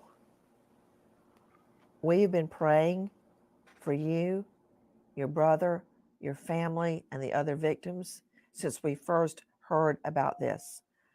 It's hard for me to believe they froze to death, given what I know about the temperatures during those 2 days. But I'll get to that later. I want to hear from the beginning how this debacle, this odyssey, started for you. Well, I was working the Wednesday after, and my brother called me and gave me the news. You know, and the information he shared with me is not very far off from what I have now, 3.5 weeks later, which is very sad. So, I mean, just like you said there, you know, ever since then, we've been trying to find answers as much as we can. What did your brother say to you? Well, he told me that I have some bad news to share, and I don't want it to be like this because we don't live very close. So it's not like you know, he could just come down and tell me, which made it even more difficult. And he told me that Ricky passed away, and they're not sure why. They just found his body. So to both of us, nothing made sense right off the bat. And 3.5 weeks later, we're still in the same boat, Nancy. So I Jonathan, can't at the answer. very beginning, what were you told about what happened? Well, Nancy recorded. I want you guys to take this into consideration and listen. Nancy recorded this today. So all this news about toxicology, it must have happened like right after this because it was recorded today. from the very beginning, all the reports and everything, which is the only people we've actually heard from is media. Especially in the first week, 2 weeks, we never heard anything from the police, but that they froze to death. And that's why we've been so outspoken from the very beginning, is because that is not a cause of death I would ever accept. You know, my brother is a smart man. He ran a large portion of his father's construction company. He was at work all the time. You know, that it doesn't make any sense. And he had 3 daughters that he looked forward to seeing as much as he could. So how would he put himself in a situation to freeze to death? Didn't make any sense. 3 daughters? Yes. What are their ages? 14, 9, and 4. Okay, right there. I've just got to tell you, I've got to go to the shrink on this. We've got an all-star panel to make sense of what we're hearing right now. But to Dr. John Delatorre, psychologist, mediator, who specializes in forensic psychology at resolutionfcs.com. Dr. Delatorre, thank you for being with us. I was and always will be a daddy's girl. Is that right or wrong? I don't know. But that was my soulmate. Yes, don't tell my husband. That was my soulmate, my dad, Mac. We laughed at the same things. We danced together. He went on our vacations with us, along with my mom, everything. He put me through law school. I cannot imagine growing up without my dad. And now you've got these 3 little girls, one 4 years old, who's never going to know her dad. I don't know. Is that better or worse? One's 13. She knows her dad. And the pain of his loss must be overwhelming, and it's going to affect them in ways we can't even figure out yet. Yeah, no, absolutely. Because here's the example that they have for the loss of their father comes from this sort of confused and sort of, this nebulous way in which he died. They have no answers. It's one thing to have an answer and to suffer a loss because you can start working through because you have the answer. You know what exactly it was that happened. But if you don't know the truth and if you think other people are keeping the truth from you, that can impact you just as much as the loss did. They're already going to be going through grieving, right? They're already going to be suffering in their own ways. And the hope is that they have family connections that can help them work through. The Kansas City Chiefs aren't going to touch this case because it's drug related, and that's bad press. Simply Rose says, I want to know if they're friends with him in high school, or did he befriend them after he moved back to the area? It seems as if they were friends, though. They're going to places together. You know what I mean? They're hanging out at the house. So it's obviously that there's some kind of friendship there. It's now, from what I was able to gather during the research that I did, was that 2 of them were friends with them from high school. 1 wasn't. Now, who? I can't tell you that yet because I don't know. But I definitely know that 2 of the guys that were found in the backyard were definitely friends with Jordan in high school, from what I was able to gather. Those problems by remembering the father that they had. But the problem is that they don't have an answer. They don't have an ending. And that's going to be really problematic as they continue to move forward through their grieving process. It's not just Jonathan Price, who is Ricky Johnson's brother, that has questions. David Harrington's father, John Harrington, has been very outspoken. Listen. David Harrington's father, John Harrington, is convinced something happened at Jordan Willis' house when the guys were watching football. He believes that Jordan Willis played a part in it. Harrington says he thinks the 3 men learned something or saw something they shouldn't have seen, and Willis decided, friends or not, Got to get rid of you. There has been a lot of online speculation about how the scientist survived in his bed asleep while his friends died in the backyard. John Harrington, the father of David Harrington, doesn't believe Jordan Willis's claims of not hearing relatives banging on his door. Willis has said he was sleeping with noise-canceling headphones on and heard nothing. Let's just go over the facts and then we'll return to Jonathan Price. That's Ricky Johnson's brother. Joining me out of Kansas City is Grace Smith, KCTV5 investigative reporter. Grace, thank you for being with us. Tell me the facts as you know them now. Yes, Nancy. Well, thank you so much for having me. I spoke with Jordan Willis's attorney right after this happened, and he kind of just said, you know, bottom line, Jordan had nothing to do with this. Like your reporter just said, he was sleeping with headphones in. He didn't hear any knocks. And when the only thing he heard was when the police came to his door. So that's all that he has told me. And that's all that he believes. And I asked, I said, well, why didn't he go outside at all or check anything or look out the door? And he said he had no reason to do any of that.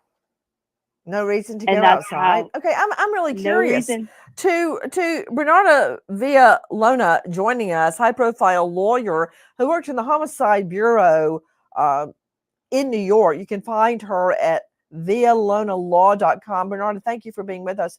Didn't he have to eat? Did he go without eating for 2.5 days? Without drinking water?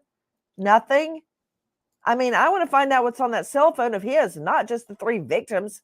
Did he answer one text? I just want to see while we're watching, and everybody that can hear me, that can type into chat right now. 1 for cover up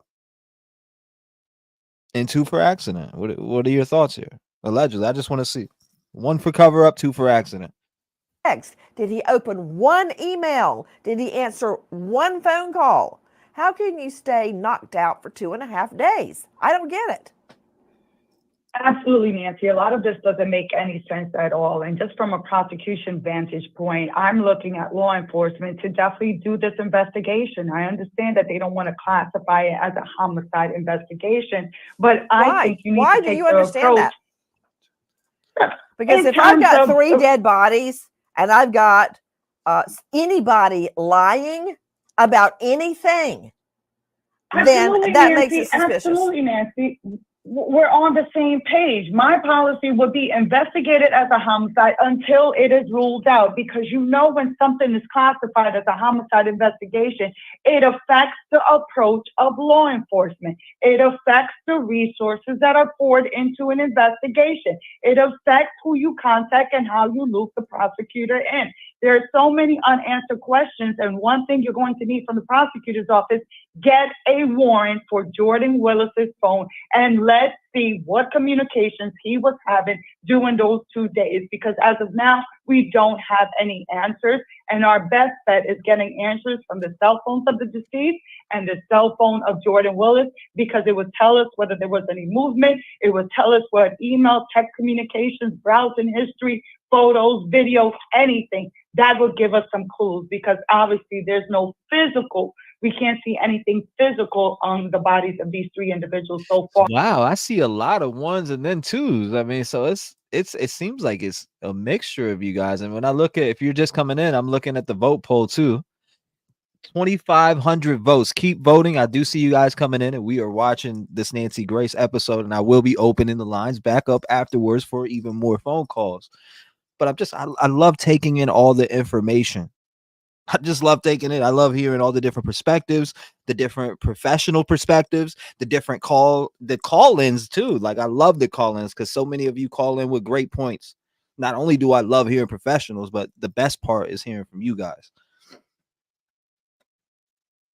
That will lead them to think automatically. Whoa. Accidental. All right, I gotta look at the vote poll again, because right now there is 2,500 votes. The toxicology is back. They had triple the amount of fent needed to kill in their system, which is what was posted per Daily Mail and a few other articles that I read. Now, accidental overdose, 36% of you are saying that it's an accidental overdose. 41% of you are saying it's an accidental but cover up, allegedly. So most of you are thinking that it's a accidental overdose, but a cover up. Wow. Okay. So 41%. Murder allegedly 18%. And then other 5%. So it seemed the popular is accidental overdose and then accidental but cover up. Wow. It was a homicide, so you have to do some more digging. While I have Bernardo Villalona, let me throw a couple of legal ideas at you, and I want to hear what Jonathan Price thinks of them. Number one reason that a person is not named a suspect or a person of interest, a POI, is because once you do, they are suddenly cloaked, shrouded, blanketed with protections under our Constitution. Once they are named a target, a suspect, a POI, you can't just walk up and start asking them questions anymore. Oh, no. That's not allowed. Absolutely, Nancy. They'll lawyer up immediately. Yes, that's what I'm saying. Immediately. So I agree with that, actually, Mike. I got to go back and see that. Mike D said, I would definitely be pulling up any and all of Jordan's deleted messages or whatever. Absolutely. And what was his movements during those 2 days is that right there would chop out all the allegations, but you can't just go in and get something. You have to have enough to be able to get that. So good luck getting there in the first place. Even if it is in LA law enforcement's mind that they're looking at this as a homicide, they're not going to come out and say it because they're going to get no cooperation at all from anybody once they're named a target. And again, no one has been named a target or a POI, person of interest, yet. Grace Smith, yes, no. Did Justin Willis's lawyer, Jordan Willis's lawyer, say anything about handing over his phone to police voluntarily? No. Not one. I asked about his phone and he did not tell me one thing about his phone. Well, when you asked him the question, what did he do? He said, I cannot go into that. Why? I don't know. Okay, maybe it's just me, but Jonathan Price, Ricky Johnson, who was found out in the cold, dead, his brother, that doesn't concern you that the lawyer suddenly says, I can't talk to you about my client's phone. Why not? If he's really asleep 2.5 days, then why can't I look at his phone? And why can't the lawyer comment? He should say, yeah, we handed it over to the cops. And it shows he didn't answer a I agree with you, ALW, on that. Actually, going back to that comment, if you held a party, bro code is to check and make sure everyone got home safely. I said that day one. Don't you check to see if your friends got home? And if you were that effed up, you definitely would check on them when you would wake up. That's my personal opinion on that part, but I've been saying that since day one. Single text or phone call during that whole time period. Yeah, I mean that that doesn't make sense at all to me. And I'm definitely for constitutional rights and all that, but when it comes down to people losing their lives, there should be a fine line. And the lawyer, he was very consistent with changing the story and everything, but he was very consistent on not answering the drug question. And now that he did not answer the phone question, that leads me to believe, since he just checked into rehab, he does have a drug problem, and that's why he didn't want to answer it. Maybe there is something on the phone because the lawyer specifically did not answer that question, but he's open to answering all the other questions. Yeah, 3 for negligence. Yeah, wow. Yeah. Very curious. And Jonathan Price, you said the lawyer has, to paraphrase what you said, gone along with changing the story. What do you mean about changing the story? Do you believe that Jordan Willis, let me just call him the homeowner, where this viewing party was being, like everybody gets together to watch the Super Bowl? That's what they were doing. They were watching the Kansas City Chiefs game all together at Jordan Willis's home. What do you mean by changing the story? I'm very curious. Well, from the very beginning, he said that before the 5th person came out, he said that Jordan was there sporadically throughout the day. And then and then he also did not mention a 5th person, but once the 5th person came out, then he changed it to saying that there was a 5th person and that he was asleep the entire time. So those were two very specific details that were specific in the opening statement, but then changed over time. And then there's very conflicting statements about the dogs as well, because the fifth person did say that there was a dog present when he was there, and this was at midnight when he left. Therefore, is it between midnight and 2 a.m. you take your dog to your dad's house? That makes zero sense. So the lawyer was very specific that the dogs were not there as well. So there's definitely things not adding up with this statement. Jonathan Price, I'm glad you mentioned that about the dogs, because I found it too convenient that they just happened to be gone during this 2.5 day period. That the fifth person, who at first wasn't mentioned, says the dog was there at midnight when the person 5 left. Now, you know, Jonathan, I can't even tell you how many thousands, literally thousands, of homicide investigations I've either investigated, helped investigate, helped tried, or covered. Well, I see what you're asking, right?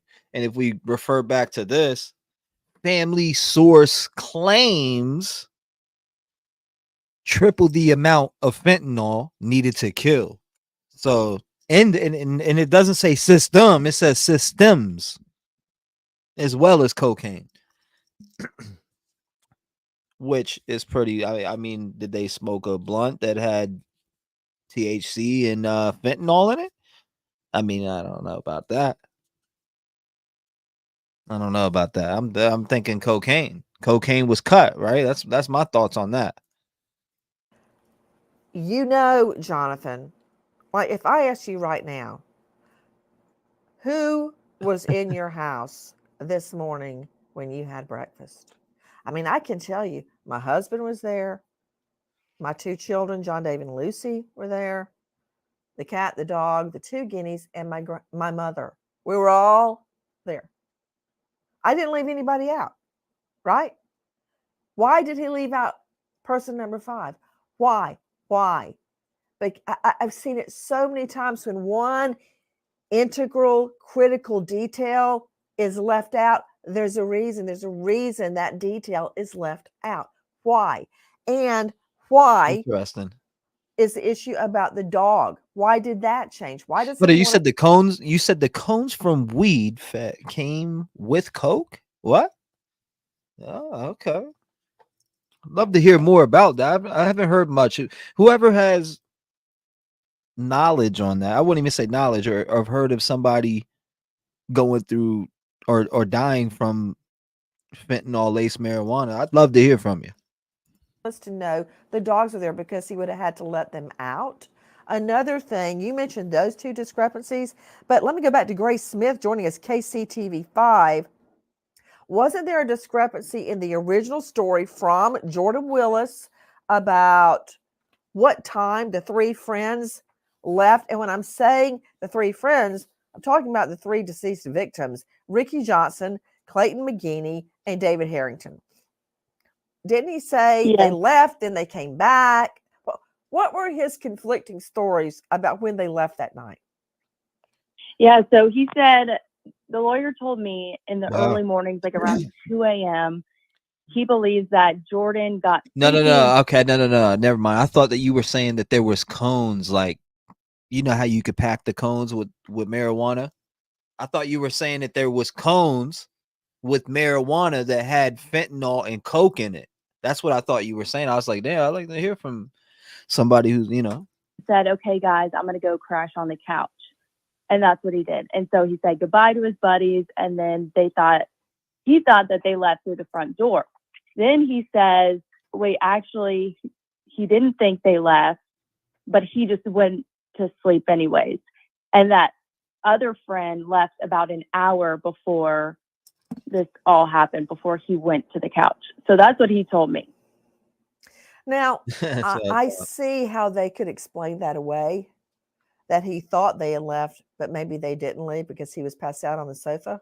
right? I mean, right, Latrice? Tell him. She said, yeah, of course they all had the same amount. Tell him. He is innocuous as that.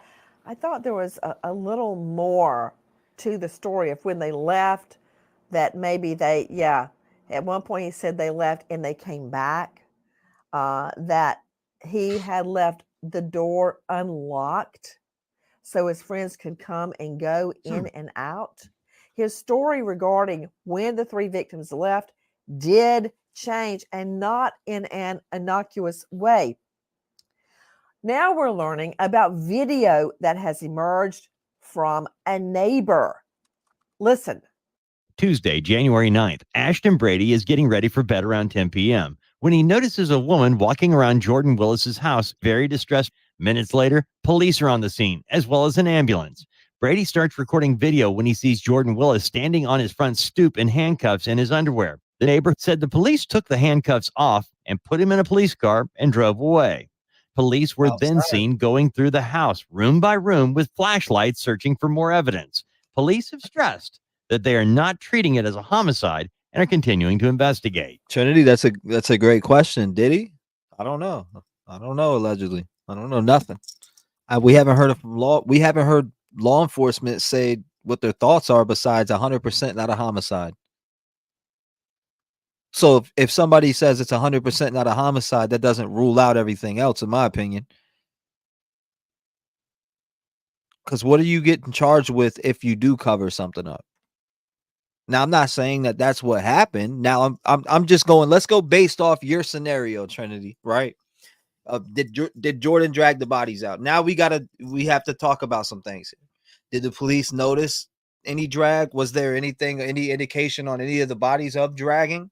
Because there is a concrete platform there, and then you got to think about he has to drag them through the house if he took them outside. I'm not saying that Jordan Willis drugged bodies out. I'm just going with Trinity's theory in the chat here of did Jordan drag the bodies out? And I'm saying if he did, there would have to be some indication, because you got to go across the concrete. And if you've been in here, you've been watching for the last couple of days, we've been on Redfin. We looked at this location. We know that there's concrete platform outside that door. Plus, you would have to crack the door open, the sliding door, pull their bodies through there. These are some pretty big dudes.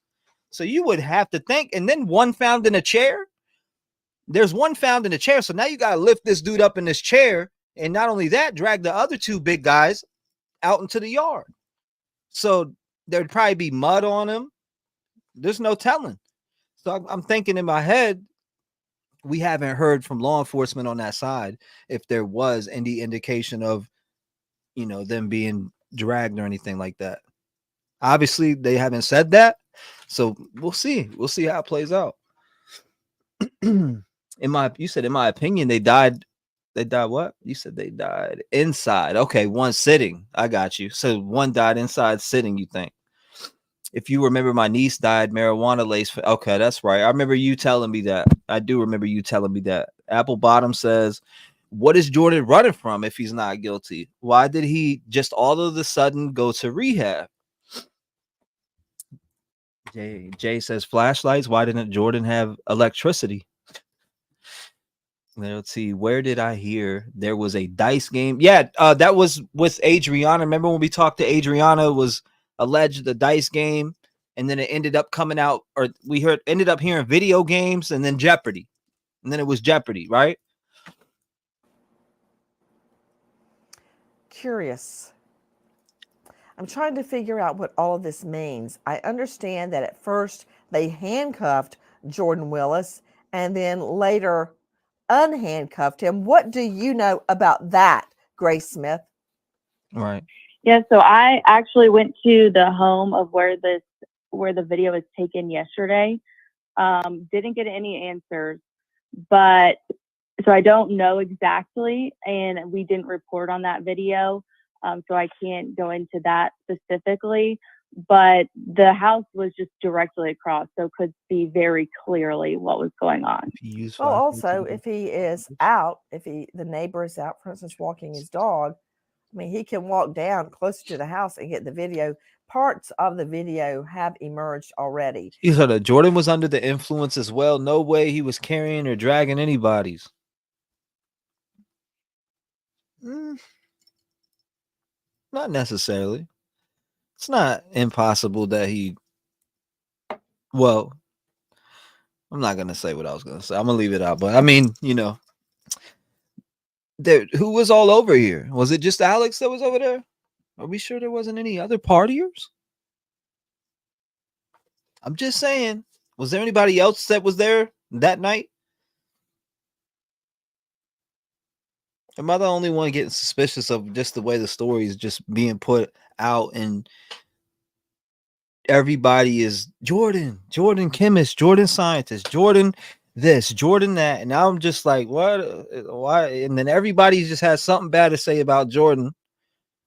And I don't know Jordan, so I can't speak on Jordan as a person. I'm looking from the outside in at what's going on here.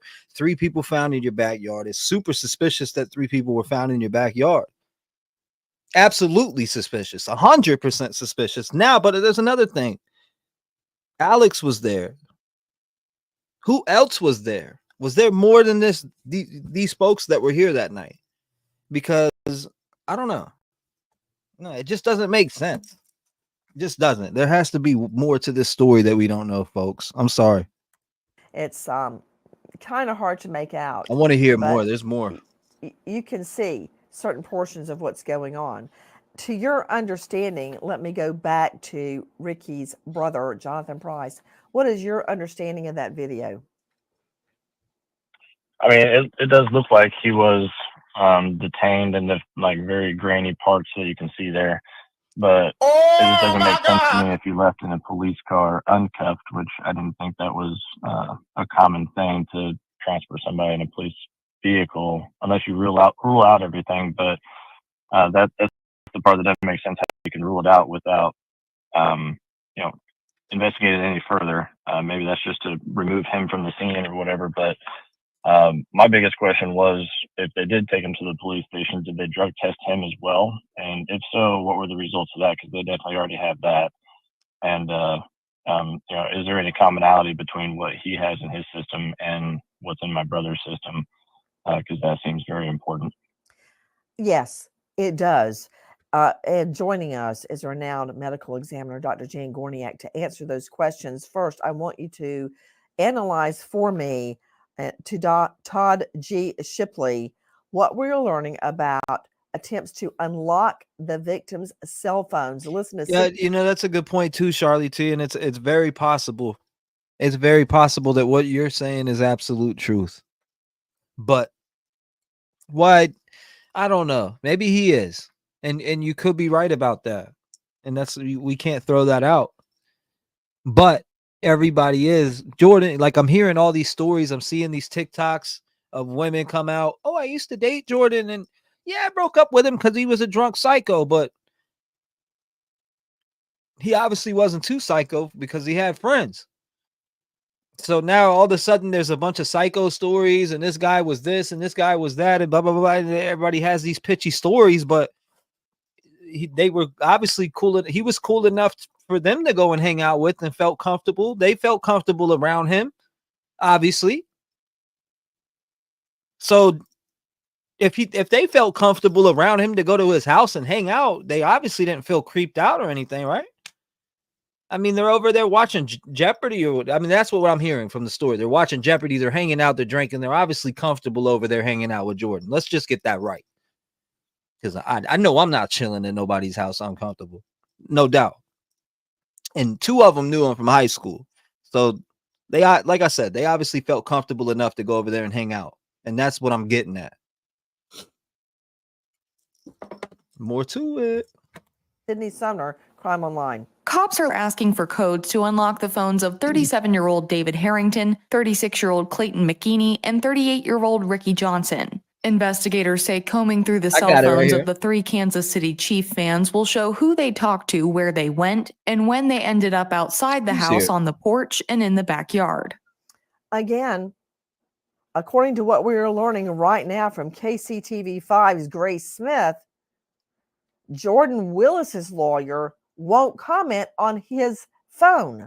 But to Taji Shipley joining us, digital cybercrime expert, former detective sergeant, and author of Investigating Internet Crimes, an introduction to solving. Hold up, Erica. I can see what you said. You said, has anyone said, I thought all 4 of them were outside and he saw what happened to them and freaked out going inside? No, I don't think anyone has said that to me. Not that I remember. And you said, okay, let's see. Did it say if the back door was locked as well? No, it didn't. or only the gate. It didn't really talk much about those, to be honest with you. And or front door was being locked. Yeah, nope, not much on that either. And you asked, were all the doors locked? I'm just looking at your email. Let's see. To break in a window. Why she had to break in. Okay, I see. Because nobody answered. So everything must have been locked, because if you're breaking in, I guess the front door was locked. Every news station, people talk about how bad fent is, just the touch or what in any contact, but it's okay sometimes, i.e. nurses giving it. What? They have to wear gloves though? Okay, that was what a caller was talking about. Confusing. Yeah, it is confusing. Very confusing, Erica. Crimes in cyberspace, and you can find him at darkintel.info. Todd Shipley, thank you for being with us. Do you remember in the recent trial of Alex Murdaugh, on trial for double murder, they actually had to bring in a former Secret Service person to testify about unlocking the phone. How do you unlock a phone? It's not that easy if you don't have the code, even for police. No, it ain't. Thanks, Nancy, for having me on this morning. Yes and no. I mean, it depends on the resources available to them. The thing is, they're part of the computer forensic laboratory that's there in. Hold on. Why do we keep saying Adriana? Why do we say what a front? Why are we? It's not Adriana. It was April. Correct? Wasn't it April that went there?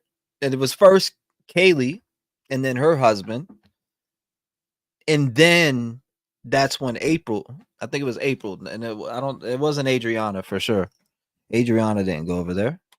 Kansas City. So they have the resources available to do that. And law enforcement has available to them certain tools that help that. Now, if we look back, previously in other cases, even the FBI has had problems with specific kinds of phones, particularly the iPhones.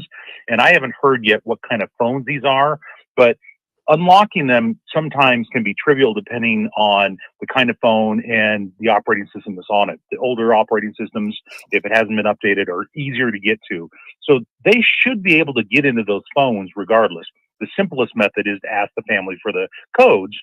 That's what they tried to do. Then they've got to go in. Yeah, you're right. We have Ricky Johnson, and we get our three that we're talking about: Ricky Johnson, Clayton McGinney, and David Harrington. And then we got Ricky Johnson Sr. I'm trying to think. You got Norma. You got Jonathan Price. You have, let me try to think of who else. You got Jennifer Marquez. I don't remember. I only seen David Harrington's dad one time, but I'll get used to his name too. You have Adriana Juarez. I believe that's how you say her last name. And then her sister, Danielle. You have, I remember all the names pretty much that I've seen. If they spoke out, I remember them. And then you got Caleb McGinney. He spoke out. He's the one who said that that Jordan's a chemist and those things on the news yesterday. Remember that? Maybe we'll revisit that clip too. Use these specific kinds of tools to try to break into the phones, which can take some while because in these cases, Alex Lee, we know that one.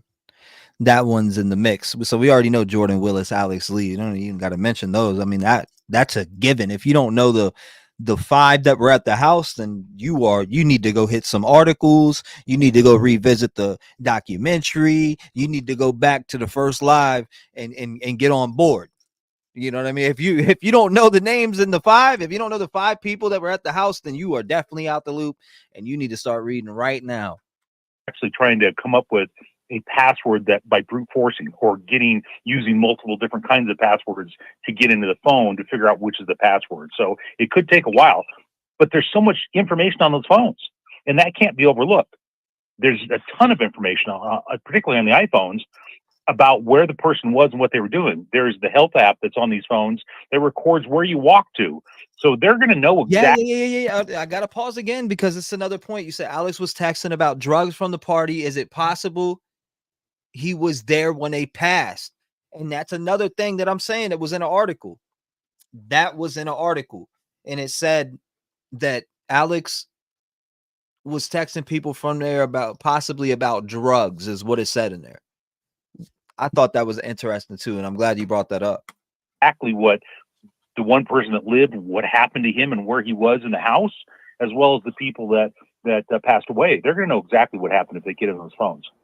I'm also encouraged by the fact, as you pointed out, phones track your movements and the time of your movements. And I really want to find out about the homeowner, as we are calling him, Jordan Willis's phone. Did they hand it over? Did they demand a search warrant? If it's not a homicide investigation, can cops even get a search warrant? We know they haven't gotten into some of the phones because they're asking the family if they know the codes. You'd be surprised, everybody, to find out, and I've researched this for my last book, Don't Be a Victim, how many people use 1212 or 123, 123, or 1111, or of course, Oh, damn, Michelle. 007, or believe it or not, 69, 69, 69. Yes, very common still. Long story short, a huge percentage of people use predictable codes like 123, 123. Many people use their lucky number, 777777. It's very easy. And every X number of seconds or minutes, you can retry different codes. That's how you break a code. But they haven't broken them yet because they're asking family, hey, we can't crack it. Do you know the code? That's where that stands. I'm also curious, Bernardo Villona, they can't look at Jordan Willis's phone if he's a target. And I'm curious why the lawyer won't comment on it unless he hands over his phone. Right? Exactly. So, Nancy, again, it was reports too coming in from Alex Capriello, and he said a family member who asked to remain anonymous tells me cocaine, fentanyl, and THC showed up in the preliminary results. The family source says level 10 fentanyl is strong enough to kill. Now it says this. So it says the family source says level 10 fentanyl is enough to kill. The Kansas City 3 were at a level 30. And again, that's per Alex Capriello. Now they're not saying what the family source is, but again, it is verified that this information was leaked out from a family member. Now, this is only the preliminary. So we're all sitting here thinking that the toxicology report was released, and it wasn't. It's a preliminary. And again, the family source told him that level 10 fentanyl is enough to kill, but then you got it was level 30. So that's 3 times. Let me see what else they said. So yeah, I mean, maybe it was in the cocaine. Who knows? Who knows if that's what they even had? the only way for law enforcement to get to the phone of Jordan Willis is whether he consents to turn over his phone and for his phone to be searched. That's number one. Or two, there's a search warrant that's signed by a judge, but then you'll need probable cause in order to get the search warrant approved. So in terms of Jordan Willis's attorney not commenting on the phone, I think he's trying to see where this investigation. So you guys really think this dude's sus? Hold up, let me pull this over here. I'm gonna pull it over here right now. You think this dude's sus?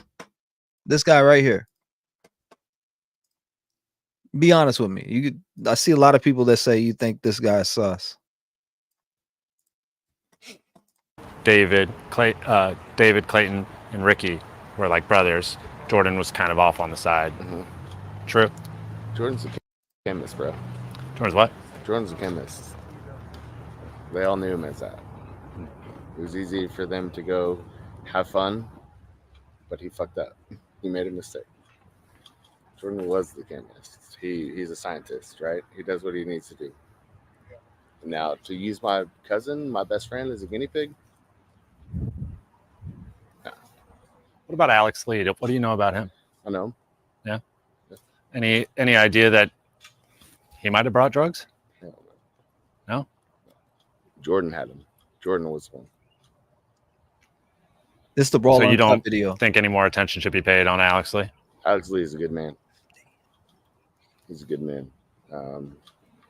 Alex Lee is a solid. He was one of their best friends forever. Jordan is somebody that is known from high school as like creating drugs for people to make them feel better in certain situations. Okay, well, you want to do this? Okay, I'm gonna make this for you. I'm gonna make this for you. I'm gonna make this for you, and handing them out. Mm-hmm. The police are doing their job. If it takes time, it takes time. I will never tell them they're not doing what they should be doing. They're doing the best they can. Mm-hmm. It takes time because you want it to be correct at the end of the day. Mm-hmm. And that's what I hope is when at the end of the day it comes out correct. Yeah, so that was that one. A lot of people were like, I think he said there was some interesting things he said in there. That's for sure. He definitely said some interesting things. I'll give him that. No, let me close that out. What are we doing? Goes. He All right, doesn't we'll want to finish make this any and open the comment line. If that you want to it find is out why in your arrest. friends died, why don't you just hand over the phone? And the cops But he say said he didn't answer. He didn't even answer the question. He would straight on say something completely out of the robot, like Jordan is a chemist. Oh, very sus. Very sus. Hold up. Wait a minute. Something ain't right. may say to me, hey, can I look at your phone? I'm go, sure, enjoy my 22,000 pictures of the twins. Literally, get after it. So why not hand over the phone? Now, as to cause of death, that is Jonathan Price's big question. Joining us, renowned board-certified forensic pathologist, former medical examiner, Dr. Jan Gorniak. And she didn't practice at, for instance, where I grew up, Rutland County and Rutland area of Bibb County, where all you could see is pine trees and soybean fields. She practiced in Vegas. Never a lack of business at the morgue. Dr. Gorniak, before you give me your opinion, I want you to hear about the weather that evening. Take a listen to Nicole Parton from crimeonline.com. David Harrington's father is also challenging the idea that the men froze to death. Daily Mail reports John Harrington saying, I don't think it's very likely they froze to death like some people are saying. It just wasn't cold enough. The temperature for Kansas City late in the night of Sunday, January 7, was around 36 degrees, and the temp remained above freezing all day Monday, January 8. Tuesday, January 9, was the coldest day when it was 26 degrees by 2 p.m. and 20 at 10 p.m. The first 36 hours of the mystery, the temp is at or above freezing, and it is only the last 12 hours where it gets really cold. And we also know that the 3 victims were found on January 9, and that is when around 2 p.m. it started getting colder. He said, this is so sad, but unfortunately we all kind of expected it was this. I still don't know if it was an accident or someone slipped it to them. I am on the fence still. Triple amount is a lot. It is. Triple the amount, a 10. They had a 30. And that was, they're saying all 3 had a 30. That's crazy. A 10 is enough for you to pass away in a to be picked out of a toxicology. 10. They had 30. That is insane. That is insane. So it wasn't freezing, Dr. Jan Gorniak. I heard that, but when you talk about freezing, people are thinking about above freezing of water. 30 degrees is cold for a person to be outside. You wouldn't go outside without a hat or gloves. You maybe, a scarf on and stay outside. That is cold. I'm a runner. Once it gets below 50, I start putting earmuffs on because my ears get cold. So 30 degrees and less below for a human is cold. So we don't want to say like the body froze. People think frozen. Very rarely do we have frozen bodies unless they're really out there, in snow and ice and out there for a prolonged period of time, or literally in a freezer where the body freezes. So the term froze to death is not accurate. So the term that we would use would be hypothermia, so low body temperature. So when you're out in the elements and not protecting yourself from that, then your body can't, and that's why we start shivering, right? Your body shivers when you get too cold because you want to try to warm yourself up. So that's what we're talking about. Not really freezing, but a low body temperature. It's going to be difficult to say what their temperature was unless the death investigator, when they got to the scene or even at the morgue, took a body temperature. And I'm not sure Right. the policies and procedures of that particular office. Yeah, but hold up. The bodies were frozen, right? So A few. when your body temperature gets below 90, that's when you start being hypothermic. So it's not, I don't want people to think freezing as in ice or even not to be, crude, like when you freeze meat in a freezer. That's not what we're talking about. We're talking about low body temperatures, hypothermia. And those temperatures are low enough to cause hypothermia. So what I don't understand, Jonathan Price, this is Ricky Johnson's brother. If Ricky was outside and getting cold, why didn't he just go inside? There have also been reports. No, Lisa Lee. It says, all right, let me read the report one more time, because it does have important inside of it. It says a family member who asked to remain anonymous tells me cocaine, fentanyl, and THC showed up in the preliminary results.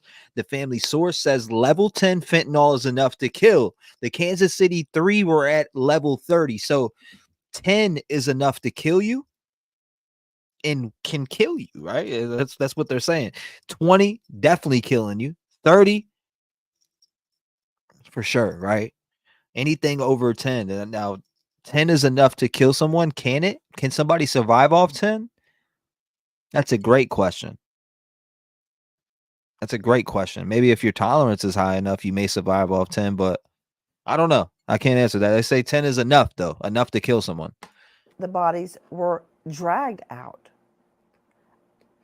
We know that the doors were locked when the fiance came over looking for one of the victims. So wouldn't your brother have just gone to his car or gone back inside? Yes. I mean, that's common sense. And he never went outside without a coat on. I mean, getting my terms right, hypothermia is understandable, but that's not the root cause. My brother is a smart man. And I mean, the other two men always looked out for each other. So the odds of three men going through hypothermia, which is a process that takes time, all at the exact same time, is the part that doesn't make sense. I mean, we can go back and forth about terms, but that's not a cause I would accept. I want to follow up on something you just said, Jonathan. The likelihood, and no one has discussed this, the likelihood that all three would drop dead with hypothermia in the backyard at the same time, with two of them out in the backyard and one of them, and oh yeah, I want to follow up with you, Grace Smith. How far were the backyard bodies from the porch and the window? Okay, I want to follow up on that. But to Jonathan Price, the likelihood that they're all three going to die of hypothermia, two out in the yard, one lying on a lounge chair, I think, on the back porch. I mean, how could you miss that? Yeah, that's they're all low. They're different sized men. Yeah, right. May I jump back in? This is Dr. Gorning. Yes. If I can jump back in. And Jonathan, you're absolutely correct. So there's something else that's going on. So before they get to that point, we don't know, once again, waiting for the toxicology. So I believe too, the hypothermia could be the end point because they were left outside in the elements. And they might have been unresponsive for whatever reason, whether it be alcohol or other drugs. I don't know. But you're absolutely correct. It's not like they were out, skiing or walking outside and got lost, their cars broken down altogether. But there is something else. So you are correct. I believe hypothermia is part of it, but there's something is missing. And without that, the missing piece, which is the toxicology or other things they saw at autopsy, there is no cause of death. Right now, the cause of death is undetermined, and the manner of death is undetermined. We don't know if it's an accident or a homicide. Three, to perish. I agree. I totally agree. That's why there is another contributing factor that is missing, and we don't know that missing piece yet. You're absolutely Agreed. correct. And now we have the issue of the homeowner, as we're calling him, checking himself in to rehab. And he, again, notice every time a Hollywood celebrity gets in trouble, like they're in deep, let me think, I gave up cursing when I had the twins, deep doo-doo. They run and check into rehab. Okay. Take a listen to NicolePartonCrimeOnline.com. Jordan Willis packed his things and left just days after the discovery of his 3 friends dead outside while he slept for 2 days straight. He moved everything into storage and checked into a rehab. Investigators said Willis was not a suspect in the death. Speedballing. But family and friends of the men who died have questioned a lot of the story they have heard from Willis. A source close to Jordan Willis tells Fox Digital, quote, after the shocking loss of 3 of his close friends under extremely tragic circumstances, Jordan recognized that he had a problem with addiction. The source did not elaborate on the exact nature of the addiction. The deceased men's toxicology reports are still pending, but a neighbor said 2 of them were supposedly seen arriving at Willis's with 2 30-packs of beer. Okay. Even if they had been drinking, the likelihood of all 3 drinking heavily, the likelihood of all 3. I would have said, man, just hearing this story and seeing the 3 times of fent and cocaine in their system, it makes me proud of everybody who got out of these type of situations and away from that. And if you're dealing with this now, it's not too late. It's not too late to get out of these type of situations.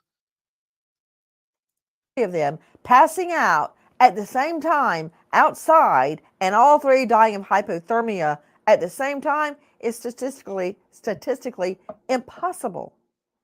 That does not make sense to Jonathan Price, Ricky Johnson's brother. Weigh in. I've got to hear your analysis. And have you also heard reports that the bodies were dragged? Yeah, I mean, I've heard reports of that. I mean, I haven't seen anything official. Reports of the bodies being dragged? Hold up. Hold up. Wait. Hold up. Hold up. Hold up. Wait a minute. Something ain't right. These were dragged. Weigh in. I've got to hear your analysis. And have you also heard reports that the bodies were dragged? Yeah, I mean, I've heard reports of that. I mean, I haven't seen anything official about that, so I can't really comment on the dragging part. But as far as the likelihoods and everything, yeah, I mean, like I said from the very beginning, these 3 men were inseparable. You look at any of their Facebooks, any picture that's posted that's not of their family, it's of these men. And if just one of them, even 2 of them, passed out at the same time, which is already like impossible, you know, the other man would have absolutely brought them inside and called for help, something. So that's just insane. We also know that the version of events has changed. Listen to Rachel Bonilla.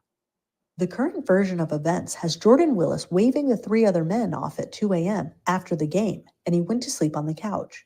By 2 a.m., the game had been finished for at least 7 hours, as it was a 3:25 kickoff and the game lasted 3 hours. Willis still says he had no clue that 3 men were laying outside for 2 days. John Harrington points out that his son David was a big man, 300 pounds, and he was on the open porch while the other 2 were in the yard. So to you, Grace Smith, joining us, KCTV5, is that possible? Can you walk around downstairs and never look, never see, inadvertently even, out the front door or the back door? I mean, the front windows or the back windows? I mean, I've looked at that backyard with my own 2 eyes. I think for me, it would be hard, but I'm just nosy, so I feel like I would definitely see something. But if you're not looking, I guess possibly not. But for me, I feel like hearing that, seeing the backyard with my own 2 eyes, That would be very, very difficult. I mean, isn't it a natural reaction, Dr. John Delatoria? I guess I got to ask us. That's a good question. What sources? What sources? Great question. Who's the source? But Jonathan Price is on there. He's on there. Family member was on there when they were talking about this. So he said, that's what I'm hearing. Isn't it natural to look out the window while you're walking through or sitting down having a cup of tea? I mean, who would just not even look out the window? No. Well, here's the thing: is that you're assuming that he was sober any of that time. I mean, I'm not saying that he was asleep 2 days. That's absolutely ridiculous. And if he's in the throes of addiction the way that he's claiming to be, then he's for sure not staying asleep. He's got to get up and he's got to drink or use whatever he needs to use. That's his drug of choice. But there's nothing to assume that he was sober and actually paying attention to his surroundings. You can't trust anything that he's saying. If he's accurate in saying that that he's got a problem with drugs and alcohol, you can't trust anything that he says, because more than likely, imagine the families knowing a detail like that, the body's being dragged or something like that. I'm not saying that that's what is being known, but we just heard that come out of Nancy's mouth, and then Jonathan Price kind of touched up on a little bit in there. I kind of have to go back and listen to it again. Like, that's what I'm hearing. I'm just saying, though. I mean, that's a family member. Is that something that they're holding back that is not known? I'm just curious about that now. Hold up.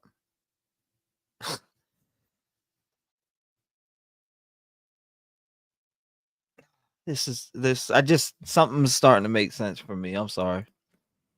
it was tinged with some kind of illicit substance. So of course he's not looking outside or going outside. Of course he's not getting dressed. I mean, right? think about it. When you're on a plane, he's not sober. Your natural instinct is to look out. People that are afraid of flying, they have to shut the window because the natural instinct is to look out the window. I'm just not believing that he goes over 2 days and doesn't even look out a window. Okay. It's not that he's not looking out the window. It's that he's so hungover or he's so intoxicated, he doesn't even know what he's seeing. Guys, it's not just Jonathan Price, who is Ricky Johnson's brother.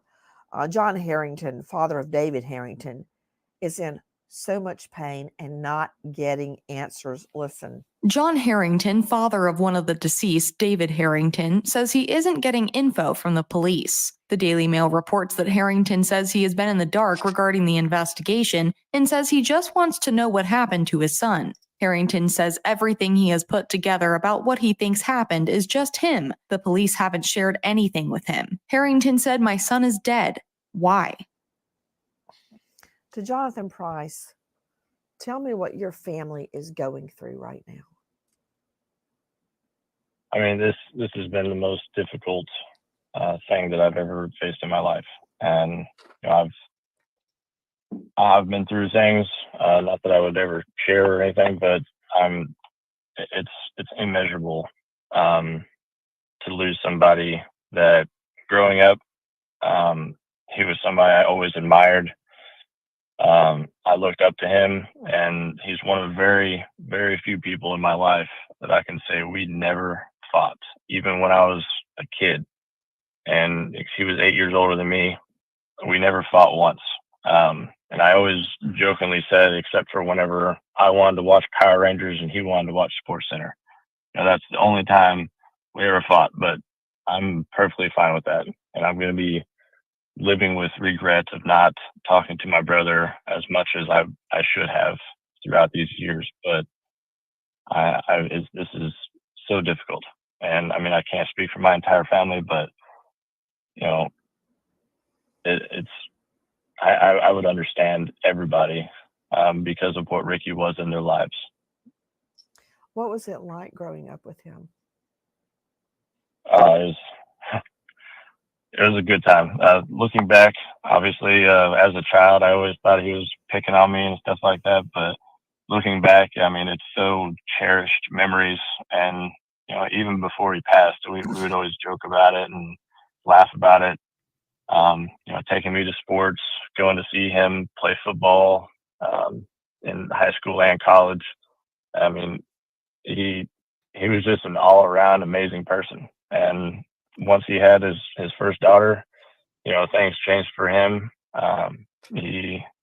Everything was about her, and and trying to make things right. And I mean, it hurts me to think of him suffering, and I hope that he was not suffering at this time. But I mean, my brother was an amazing man, and anybody that knew him would tell you that, and what he would do for them without any questions asked. He had such a huge heart. You are hearing Jonathan Price. This is Ricky Johnson's brother, found dead in the back of Jordan Willis's home, along with 2 other friends. Still no answers. We wait as justice unfolds. Well, thank you, Nancy. Well, it was good. I thought it was a good episode by Nancy. Again, if you're coming in, they had got some prelims back. And this is from earlier. Where tonight we'll continue to follow breaking news here at 5 as we learn more about the deaths of 3 men found in the backyard of a Northland home. I'm John Holt. And I'm Christelle Bell. The toxicology report is in police hands tonight. Fox 4's Malik Jackson joins us now live from KCPD headquarters. Malik, what are you learning? Hold on, she said the toxicology report is in police hands tonight. Say that again. Land home. I'm John Holt. And I'm Christelle Bell. The toxicology report is in police hands tonight. Fox 4's Malik Jackson joins us now live from KCPD headquarters. Malik, what are you learning about that report that's out? So did it just really hit police's hands tonight? So it hit police's hands tonight is what that was her words. The toxicology is in and it hit police's hands tonight. Okay. John and Christelle, we have confirmed with multiple sources that the families of Clayton McGinney, Ricky Johnson, and David Harrington were notified earlier this afternoon by detectives that the toxicology report is complete. Now, it is important to note that these reports are very detailed, so what has been given to these families is preliminary. But what we do know is that there were several substances found to be in these men's bodies, including the presence of cocaine. Now, let's take a step back here because we were given the timeline about 6 to 8 weeks. No, the family was given the preliminary. They got the toxicology back. That specifically said they got the toxicology back, but gave the family the preliminary. So they gave the family the preliminary, and they're doing their shit on their side. That's what I just took. When we would get these results back, we haven't even passed the 4th week mark just yet. Moving forward, this will allow KCPD to finish their investigation and pass this case off to prosecutors. It's crucial that we know that this comes one day after these families, in fact, met with the prosecuting attorney there in Platte County. After that meeting concluded, these families said that they were satisfied.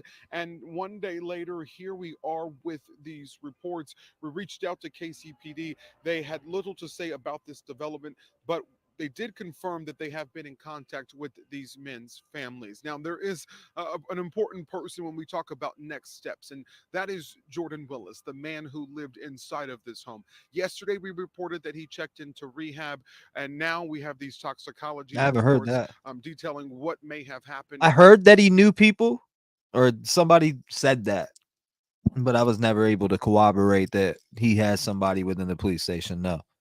Now, I think that was just trolled out there. To his 3 friends. We also do know from a source that they have determined a cause of death, but they have not released that just yet. We reached out to Jordan Willis's attorney, and at this time, we have not heard back. John, Christelle. Malik, you mentioned originally we were thinking 6 to 8 weeks on this toxicology report, which is pretty typical. All of a sudden, it shows up. Any indication as to why? Was it expedited for some reason?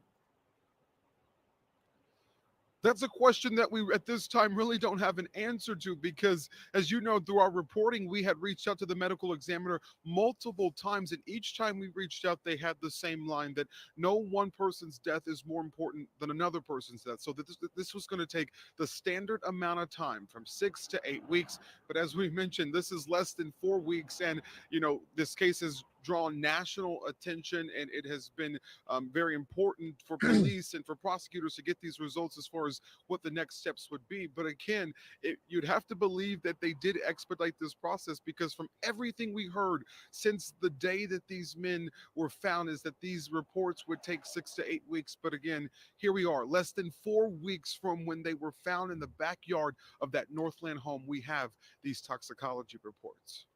All right, Malik Jackson live at KCPD headquarters tonight. Malik, thanks. Dr. Jeffrey. I'm so confused because they're like, we don't have the toxicology. It's a preliminary, but I get it now. They gave the preliminary to the families, and they have the tox. They're back in. What's your thoughts on that? I'm open. The lines are back open. 219-885-9693. I want to hear from y'all. We're back on again. Wow. So they're saying that it's out fully, that they just gave them the prelims. Interesting. Okay. 661, what's going on? You're live. Okay. 661, you there? Hello? Hi. Hello, how you doing? You're live. What's going on? Hey, how's it going, man? How's it going, brother? Hey, it's Tyson. Yeah, I just I had some remarks about what's going on. Let's hear it. So they end up coming with the cocaine and THC. Fent, triple the amount that it would take to kill. So 10 can kill you or will kill you, and they had triple the amount. All of them had 30. Wow. Reporting from Alex Capriello came in. A family member who asked to remain anonymous tells me cocaine, fentanyl, and THC showed up in the preliminary results. The family source also said that at level 10 fentanyl is enough to kill, and that the Kansas City 3 were at level 30. Yeah. So would it make sense if they got too high, laid down outside, and then in the morning, whenever Jordan woke up, maybe he panicked? I'm thinking maybe he called his dad, and maybe his dad told him just to call the attorney, and then from there, that's why he never reported anything. That's my theory. I don't know. That's still a lot of speculation and drugs and stuff involved, but man, that's a decent amount. So I'm thinking, damn, was it in the cocaine? What was it in? yeah, it could have been I'm thinking in the cocaine, or if they went outside and smoked a joint too, if they had THC. I'm gonna pull that one up so people can see what I'm talking about. Right here. Here it is, guys. I'll share with you. Alex Capriello right here. There it is. That was way earlier too, by the way, before it really broke everywhere. Yeah, that's crazy. That's a lot. Yeah. Well, kind of my wife said. Well, my wife's thinking that it didn't come from Jordan, but Came from the fifth guy. she's speculating on the fifth guy, but Oh my God! Yeah, no, a lot of people. Some people are too. I'll say a decent amount of people are. Not everyone. Because yeah. I mean, it could have been from anywhere, but I just don't think Jordan's guilty on that point. Maybe murder. Yeah, I think maybe just on the fact of he didn't report it right away, and people were texting him or whatever. Maybe he was passed out, but I don't think he was passed out for 2 days. I mean, yeah, nah, I don't think that either. 2 days? No. Yeah. No way, Jose. I'm not buying that. No, man. No. But all right, man. Thanks for taking our call, and we love your show, man. No doubt, brother. I appreciate you calling in. Shout out to both of y'all. Much All right, love. thank you. Lock your door. All right. Shout out to him. Good phone call. If you want to call in, it's 219-885-9693. 3 times the amount. And we only got preliminary results leaked out there from a family member who said they wanted to remain anonymous, but they wanted it out there. They wanted us to know. They wanted us to know this, by the way. Seeing it? I'm seeing it. They wanted us to. 215, you're live. What's up, Chad? It's Bona. What's going on, Bona? How you doing? I'm chilling. I'm chilling, just taking in this information. But So, this I didn't information, you know, the information that is leaked out is only preliminary information, right? That they've leaked out, because if you look, when I listened to that, when we just listened to that again, I made out, okay, they got the tox back, but they only told the families the prelim shit. So I guess that's my question. Do you think, like, I don't think somebody would just leak that for no reason. And it seems like the nephew or whatever, right from the beginning, already suspected this anyway. So he probably, like, feels validated. You know what I mean? So he probably said, you never know. They say something to a friend, like, oh, yeah, I was right about that. And then they tell somebody. So I could see it getting out. This is my question, to you, though. You know how we're saying, like, it's odd, like, if 3 people would die of freezing to death. So you were saying that the prelim says that there were 30 instead of 10, that whole thing with the milligrams, or not milligrams, whatever the numbers are. Did they all have like 3 times the amount, or did like all? It says all systems, not system. So that says to me that it was something that was pre-made, because if you're just doing a bag of cocaine or something, let's just say, right, and there's fentanyl in it, and then you, and not you personally, but like a person dies, their 3 friends, like whatever, they die. So probably I would assume that if you're doing cocaine, that not everybody's line is the exact same. Do you know what I mean? So that makes me think, could it have been in like a pill form or something? Or it just like to where, like, what are the chances that they all had 3 times the amount? Like, wouldn't one have like 2 times the amount, one have 3? Like, do you see what I'm saying? Yeah. So if they're all the same, and do you remember the cousin was saying, no, he knows how to make things for people. He literally sounded like somebody I know from my neighborhood that knows of the guy. Like, we had and so I feel like this guy knows this, and he's just like throwing it out there now because now his cousin is, a victim, and he's like, no, it's Jordan. And he seems very, like, I don't know, maybe he's upset, this is just my opinion, everyone, it's speculation. And one other thing I want to say before I hang up, since you've been on live now for 4 hours, right? 68 people have died in the United States of a fentanyl overdose since you've been live. No, I know. Well, I'm just saying, 17 people die an hour. I looked it up I looked it up on the government statistics before I called. The clock don't stop. People are... No, it don't stop. But I think sometimes people don't realize, like, if you think about it, if you've been listening this whole time, just think of 68 people just dying. Like, that's a lot. Yeah. Like, that's a lot, That is 68 people I don't know. since I've been live. That's crazy. When you... Yeah, that's crazy. And it's like the life... It is. Life goes on, but somebody's hurting right now. 68 families are fucked up right now because they lost a person in them. Yeah, exactly. There's 201 a day in the United States. Yeah, it's crazy. And that's just fentanyl. That's not opioids. Opioids is if you put so fentanyl is an opioid. So if you do opioids all together, I don't know that number offhand. I'll have to look it up. This is just straight synthetic opioids, which would be fentanyl. So this wasn't even like opioids. This is just the fentanyl that 68 people have died. I know, but the numbers probably people need to all realize that cocaine can stop your heart too, though. Okay, and then when they're mixed together, so cocaine, I'm so glad you brought that up. Cocaine is a central nervous system stimulant. And then, sorry, I have to get into my teacher mode. And then the fentanyl is a central nervous system depressant. The way you die from opioids and benzos, for anybody out there, I know you know this, but your brain stops, your central nervous system gets depressed so much that your breathing becomes shallow. So think of the people that you've seen that have been dipping out. That's their breathing getting shallow. They're dipping out. And then eventually your brain just forgets to tell your body to breathe, and that's how you die. So if you add cocaine to it now, right? Now you're doing wouldn't that be like a speedball when you do like an upper and a downer at the same time? Yeah, that messes with your... I'm saying... Yeah, that messes with your brain, like, big time. You're definitely speedballing this. Yeah, I mean...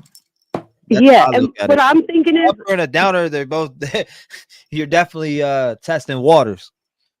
You definitely are, but this is the other thing, though. They probably didn't realize they were doing the downer. So in my opinion, they were drinking all day. Again, just for my neighborhood, I know how it goes. You drink all day, and then they'll do cocaine because it makes them feel like they're not high anymore or drunk anymore. So I think that's what was going on, and they just happened to get a bad batch. You feel like that sobers you up enough to drive home, and you're good. Yep. Or they'll still drink again and then do more or whatever the case may be. And didn't they all have work the next day? So, I mean, I don't know. That's the only thing that makes it weird. Why would they keep partying at 2 a.m. if everybody says that like they were so like responsible and will go to work? I believe that they were responsible and will go to work. Well, I know that Ricky, when Jonathan was just talking, he said he ran his dad's construction business and everything. So, I mean, imagine you losing, your son, and not only that, your son who is your business partner that keeps your business running too. On top of that, that's what I mean. Right. Like that's crazy. Yeah. And I tried to tell you 3 different times in the comments, I'm loving your outfit and hat today. You had on like a white and black hat earlier and then switched midway through. I caught that. I'm like, I don't know if it's just because it's not a Cowboys thing tonight, like the Cowboys theme, but I'm like, oh, I love it. No, it's like the outfit and all. Like I love the top. I love it all. Remember Cuomo? Yeah. That's the one you wore at the Cuomo. Yep. He goes YOLO. You only live once. I felt like he had to say that so you knew that he was cool and young and he knew what it meant. He had to go. Yeah. They were trying to take it off. I was like, nah, I didn't see. No, but I know. But he knew. He was like YOLO. You only live once. Like it was funny. Like I felt like he was trying to be young. Like I know what that means. It was cute. Yeah, I remember. But yeah, that's all I had to say. I just wanted to call in and just remind everybody that the longer we're on, every hour, 17 people die, and that is just of fentanyl. I'm going to go look up the opioid statistic and I'll put it in the chat. He did call it my splendid hat. He said your splendid YOLO hat. He did. He definitely did. I'm like, man, what a nerd. Whatever. She said, what a nerd. What a nerd. Yeah, what a nerd. What a nerd. I like it, but what a nerd. But yeah, that's me, Mom, calling him a nerd. As I'm telling you, I like your hat and everything tonight. Vona, before I get off the line here with you, what are your thoughts when it comes to this? What do you think is going to be the end result here? I think that Jordan has a very high, like a high power job. I think that he is going to somehow get out of this, whether it's because he has the money to get a lawyer and defend himself, or because there's going to be a hard time tracing it right back to him, because in his defense, he could say, because he's in rehab now, that he also was part of that bad batch. If you read about fentanyl on the government website, it tells you that right before you die, like some people go into coma and they'll wake back up. So it could just be that they all went into that coma-like phase, and he just happened to be inside where the other guys were outside. So they didn't make it because it was too cold. So I'm thinking like he probably took the same stuff. So like if that's the case, then you were all going out. And even if he was the one that got it, it's like, let's be real. Like when we used to get pot growing up and stuff, like we all put our money up and then we got a bag. Like, so if one of us, something happened on our pot, like I wouldn't have said any of us were responsible just because one of us got it. Does that make sense? Yeah. So like, I don't know. I get it, but like if Jordan died too, then he would have been part of the victims. So my thing is, just because he lived, like he's going to have to live with this for the rest of his life. I feel like that's got to be punishment enough. It definitely is. Now, if we find out that he was making some shady shit, then that's different. Then my mind changes. But if it's just what we know now, that's what I'm thinking. But my mind can change with new information. Man, the 30, because it says systems here, and I'm looking at it, systems with the S. So, that's they each had 30. That's what's weird to me. Like, wouldn't you think, like, if they were doing lines, one would have, 2.5 or 20.5 or whatever, like 25, one has 30, one has 20, but they all have 30. Like, that's the only thing that's weird to me. Because if you also look, one of the biggest things right now are, the perk 30s that have the M on the other side. That's the Mellencroft. It's the name of the where they make it. And the pill mills can make the exact same pill, but a fake one. And they could put fentanyl in it just so that the person feels something, so that they feel like they bought the drug. And so if that's the type of thing where they thought they were taking like a Percocet maybe, and they died of fentanyl, or maybe they were trying to take a Xanax because they were trying to come down from the cocaine. Right. Oh wait, that wasn't in their system though, so that would have came up. We'll see. So it was a cocaine thing, I think. I think it was a cocaine. I want to see what happens at the end of this. I don't know. I'm this dragging that they were talking about on Nancy Grace. And the I love brother on her. there, Jonathan Price, was on there. He was like, "Yeah, that's what I heard too." I thought that's what he said. He's like, "Yeah, that's what I heard too." I mean, is that what I they missed that know part and of we the don't time. know? That was that. I would think so. I would think so. I don't That was know. said. That was really said on that Nancy Grace interview. She was like, "What? It wasn't there reports of the bodies being dragged?" And he said, "Yeah, that's Oh, what I'm that's hearing too." right. The I brothers, do remember. And me and you said that on the first night. We were like, no, do you remember? I said, I think what happened was Jordan, because of his degree, I put myself in Jordan's shoes and I put my girlfriend's in the other person's shoes. We always come to my house to party. So I tried to put myself in his shoes because I'm at the doctorate level as well. And I have so many degrees. I would not want to mess that up, right? So let's say me and my friends get messed up. I'm already scared that I'm going to get caught with drugs in my system and then I'm going to get fired from whatever position just took me 12 years of school and probably $100,000 worth of student loans. Thank God I got a lot of scholarships, but who knows how much he has to pay back in student loans. He's probably freaking out. He's probably highly respected, stuff like that. He probably makes great money. They said that he used to like treat them to go to games and stuff. So my thought process is this. They were all partying. The three passed out. He should have probably called the cops. I don't know if he knew that they were dead. Like, oh yes, I think he would. Or either that night or early the next morning. They were drugged. My reason for why they would be drugged outside is that so he could say he saw them leave the front door and they must have came back in. So in other words, I don't know what happened when they left.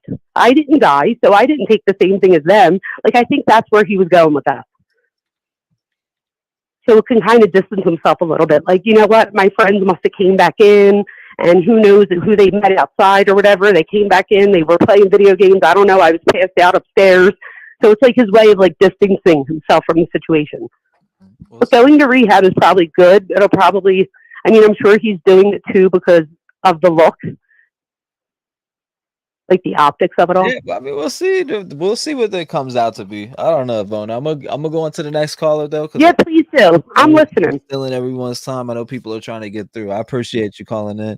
Thank you for your So- thoughts, opinions, your theories, and just I don't know. We'll see what happens here. We'll see what happens. Yeah, we'll see what happens. I'll be just up said new listening tonight. I'm up information tomorrow. last night. I said I wouldn't be surprised if I got up today and there's new information. Get up today, there's new information. So, well, there you go. Just Well, I'll be up with you for as long as you are tonight. I'm off tomorrow. no doubt. Let's do it. I appreciate it calling in. If you want to call in, take part of the show. It's 219-885-9693. Now, Country Diva says, I believe they all took a shot. If it was 3 times exactly in their system and Jordan did a shot, then do the math, is what she's saying. Dang. 920, you are on the show. Talk to me. Hello? Yes, sir. You are live. Hey, how's it going, man? What's going on, my brother? Yeah, I just that's pretty good. I've been caught up on this like all day, man. And I don't know, the whole chemist thing, I just think that is, I don't know, I think that's kind of a side thought. Maybe I'm wrong, but I don't think Jordan like synthesized some sort of new drug or anything like that. And also, wasn't the lawyer had said in an interview that Jordan had been leaving the house sporadically, and then I remember that. Back, and then he went back on his word and said that he meant that he was leaving his bedroom sporadically. Now those two things, how do you mix those two things up? That's a little, you know what I mean? Yeah, it is a big. I mean, how can you make that big of a mistake in the story that you're telling? Yeah, I mean, it's not like it's a little slip up. Those are two different things, you know. So I thought that was a little weird, but yeah, the 30 that's in there, it must be some sort of scale that they use to measure how much fentanyl is found in somebody's system. Interesting. The weird thing is like the last caller was saying, how they all have the same amount, but I don't know. We don't know if that is, I mean, we don't have the exact documents to see what they're seeing. So,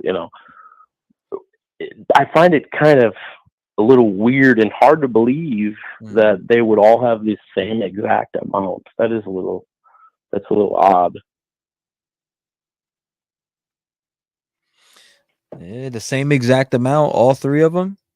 That is Yeah, odd. I mean, I agree with you. I mean, that's per report from Alex Caparello. He says, or Capriello, he says specifically the family source says level 10 fentanyl is enough to kill. The Kansas City 3 were at level 30. That's pretty broad.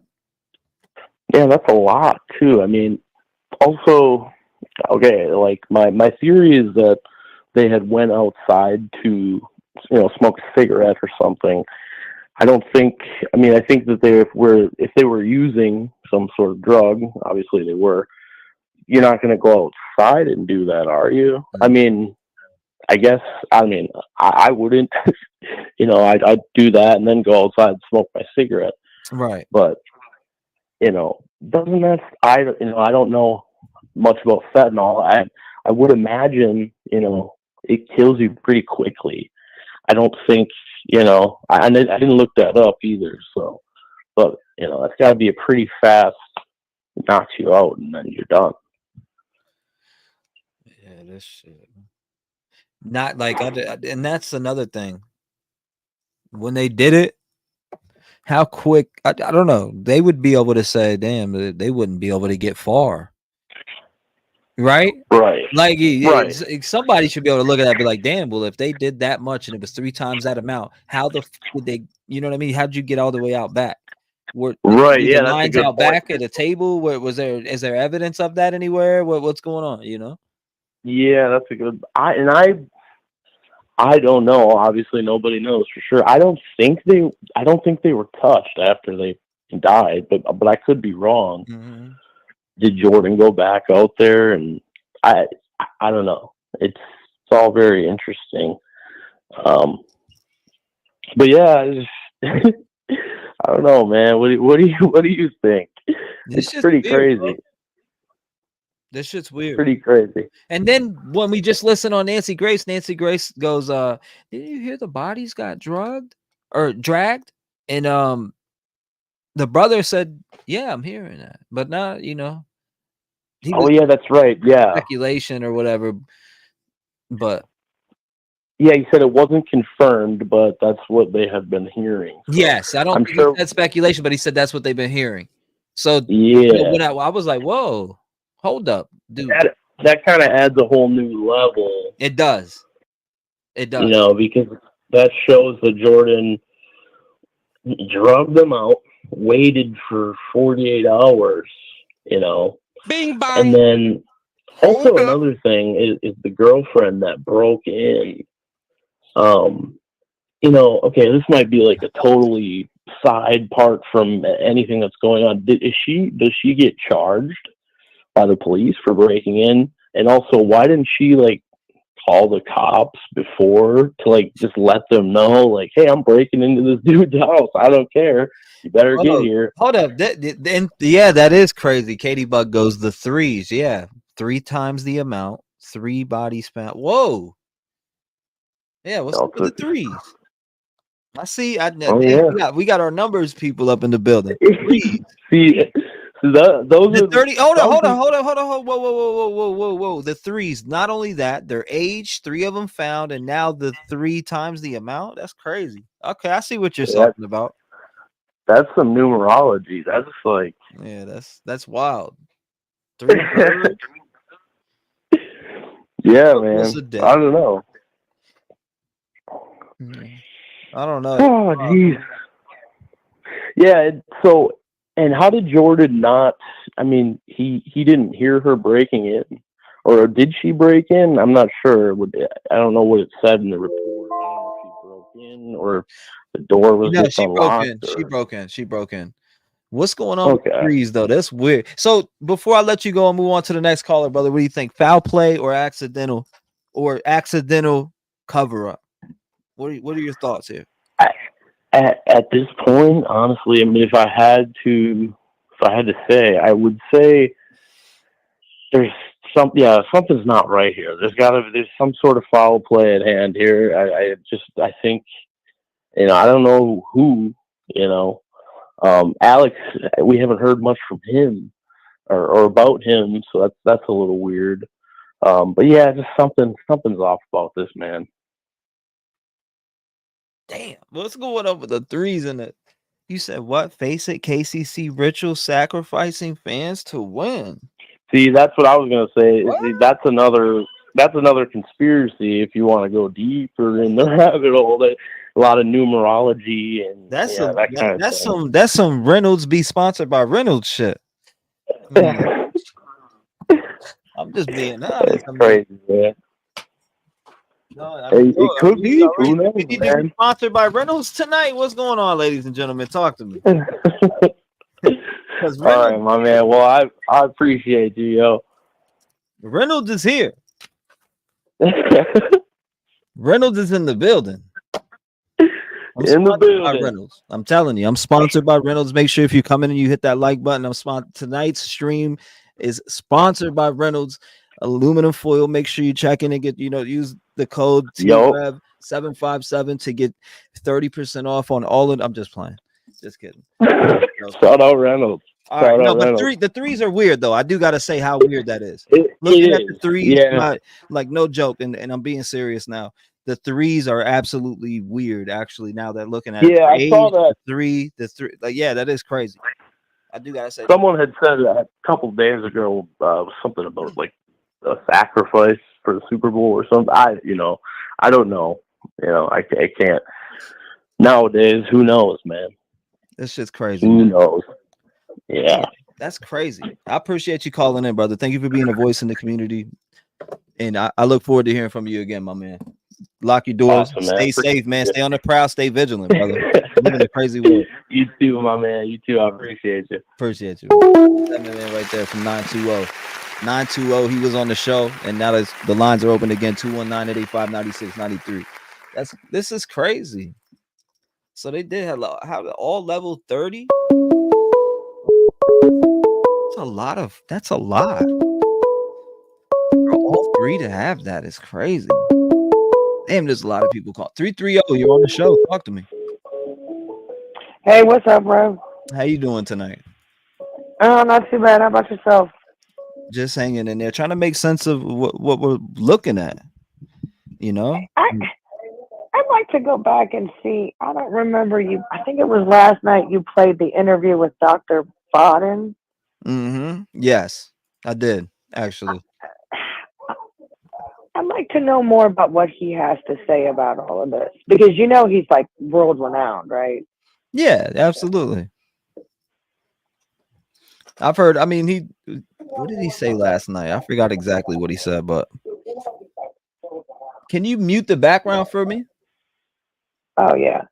I know people are going to say something about it, but I can hear it too, though. If I can hear it, I know they can. They got headphones on. A lot of people do anyway.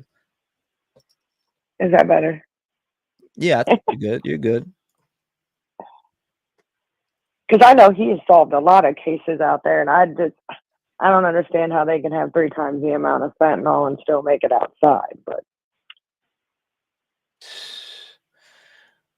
yeah, to me, that's an awful lot of. But I guess they say that Kurt Cobain had 3 times the amount of heroin in his system and shot himself too. So who knows? 3 different stories. Oh my gosh. Yeah, Dr. Biden. Yeah, that's the one we listened to. I don't think he spoke on it today though, like the actual 3 times amount. But I'd definitely be looking forward to hear what he says after that. Oh yeah, I definitely too. The doctor because pretty of much the called background he has. 2 techniques says, or 2 techniques. What did he say? Alex and no, that's a Hollis. Alex and Jordan would be deceased with the 3 times OD as well if they did it, guys.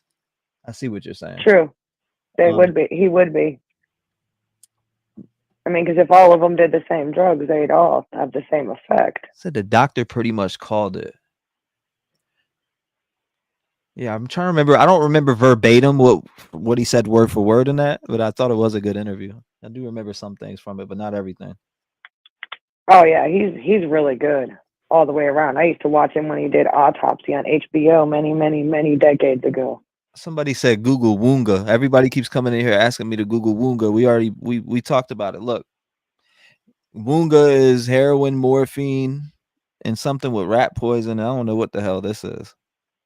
What this stuff is, but crazy.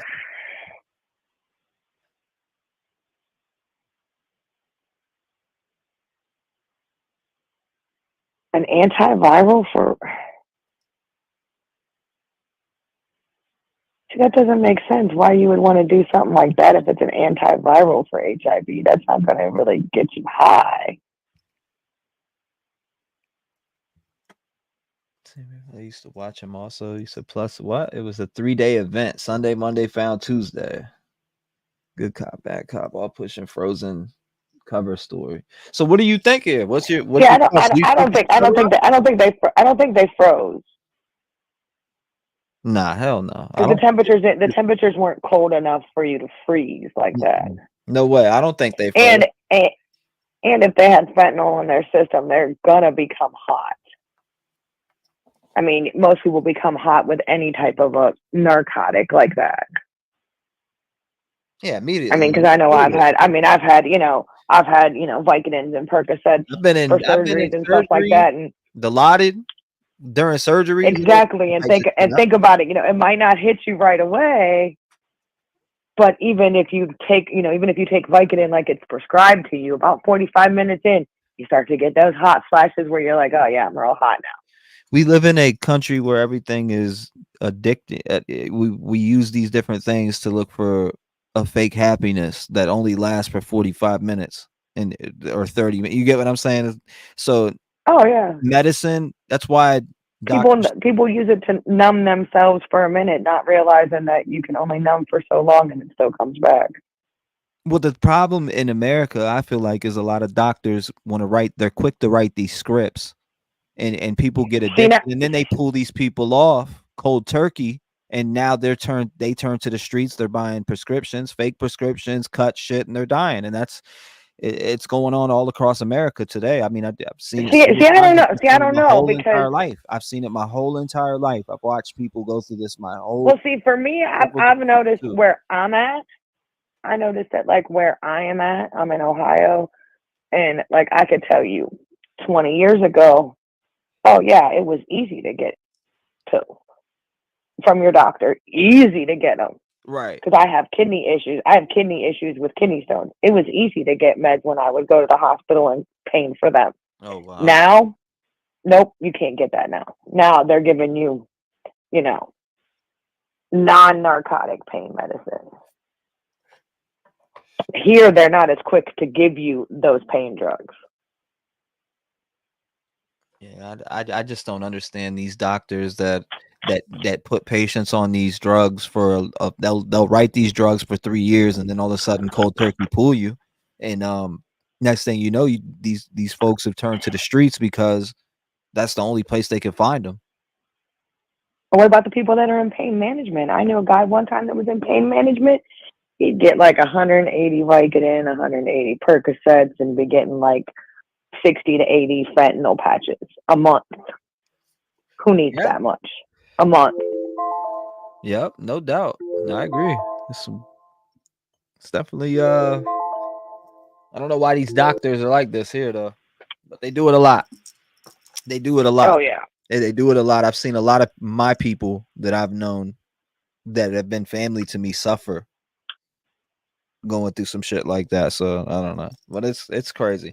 But that's another story. I appreciate you calling in. Thank you for being a voice in the community, and make sure you lock your doors. Thank you so much. Always. God bless you.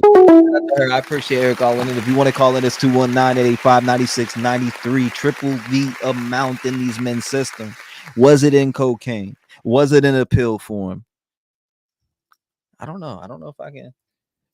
Hopefully the police come out and make a statement if something does happen. I don't know. That it seems like is there going to be an arrest? I don't know about that either. I don't know about that either. 519, what's going on? You're live. Hey, what's up? So I was thinking about something. So they keep talking about Jordan's stories changing, right? Right. Okay, that's valid. But on the other side of the fence, we go from the fifth guy leaving at midnight while they're playing dice to the fifth guy leaving at 11 o'clock while they're watching Jeopardy to apparently the fifth guy left at around 2 a.m. And where are they getting this information from? They're pushing the one narrative on one side, which they can have their beliefs, but why are they hiding Alex? And the fact that he was even there, pretty much. Yeah, I definitely see your pitch. I mean, that's definitely said the night too already. So when we talk about April walking through the house and she could see right through the door and see somebody sitting there. Mm-hmm. You remember how those chairs were laid out in the back? Right, yeah, in the snow picture. And how bright do you think it is at 9:30 at night? Yeah. And that's the snow picture that you're talking about. Yeah, like there's no way she's seeing a body. You're talking about the picture with the 4 chairs, right? Yeah. This one. At 9:30 at night, and think about it, those blinds were down on the door. She's not seeing through there at night and seeing a body. She would have navigated her way. You don't think at 8:51 at night she's gonna see a body in the snow that's lit up? Not at 9:51. Not at 9:51. No. Bro, do you know that snow is illuminating and you could literally see? No, and I get it, but did you see the video though? What video? That guy's video. Did you see how dark the sky was? It depends. Apparently, there's lights in this house too, though. So all the lights were on? I have no idea if there was any backlight on. If there wasn't, I don't know. I wasn't there.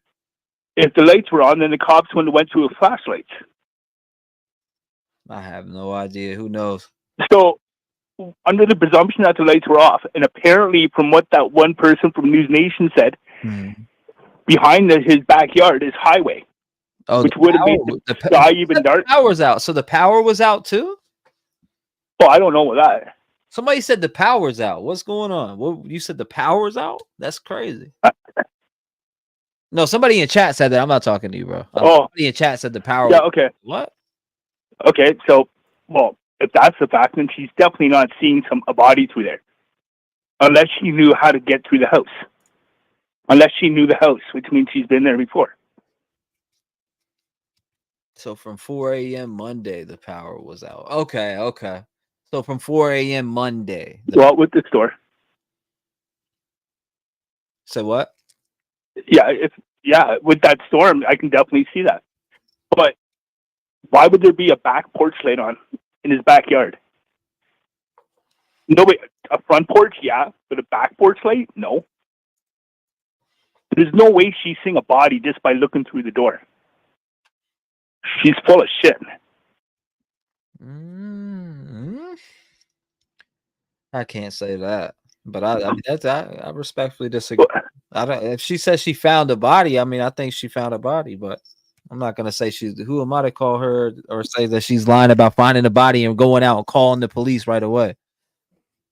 Well, you got to remember the neighbor not only was watching, he thought it was a domestic violence situation. If we go back and play that video, he's like, guys, shitting me with this domestic violence. So he obviously seen a woman over there snapping. Coming through the backyard.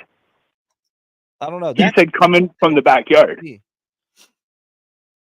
Like, but even that, the guy said he saw an ambulance there, but there was no ambulance in his video. Yeah, there wasn't. Not in that 22-second video, but that's only 22 seconds. But you have to think the ambulance will still be there. They're not just grabbing a body, throwing it in the back of an ambulance, and taking off somewhere. No, hell no. They're not taking them they're not putting them in the ambulance. They're putting them in a No. They're gonna pick them up. But the ambulance was coming. The paramedics would still probably be there. No. When somebody calls 911, all three show up. When the police go to the scene and see that they're dead, the coroner's coming. Yeah. No, I agree. But have you ever, like, I've had to call 911 before when my ex overdosed. First people that were there were the fire department, then the ambulance, then the police. And every time I've ever witnessed anything like that, it's always been that order. Fire department, ambulance, police. Which means I don't see how the ambulance wouldn't have been there. Because he said he started recording right after he saw the ambulance. I don't know, man. Listen to him. She went to the basement door to the backyard. So, but then she said, from what I understood, she apparently broke into a front basement window. I read that. I think in that article I sent to you today. Mm-hmm. But then it still doesn't make sense how if she's just walking and she said she could see right through, because in that picture that you had up, it shows the blinds down to the back door. You're not seeing through there at 9:30 at almost 10 o'clock at night when it's that dark out. I don't know. Especially where the chairs were placed. So you're gonna tell me if she didn't have if she didn't have her flashlight on her iPhone or Samsung like this right here, she's not gonna see a dead body through the window if she flashes like this? Not the way the chairs were placed. I don't think so. No.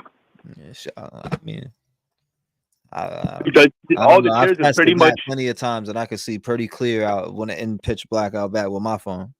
The flashlight. Yeah, but all the chairs, three of the chairs are pretty much right against that one support wall, and the other chair was out of window shot. I mean, so what's your final thoughts before we move on to the next caller, man? What you thinking? What's your? I just think that they need to be questioned. There needs to be more questions asked about that Alex guy, because it seems like the family doesn't even want to address the fact that he was part of it. You think that all right, I see where you're going with this. So you think that the families are covering up for Alex?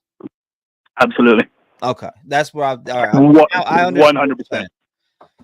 Yeah, I definitely disagree, but I get what you're saying. I mean, I'm not saying it's not possible either, and I could be wrong. You saying I respectfully disagree, I could be wrong, and you could be absolutely right. But shout out to you, brother. Yeah, and don't forget, they also had that. They're also hammered. You have to presume that they were hammered when they started using. So just hearing that drag the body shit that I just heard in the Nancy Grace, that right there is just what Jonathan saying. Yeah, I heard the same thing too. Yeah, I'm like, whoa. But what do we not know? There's stuff we don't know then. Okay, but then with that being said, no, just like leave you one final thought and comment is that if they passed inside the house, their bodies would have released all fluids, and there would have been a horrible odor in there. And when somebody went through there, it would have been a massively strong smell of cleaners. Yeah, that's another conversation. We'll see how it comes out, brother. I appreciate you calling in. God bless you, man. Yeah, man. Shout out. Good phone call. If you want to call in, it's 219-885-9693. My man says, I don't know. I'm not gonna jump on old girl. What you want me? You're saying April, so it'd be April, Kaylee, and her husband that went over there. When they went over there, they were knocking and banging on the door. So I don't know. I heard police. You said you heard police search with flashlights through that night. You could kind of see the flashlight in that video. If you play the video from Jordan, where Jordan's on the porch. Actually, 231, what's going on? You're live.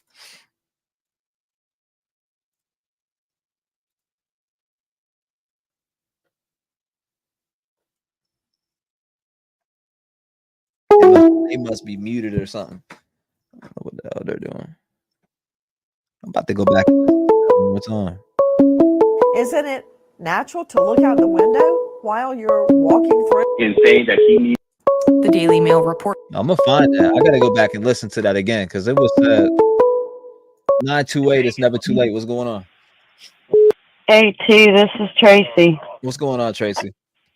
I was wanting to call you just to say, didn't I tell you last night when you called that they would be looking to charge somebody, that somebody's culpable for a charge? And I think what was it, that FBI lady that used to be an agent or something like that was on one of your videos was saying that somebody could get charged with like involuntary manslaughter. Yeah. Or like so it was just kind of, I was like, boom, there that is, because of there's no way that situation doesn't have somebody that's got culpability and will get charges in that. You don't have to like be the cause of it, but like, to physically cause the homicide. But if any of your actions are involved in causing this kind of thing, then you'll get charged. And last I knew that there was like a 2-year prison term that comes with, even if it's involuntary man. So How long? 2 years minimum. At least that's the way it is out here. I think it might vary from state to state, but out here in Arizona, it's 2 years minimum. Interesting. So Mm-hmm. is that what you think is going on here? I think that they're looking to, get their man, and when they do, they've got charges. Well, This is a chargeable thing. When we listen back, I listened carefully to that first report, and again, that Kansas City reporter did say the police said the toxicology did come back, and only the families got to see the preliminary. Mm-hmm. Yeah. So I wonder I don't know, that kind of, I piqued interest into how they worded it too. I was like, Right. It's like they're not trying to let the cat out of the bag just yet, because they don't want somebody to take off running. Exactly. You see, they're doing good cop work, as far as that investigating like that, because they won't let everything out, because if that person feels like they're pegged, they're going to disappear. Absolutely. Agreed. I agree. So, yeah, so I've been texting you in chat. I don't know if you saw my comments, but I did send you that requested email that you requested from me. Okay. I sent that. Okay, no, I didn't put that in chat. I'm glad you reminded me, because I definitely missed it. Yeah. So anyway, that's all I wanted to say. I was just, I was like, okay, I'm not crazy. Somebody's going to get charged in this. If it causes the death of another human being, it's chargeable. Either way you slice it, whether it was intentional or not. And when they go 100% not a homicide, that doesn't mean they're not investigating it as a negligent. You know what I mean? And yeah, it's called negligent homicide, where you don't understand that your actions, or that you don't have the comprehension that your actions can bring the death of another person. It's still chargeable. It's not a major felony charge, but it's still a murder charge of a very low degree, even if it's unintentional. And that's how the legal wording is on that. Interesting. Yeah, so anyway, that's all I wanted to bother you and take your time up, because everybody else is trying to call in too. I don't want them to have a hard time getting through. Nah, you're good. You're good. I don't know, this one, knowing the 3 times the amount, it's like they definitely didn't get far after they got right. Whatever it was, they definitely didn't get far. Yeah. And that is an absurd amount. That blew my mind when I read that. Huh? It blew my mind when I read that they had 30, and 10 is the amount that'll kill you. So 3 times. That's crazy. When I heard that amount, I was like, whoa. Yeah, likewise, my jaw about hit the floor. I'm like, oh no, this is insane. Somebody messed up real bad on that one. That's why I've got to agree with Clayton's cousin on that. Somebody messed up. The somebody I'm not still sure about, but whoever had their hands in this, they messed up, because they killed these people by giving them that much of that fentanyl like that, whether it was cut into something or whatever. That's just an insane amount of dope. It could have touched several hands. Sometimes these type of drugs touch several hands and before they meet their final destination. Yeah. You know what hopefully hopefully they can get on the trail and trace it back, because heaven forbid that that whole entire batch is out distributing, because there's people dropping like flies from that, I'm sure. It's horrible. Very sad. Very sad. I hate it. Well, I appreciate you calling in. Thank you for being a voice in the community, and I'll definitely be checking that email. I'm glad you reminded me to let me know you sent it. So thank you. Okay, T. You be blessed. Okay. You too. God bless you, Tracy. Thank you. Uh-huh. Love and light to her. I appreciate her calling in. If you want to call in, it's 219-885-9693. Triple the amount. Cocaine. I'm thinking that it was just straight up in a bag. That's my thoughts. I'm thinking it's in a cocaine bag, and that's what happened. They just probably puffed joints on the side. I'm not thinking that this was laced marijuana. Is that out the possibility? I don't know. People say you can't smoke it. 239, what's on your mind? Talk to me. Hey, T-REV, how's it going? I'm good. How about yourself? Doing good, doing good. What's your thoughts on this whole 3 times the amount in their systems? Cocaine, THC, and I know THC really ain't a big deal, but the cocaine I'm thinking was possibly mixed with it. What are your thoughts on it? That's exactly what I feel. The past couple weeks, people who have been calling in and or even in your chat saying, "Oh, they probably smoked a joint that was laced." That's so rare for fentanyl. Like if they're going to put it in something, they're usually going to put it in a pill or they're going to put it in cocaine. So the fact that there was cocaine in their system, I was really at first thinking it was a pill. I was thinking they all took the same pill. But now that there's cocaine in their system, I'm thinking they all, everybody that's been out drinking all day, they want to get home to their families. They're not going to say, "Oh, let me smoke a joint so I can drive home." They all want to upper to get home, right? Right. So that's why I, from the beginning, thought it was like cocaine or a Percocet, like something to get them home. And now seeing those levels and that they were all the same, I've never tried cocaine, but I've been around it a lot, and I see how when they cut out those lines, they're usually all very similar in size. So I think they probably each did a line. I think Jordan did too. I think he did too, and I agree he maybe had a higher tolerance, or he was the one that supplied it, and he's like, "Hey, let me see what happens to them before I do the whole thing." Um, but this leads me more to think they were dragged outside, because there's no way if that much was in their system, they weren't going to make it outside. And there wasn't a table outside when you look at the pictures, so it's not like they did it the lines outside on the back porch. They had to have done it inside. It would have hit them within seconds. So the fact that they were all outside, there's no way. I agree with the last 2 callers. They wouldn't have made it outside. And there wasn't a table to snort a line off outside when you look at the photos. And one of them didn't even have their jacket on. So I do think they were dragged. I'm not sure whether or not Jordan supplied it, but I really feel like he had something to do with their bodies ending up outside. Yeah, that's the part that I'm getting at. It is was there some negligence here, right? Were the bodies moved? Did you know that they were dead and just freaked the out? You know what I mean? Frozen shock phase. Did you go into a frozen phase and thought, "Damn, I don't want to go to jail," blah blah blah blah, and quickly acted and then realized? But then again, I don't know. It seems like if somebody, if people, it seems like this: if some people pass away at your house and you move them out back into your backyard. Oh my God. That'd take a special kind of crazy. Which I think Jordan is. He didn't have a lot of friends from what we're hearing, and all he had in his life pretty much was his dogs and his job, right?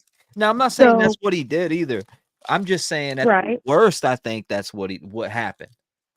Yeah. At the worst, I think that's what happened there. I don't think that nobody was murdered or anything like that. I think the murdered accusations are high, but again, the families are checking every avenue, and who am I to blame those families for going down every avenue? I would want everyone to go down every avenue for me too.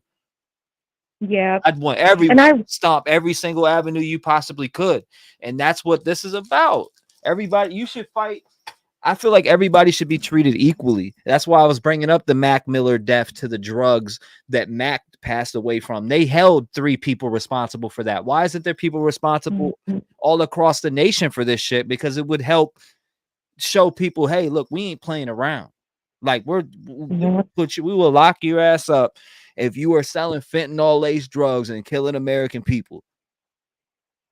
Absolutely. And But instead it's treated different with celebrities, and it depends on who it is or how big it gets.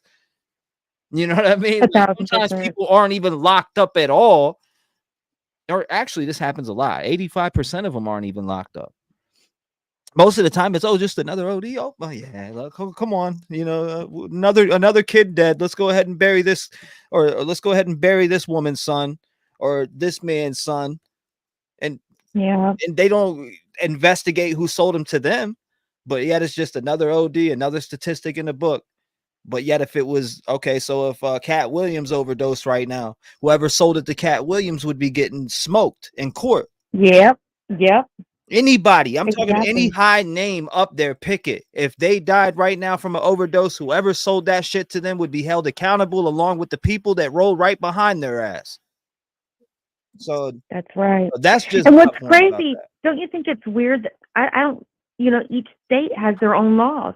It's crazy. In some states, if your friend's overdosing, you can drop them off at the hospital, no questions asked, and you're fine. You have immunity. But other states, you drop them off, you were the suspect, you're going to jail. So that's of course, you're not going to call the cops if you're in one of those states where you're with all these people who overdosed, and you're not going to call and get them help. So I do like the laws in the states where you have immunity. If you take them to the hospital or you call 911, you won't be harmed. Because most of the time, these people are getting drugs that came across the border, and most of them, it wasn't intentional. The drug dealers sold them drugs, didn't know it had fentanyl in it. Right. It just happened. It was laced from shit that's coming across our border in Texas and California. But when the states make it to where you can protect your friends, you can call for help, and you will not be held liable, that's the only way you're going to save lives. Because in this case, let's just pretend Jordan was aware, he saw all of this happening. But oh gosh, I don't know. What are the laws and how much snow is on the ground? I see what your question is too, Heather. She said, but since it had snowed, wouldn't there have been drag marks in the snow? Well, they're saying that they snow was covered up. I don't know. That's the weird part. And I love that question, by the way. But when it comes to the snow being in that or when it snowed that night, I don't know exactly how much snow was on the ground at 2 a.m., 3 a.m., 4 a.m., 5 a.m., 6 a.m. I don't know the build up to how much was in there, but all I know is that's a great question. And that would definitely matter a lot. Yeah. It didn't snow until, I believe from what I read, it didn't snow until the morning they found them. So it was like at least 24 hours. Right. So the snow would have had to melt it and moved all the dirt around and stuff to cover it all up. But you never know. Mm-hmm. I do feel like if they would have done something, there wasn't a table outside, it would have had to been done inside. And the timing, I feel personally, they would have never made it outside on their own. Never. But that's just my opinion. That's what I feel. And I do feel, I don't think it was purposely given to them to intentionally harm them. It was an accident and it was covered up. That's just my opinion. And I do feel like they were dragged out there. But that'll be a 50. Everybody's got a 50-50 opinion on that, I think. Thank you, Sigma. I appreciate you. Thank you guys that are showing support. I appreciate you all. This shit, I'm telling you, the threes part is starting to trip me out now that I'm sitting here thinking about it. That whole thing, like, what's up with the threes in this case? The 33s. The 33. I meant the 30s. They're in their 30s. So that's a 3 in the beginning. And then you got 3 found. The 3 people talk about the 3 birds. The level 30 and what is going on? Numerology is a crazy thing. And if you look back on events like this in history, even bigger events, how much numerology comes into play, it's crazy. Even with the poor Idaho kids, their address, wasn't it 1122? And then it was like December of 2022. Like every numerology is crazy when it comes to tragic events like this. What was November 13th, 2022? Yeah. And it was like 1122 was the address. Yep. And numerology is a huge thing. It is. I'm not always into all that, but there's just too much going on where you just can't deny it anymore, or you're hiding under a rock. Yeah, there's definitely, the numbers are weird for sure. Yeah. Well, thank you for my call. I'll let someone else call in. Well, I appreciate you. Thank you for calling in. I appreciate you being a part of the show. Make sure you lock your doors. Stay safe. I look forward to hearing from you again. Absolutely. Good night. Good night. God bless. Go ahead. Man, I'm telling you, tomorrow something might be out. Something might be out. 414, you're in the door. Talk to me. Hi, T-REV. It's Doreen from Wisconsin. How you doing, Hey, dude? I don't know if you remember from the very first call that I had made a while back. I said that I felt those guys took something in that house or Right. were given something in that house, and they ran out and they fell out hard and fast. I still think that's what happened. I still think that's what happened. It could have been in a shot, you know, like a shot to drink, you know, party thing. But now that I see that those tests are back and they equally had basically the same amount, that's the only way I think that it could be so perfect. It had to have been mixed in something and they all drank it at the same time. So you're thinking that it's in liquid form? I'm thinking that or a pill, but even a pill dissolves differently in each person depending on what's in their stomach. You know what I'm saying? I think it had to be liquid form. I think it had to, you know, I myself did nursing assistant. I did hospice care. I mean, I'm telling you, to act the same way on 3 people, that don't happen. That don't happen. You know, we all know from doing even alcohol. One person will be totally bombed and the next one, they can party all night and the next one's throwing up. You know, it just doesn't work that way. So I'm thinking, and I am thinking, unfortunately, I didn't want to think this, but I'm thinking Jordan did do something. He mixed something. These are some big guys too, though. I got Kim, good point that you made in chat. Kim said he could not drag them out alone. 2 of them men were he bigger didn't drag guys. them out. No, he didn't drag them out. I totally believe whatever happened in that house. I'm seeing the kitchen happening in that kitchen. They immediately felt something was wrong, couldn't breathe, and they all ran out to the yard. One made it to the chair, and the other 2 fell over in another part of the yard. They knew something happened. They knew something was wrong right away. What in the Masonic shit is going on with these numbers? The score was 13-12 that day. What the hell? Oh, all the 3s? Yeah, isn't that bizarre? I saw that too. Very bizarre. 3 guys, 3 dead birds, 3. Yeah, it's some crazy stuff. It is some. I'm telling you, there's some evil out there, and there's some evil going on here too. I don't think Alex did anything. I hope in your mind. Shut the hell up. Get out of my chat. Block his ass.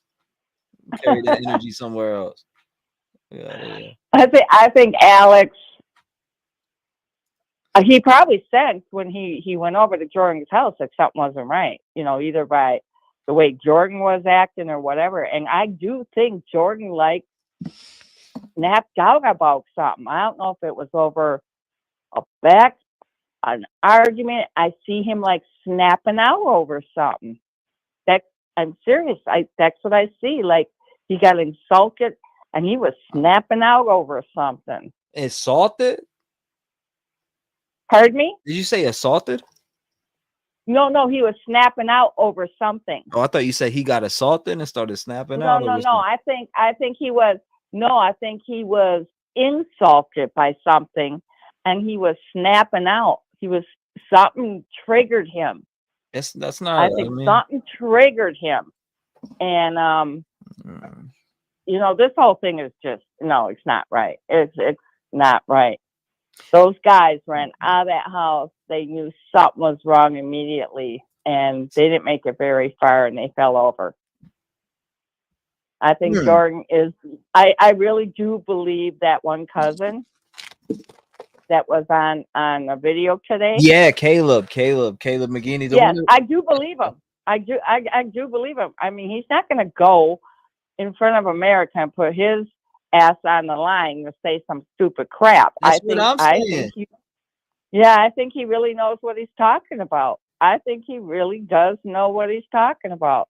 I think he is also, you know, done his own research with people, and he's getting the true story. I think he is. I think he's getting the true story. He knows what he's talking about. And the other thing, we can pretty all much agree they didn't go out the front door, because that story's out the window. Because with the fentanyl and everything, they would have never made it out the front door and then back around through the gate and into the yard to party some more. So we can pretty much throw that one out the window. And, you know, the guy's coat being in the house and other things being in the house. No, they gassed. They gassed out that patio door. I think something down in that kitchen. They gassed out that patio door to get their air. They couldn't breathe. And that's what I'm feeling. Like, literally, they couldn't breathe. That might be. Hold up. Is that a camera? I don't know. It looks close. Somebody sent me an email. I don't know, it kind of looks like a camera. Grapefruit juice. What are we talking about? Grapefruit juice in here. Grapefruit juice and just 2 whiskey sour drinks can cause you to take 1 dose of medication, but overdose by triple causes. It's the fentanyl. It's the fentanyl and stuff. Oh That's yeah, what it no, I've is. heard stuff about that though. I've heard about grapefruit like actually enhancing buzzes and all different types of shit. I've heard about that. Oh yeah, I mean, you mix alcohol with Magnesium a lot too. of. We've heard of it. I heard of it all. Yep, you mix alcohol with a lot of different drugs. I mean, I take anti-anxiety medicine. No It does look way close though. am I drinking no damn alcohol with it, because it will definitely put me to sleep fast. I learned that the hard way, so no. I mean, and that's the other thing. We don't know what these guys medically were on. Were any of them taking any kind of medication for high blood pressure, diabetes, anything, you know? Yeah, that's a good question. I mean, God only knows. So, no, Jordan, he's got a problem here. He's got a bigger problem than he thinks. And the rehab thing, of course, that's the first thing attorneys tell you. Go into rehab. Number one, it saves his job for now, but that's not going to save him forever. I think his job is gone. But it saves his job for now. And with the HIPAA laws and that, nobody can touch him. You know, it's all, he doesn't have to talk to anybody, do nothing. So hold on, let me see. There's a new one we're talking about. What we talking about? What happened to the 3 Kansas City Chiefs fans? All right, we're talking. Let me look at the other new one you posted in here. Where's it at? Oh, on the Tox. Yeah, that's the same one I'm looking at. Yeah, for them to have all the same amounts, it had to be,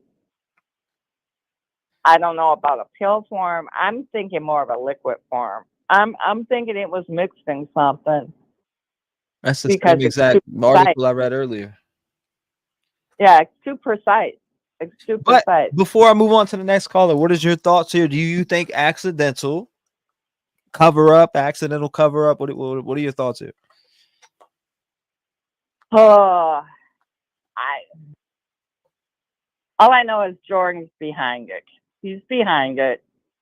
If it's accidental, I don't know. I mean, to put that much stuff into something where you know these guys aren't hardcore drug addicts, I don't know. Oh my God! Don't seem right. We'll It don't seem right. We'll see what it turns out to be.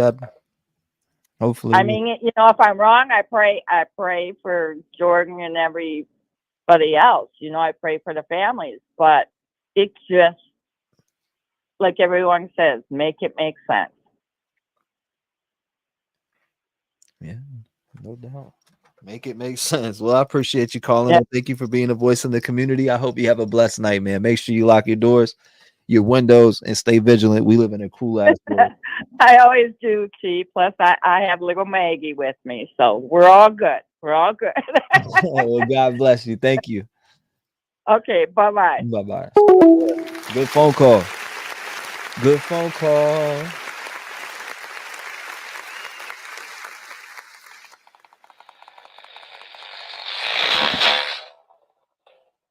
All right, hold up 1 second. All right. Let's see. I think I'm gonna go get something to eat and then hop on the second channel for those who want to join me over there. But I appreciate everybody who called in, hit me up, was part of the show tonight. Shout out to y'all. Remember, love and light. And the people who want to join over there, if you're gonna be awake, I'll be on my second channel a little bit. So I'll see you guys shortly. But you know how we end it. You know how we end it, right? Rev Gang Strong. Rev Gang Strong. Let's play it. Here we go. You gotta stop doing this.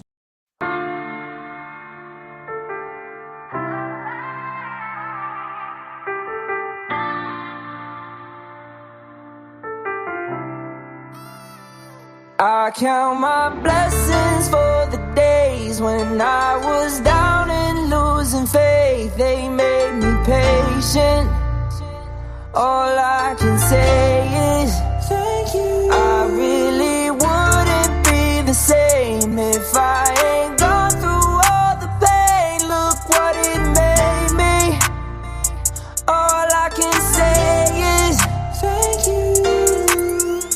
It wouldn't be the same with none of y'all by my side. You hold me down every day and it makes me strive. I wake up and look forward to doing these lives. A lot of y'all really came and opened up my eyes, and I hope I gave it back because it comes with yours. No matter what they say, I know I opened up them doors. I brought a family together even though shit was rough. They tried to shut us down, but we really shut them up. No matter what, we stand together when shit gets tough. I wanna thank everyone for showing me love. The Rev Gang family is something I cherish and love, and I'll smack anyone for fucking with us. Blessings for the days when I was down and losing faith. They made me patient. All I can say is thank you. I really wouldn't be the same if I ain't gone through all the pain. Look what it made me. All I can say is thank you.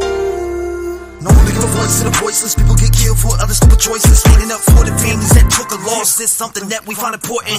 Rap Gang Strong, chest up. Little homie, keep your head up. You can be whatever you want. Get rid of the fake and it will let up. All my life I strive for greatness. I manifested my time with patience. People try to copy us, but respect is earned. It's not an obligation. I love the fam and they love me back, and that's why I always have it back. So I give a voice to those people who were never given a chance for them slimy cats. When you come here, you ain't a number to me. I really take time to read what I see. Don't forget to lock your doors, cause there's danger all up in these streets. Y'all really put life into the air that I breathe. I really am thankful for all of my peeps. Your loyalty means a lot to me, so this is a special thank you from me. Blessings for the days when I was down and losing faith. They made me patient. All I can say is thank you. I really wouldn't be the same if I ain't gone through all the pain. Look what it made me.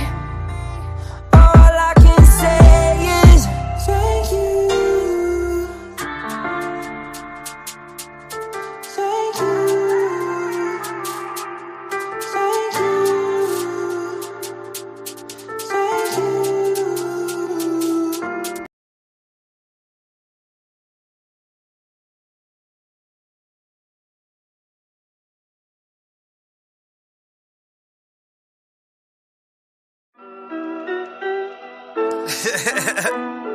Hey yo, Project, man, we made a hit on this one.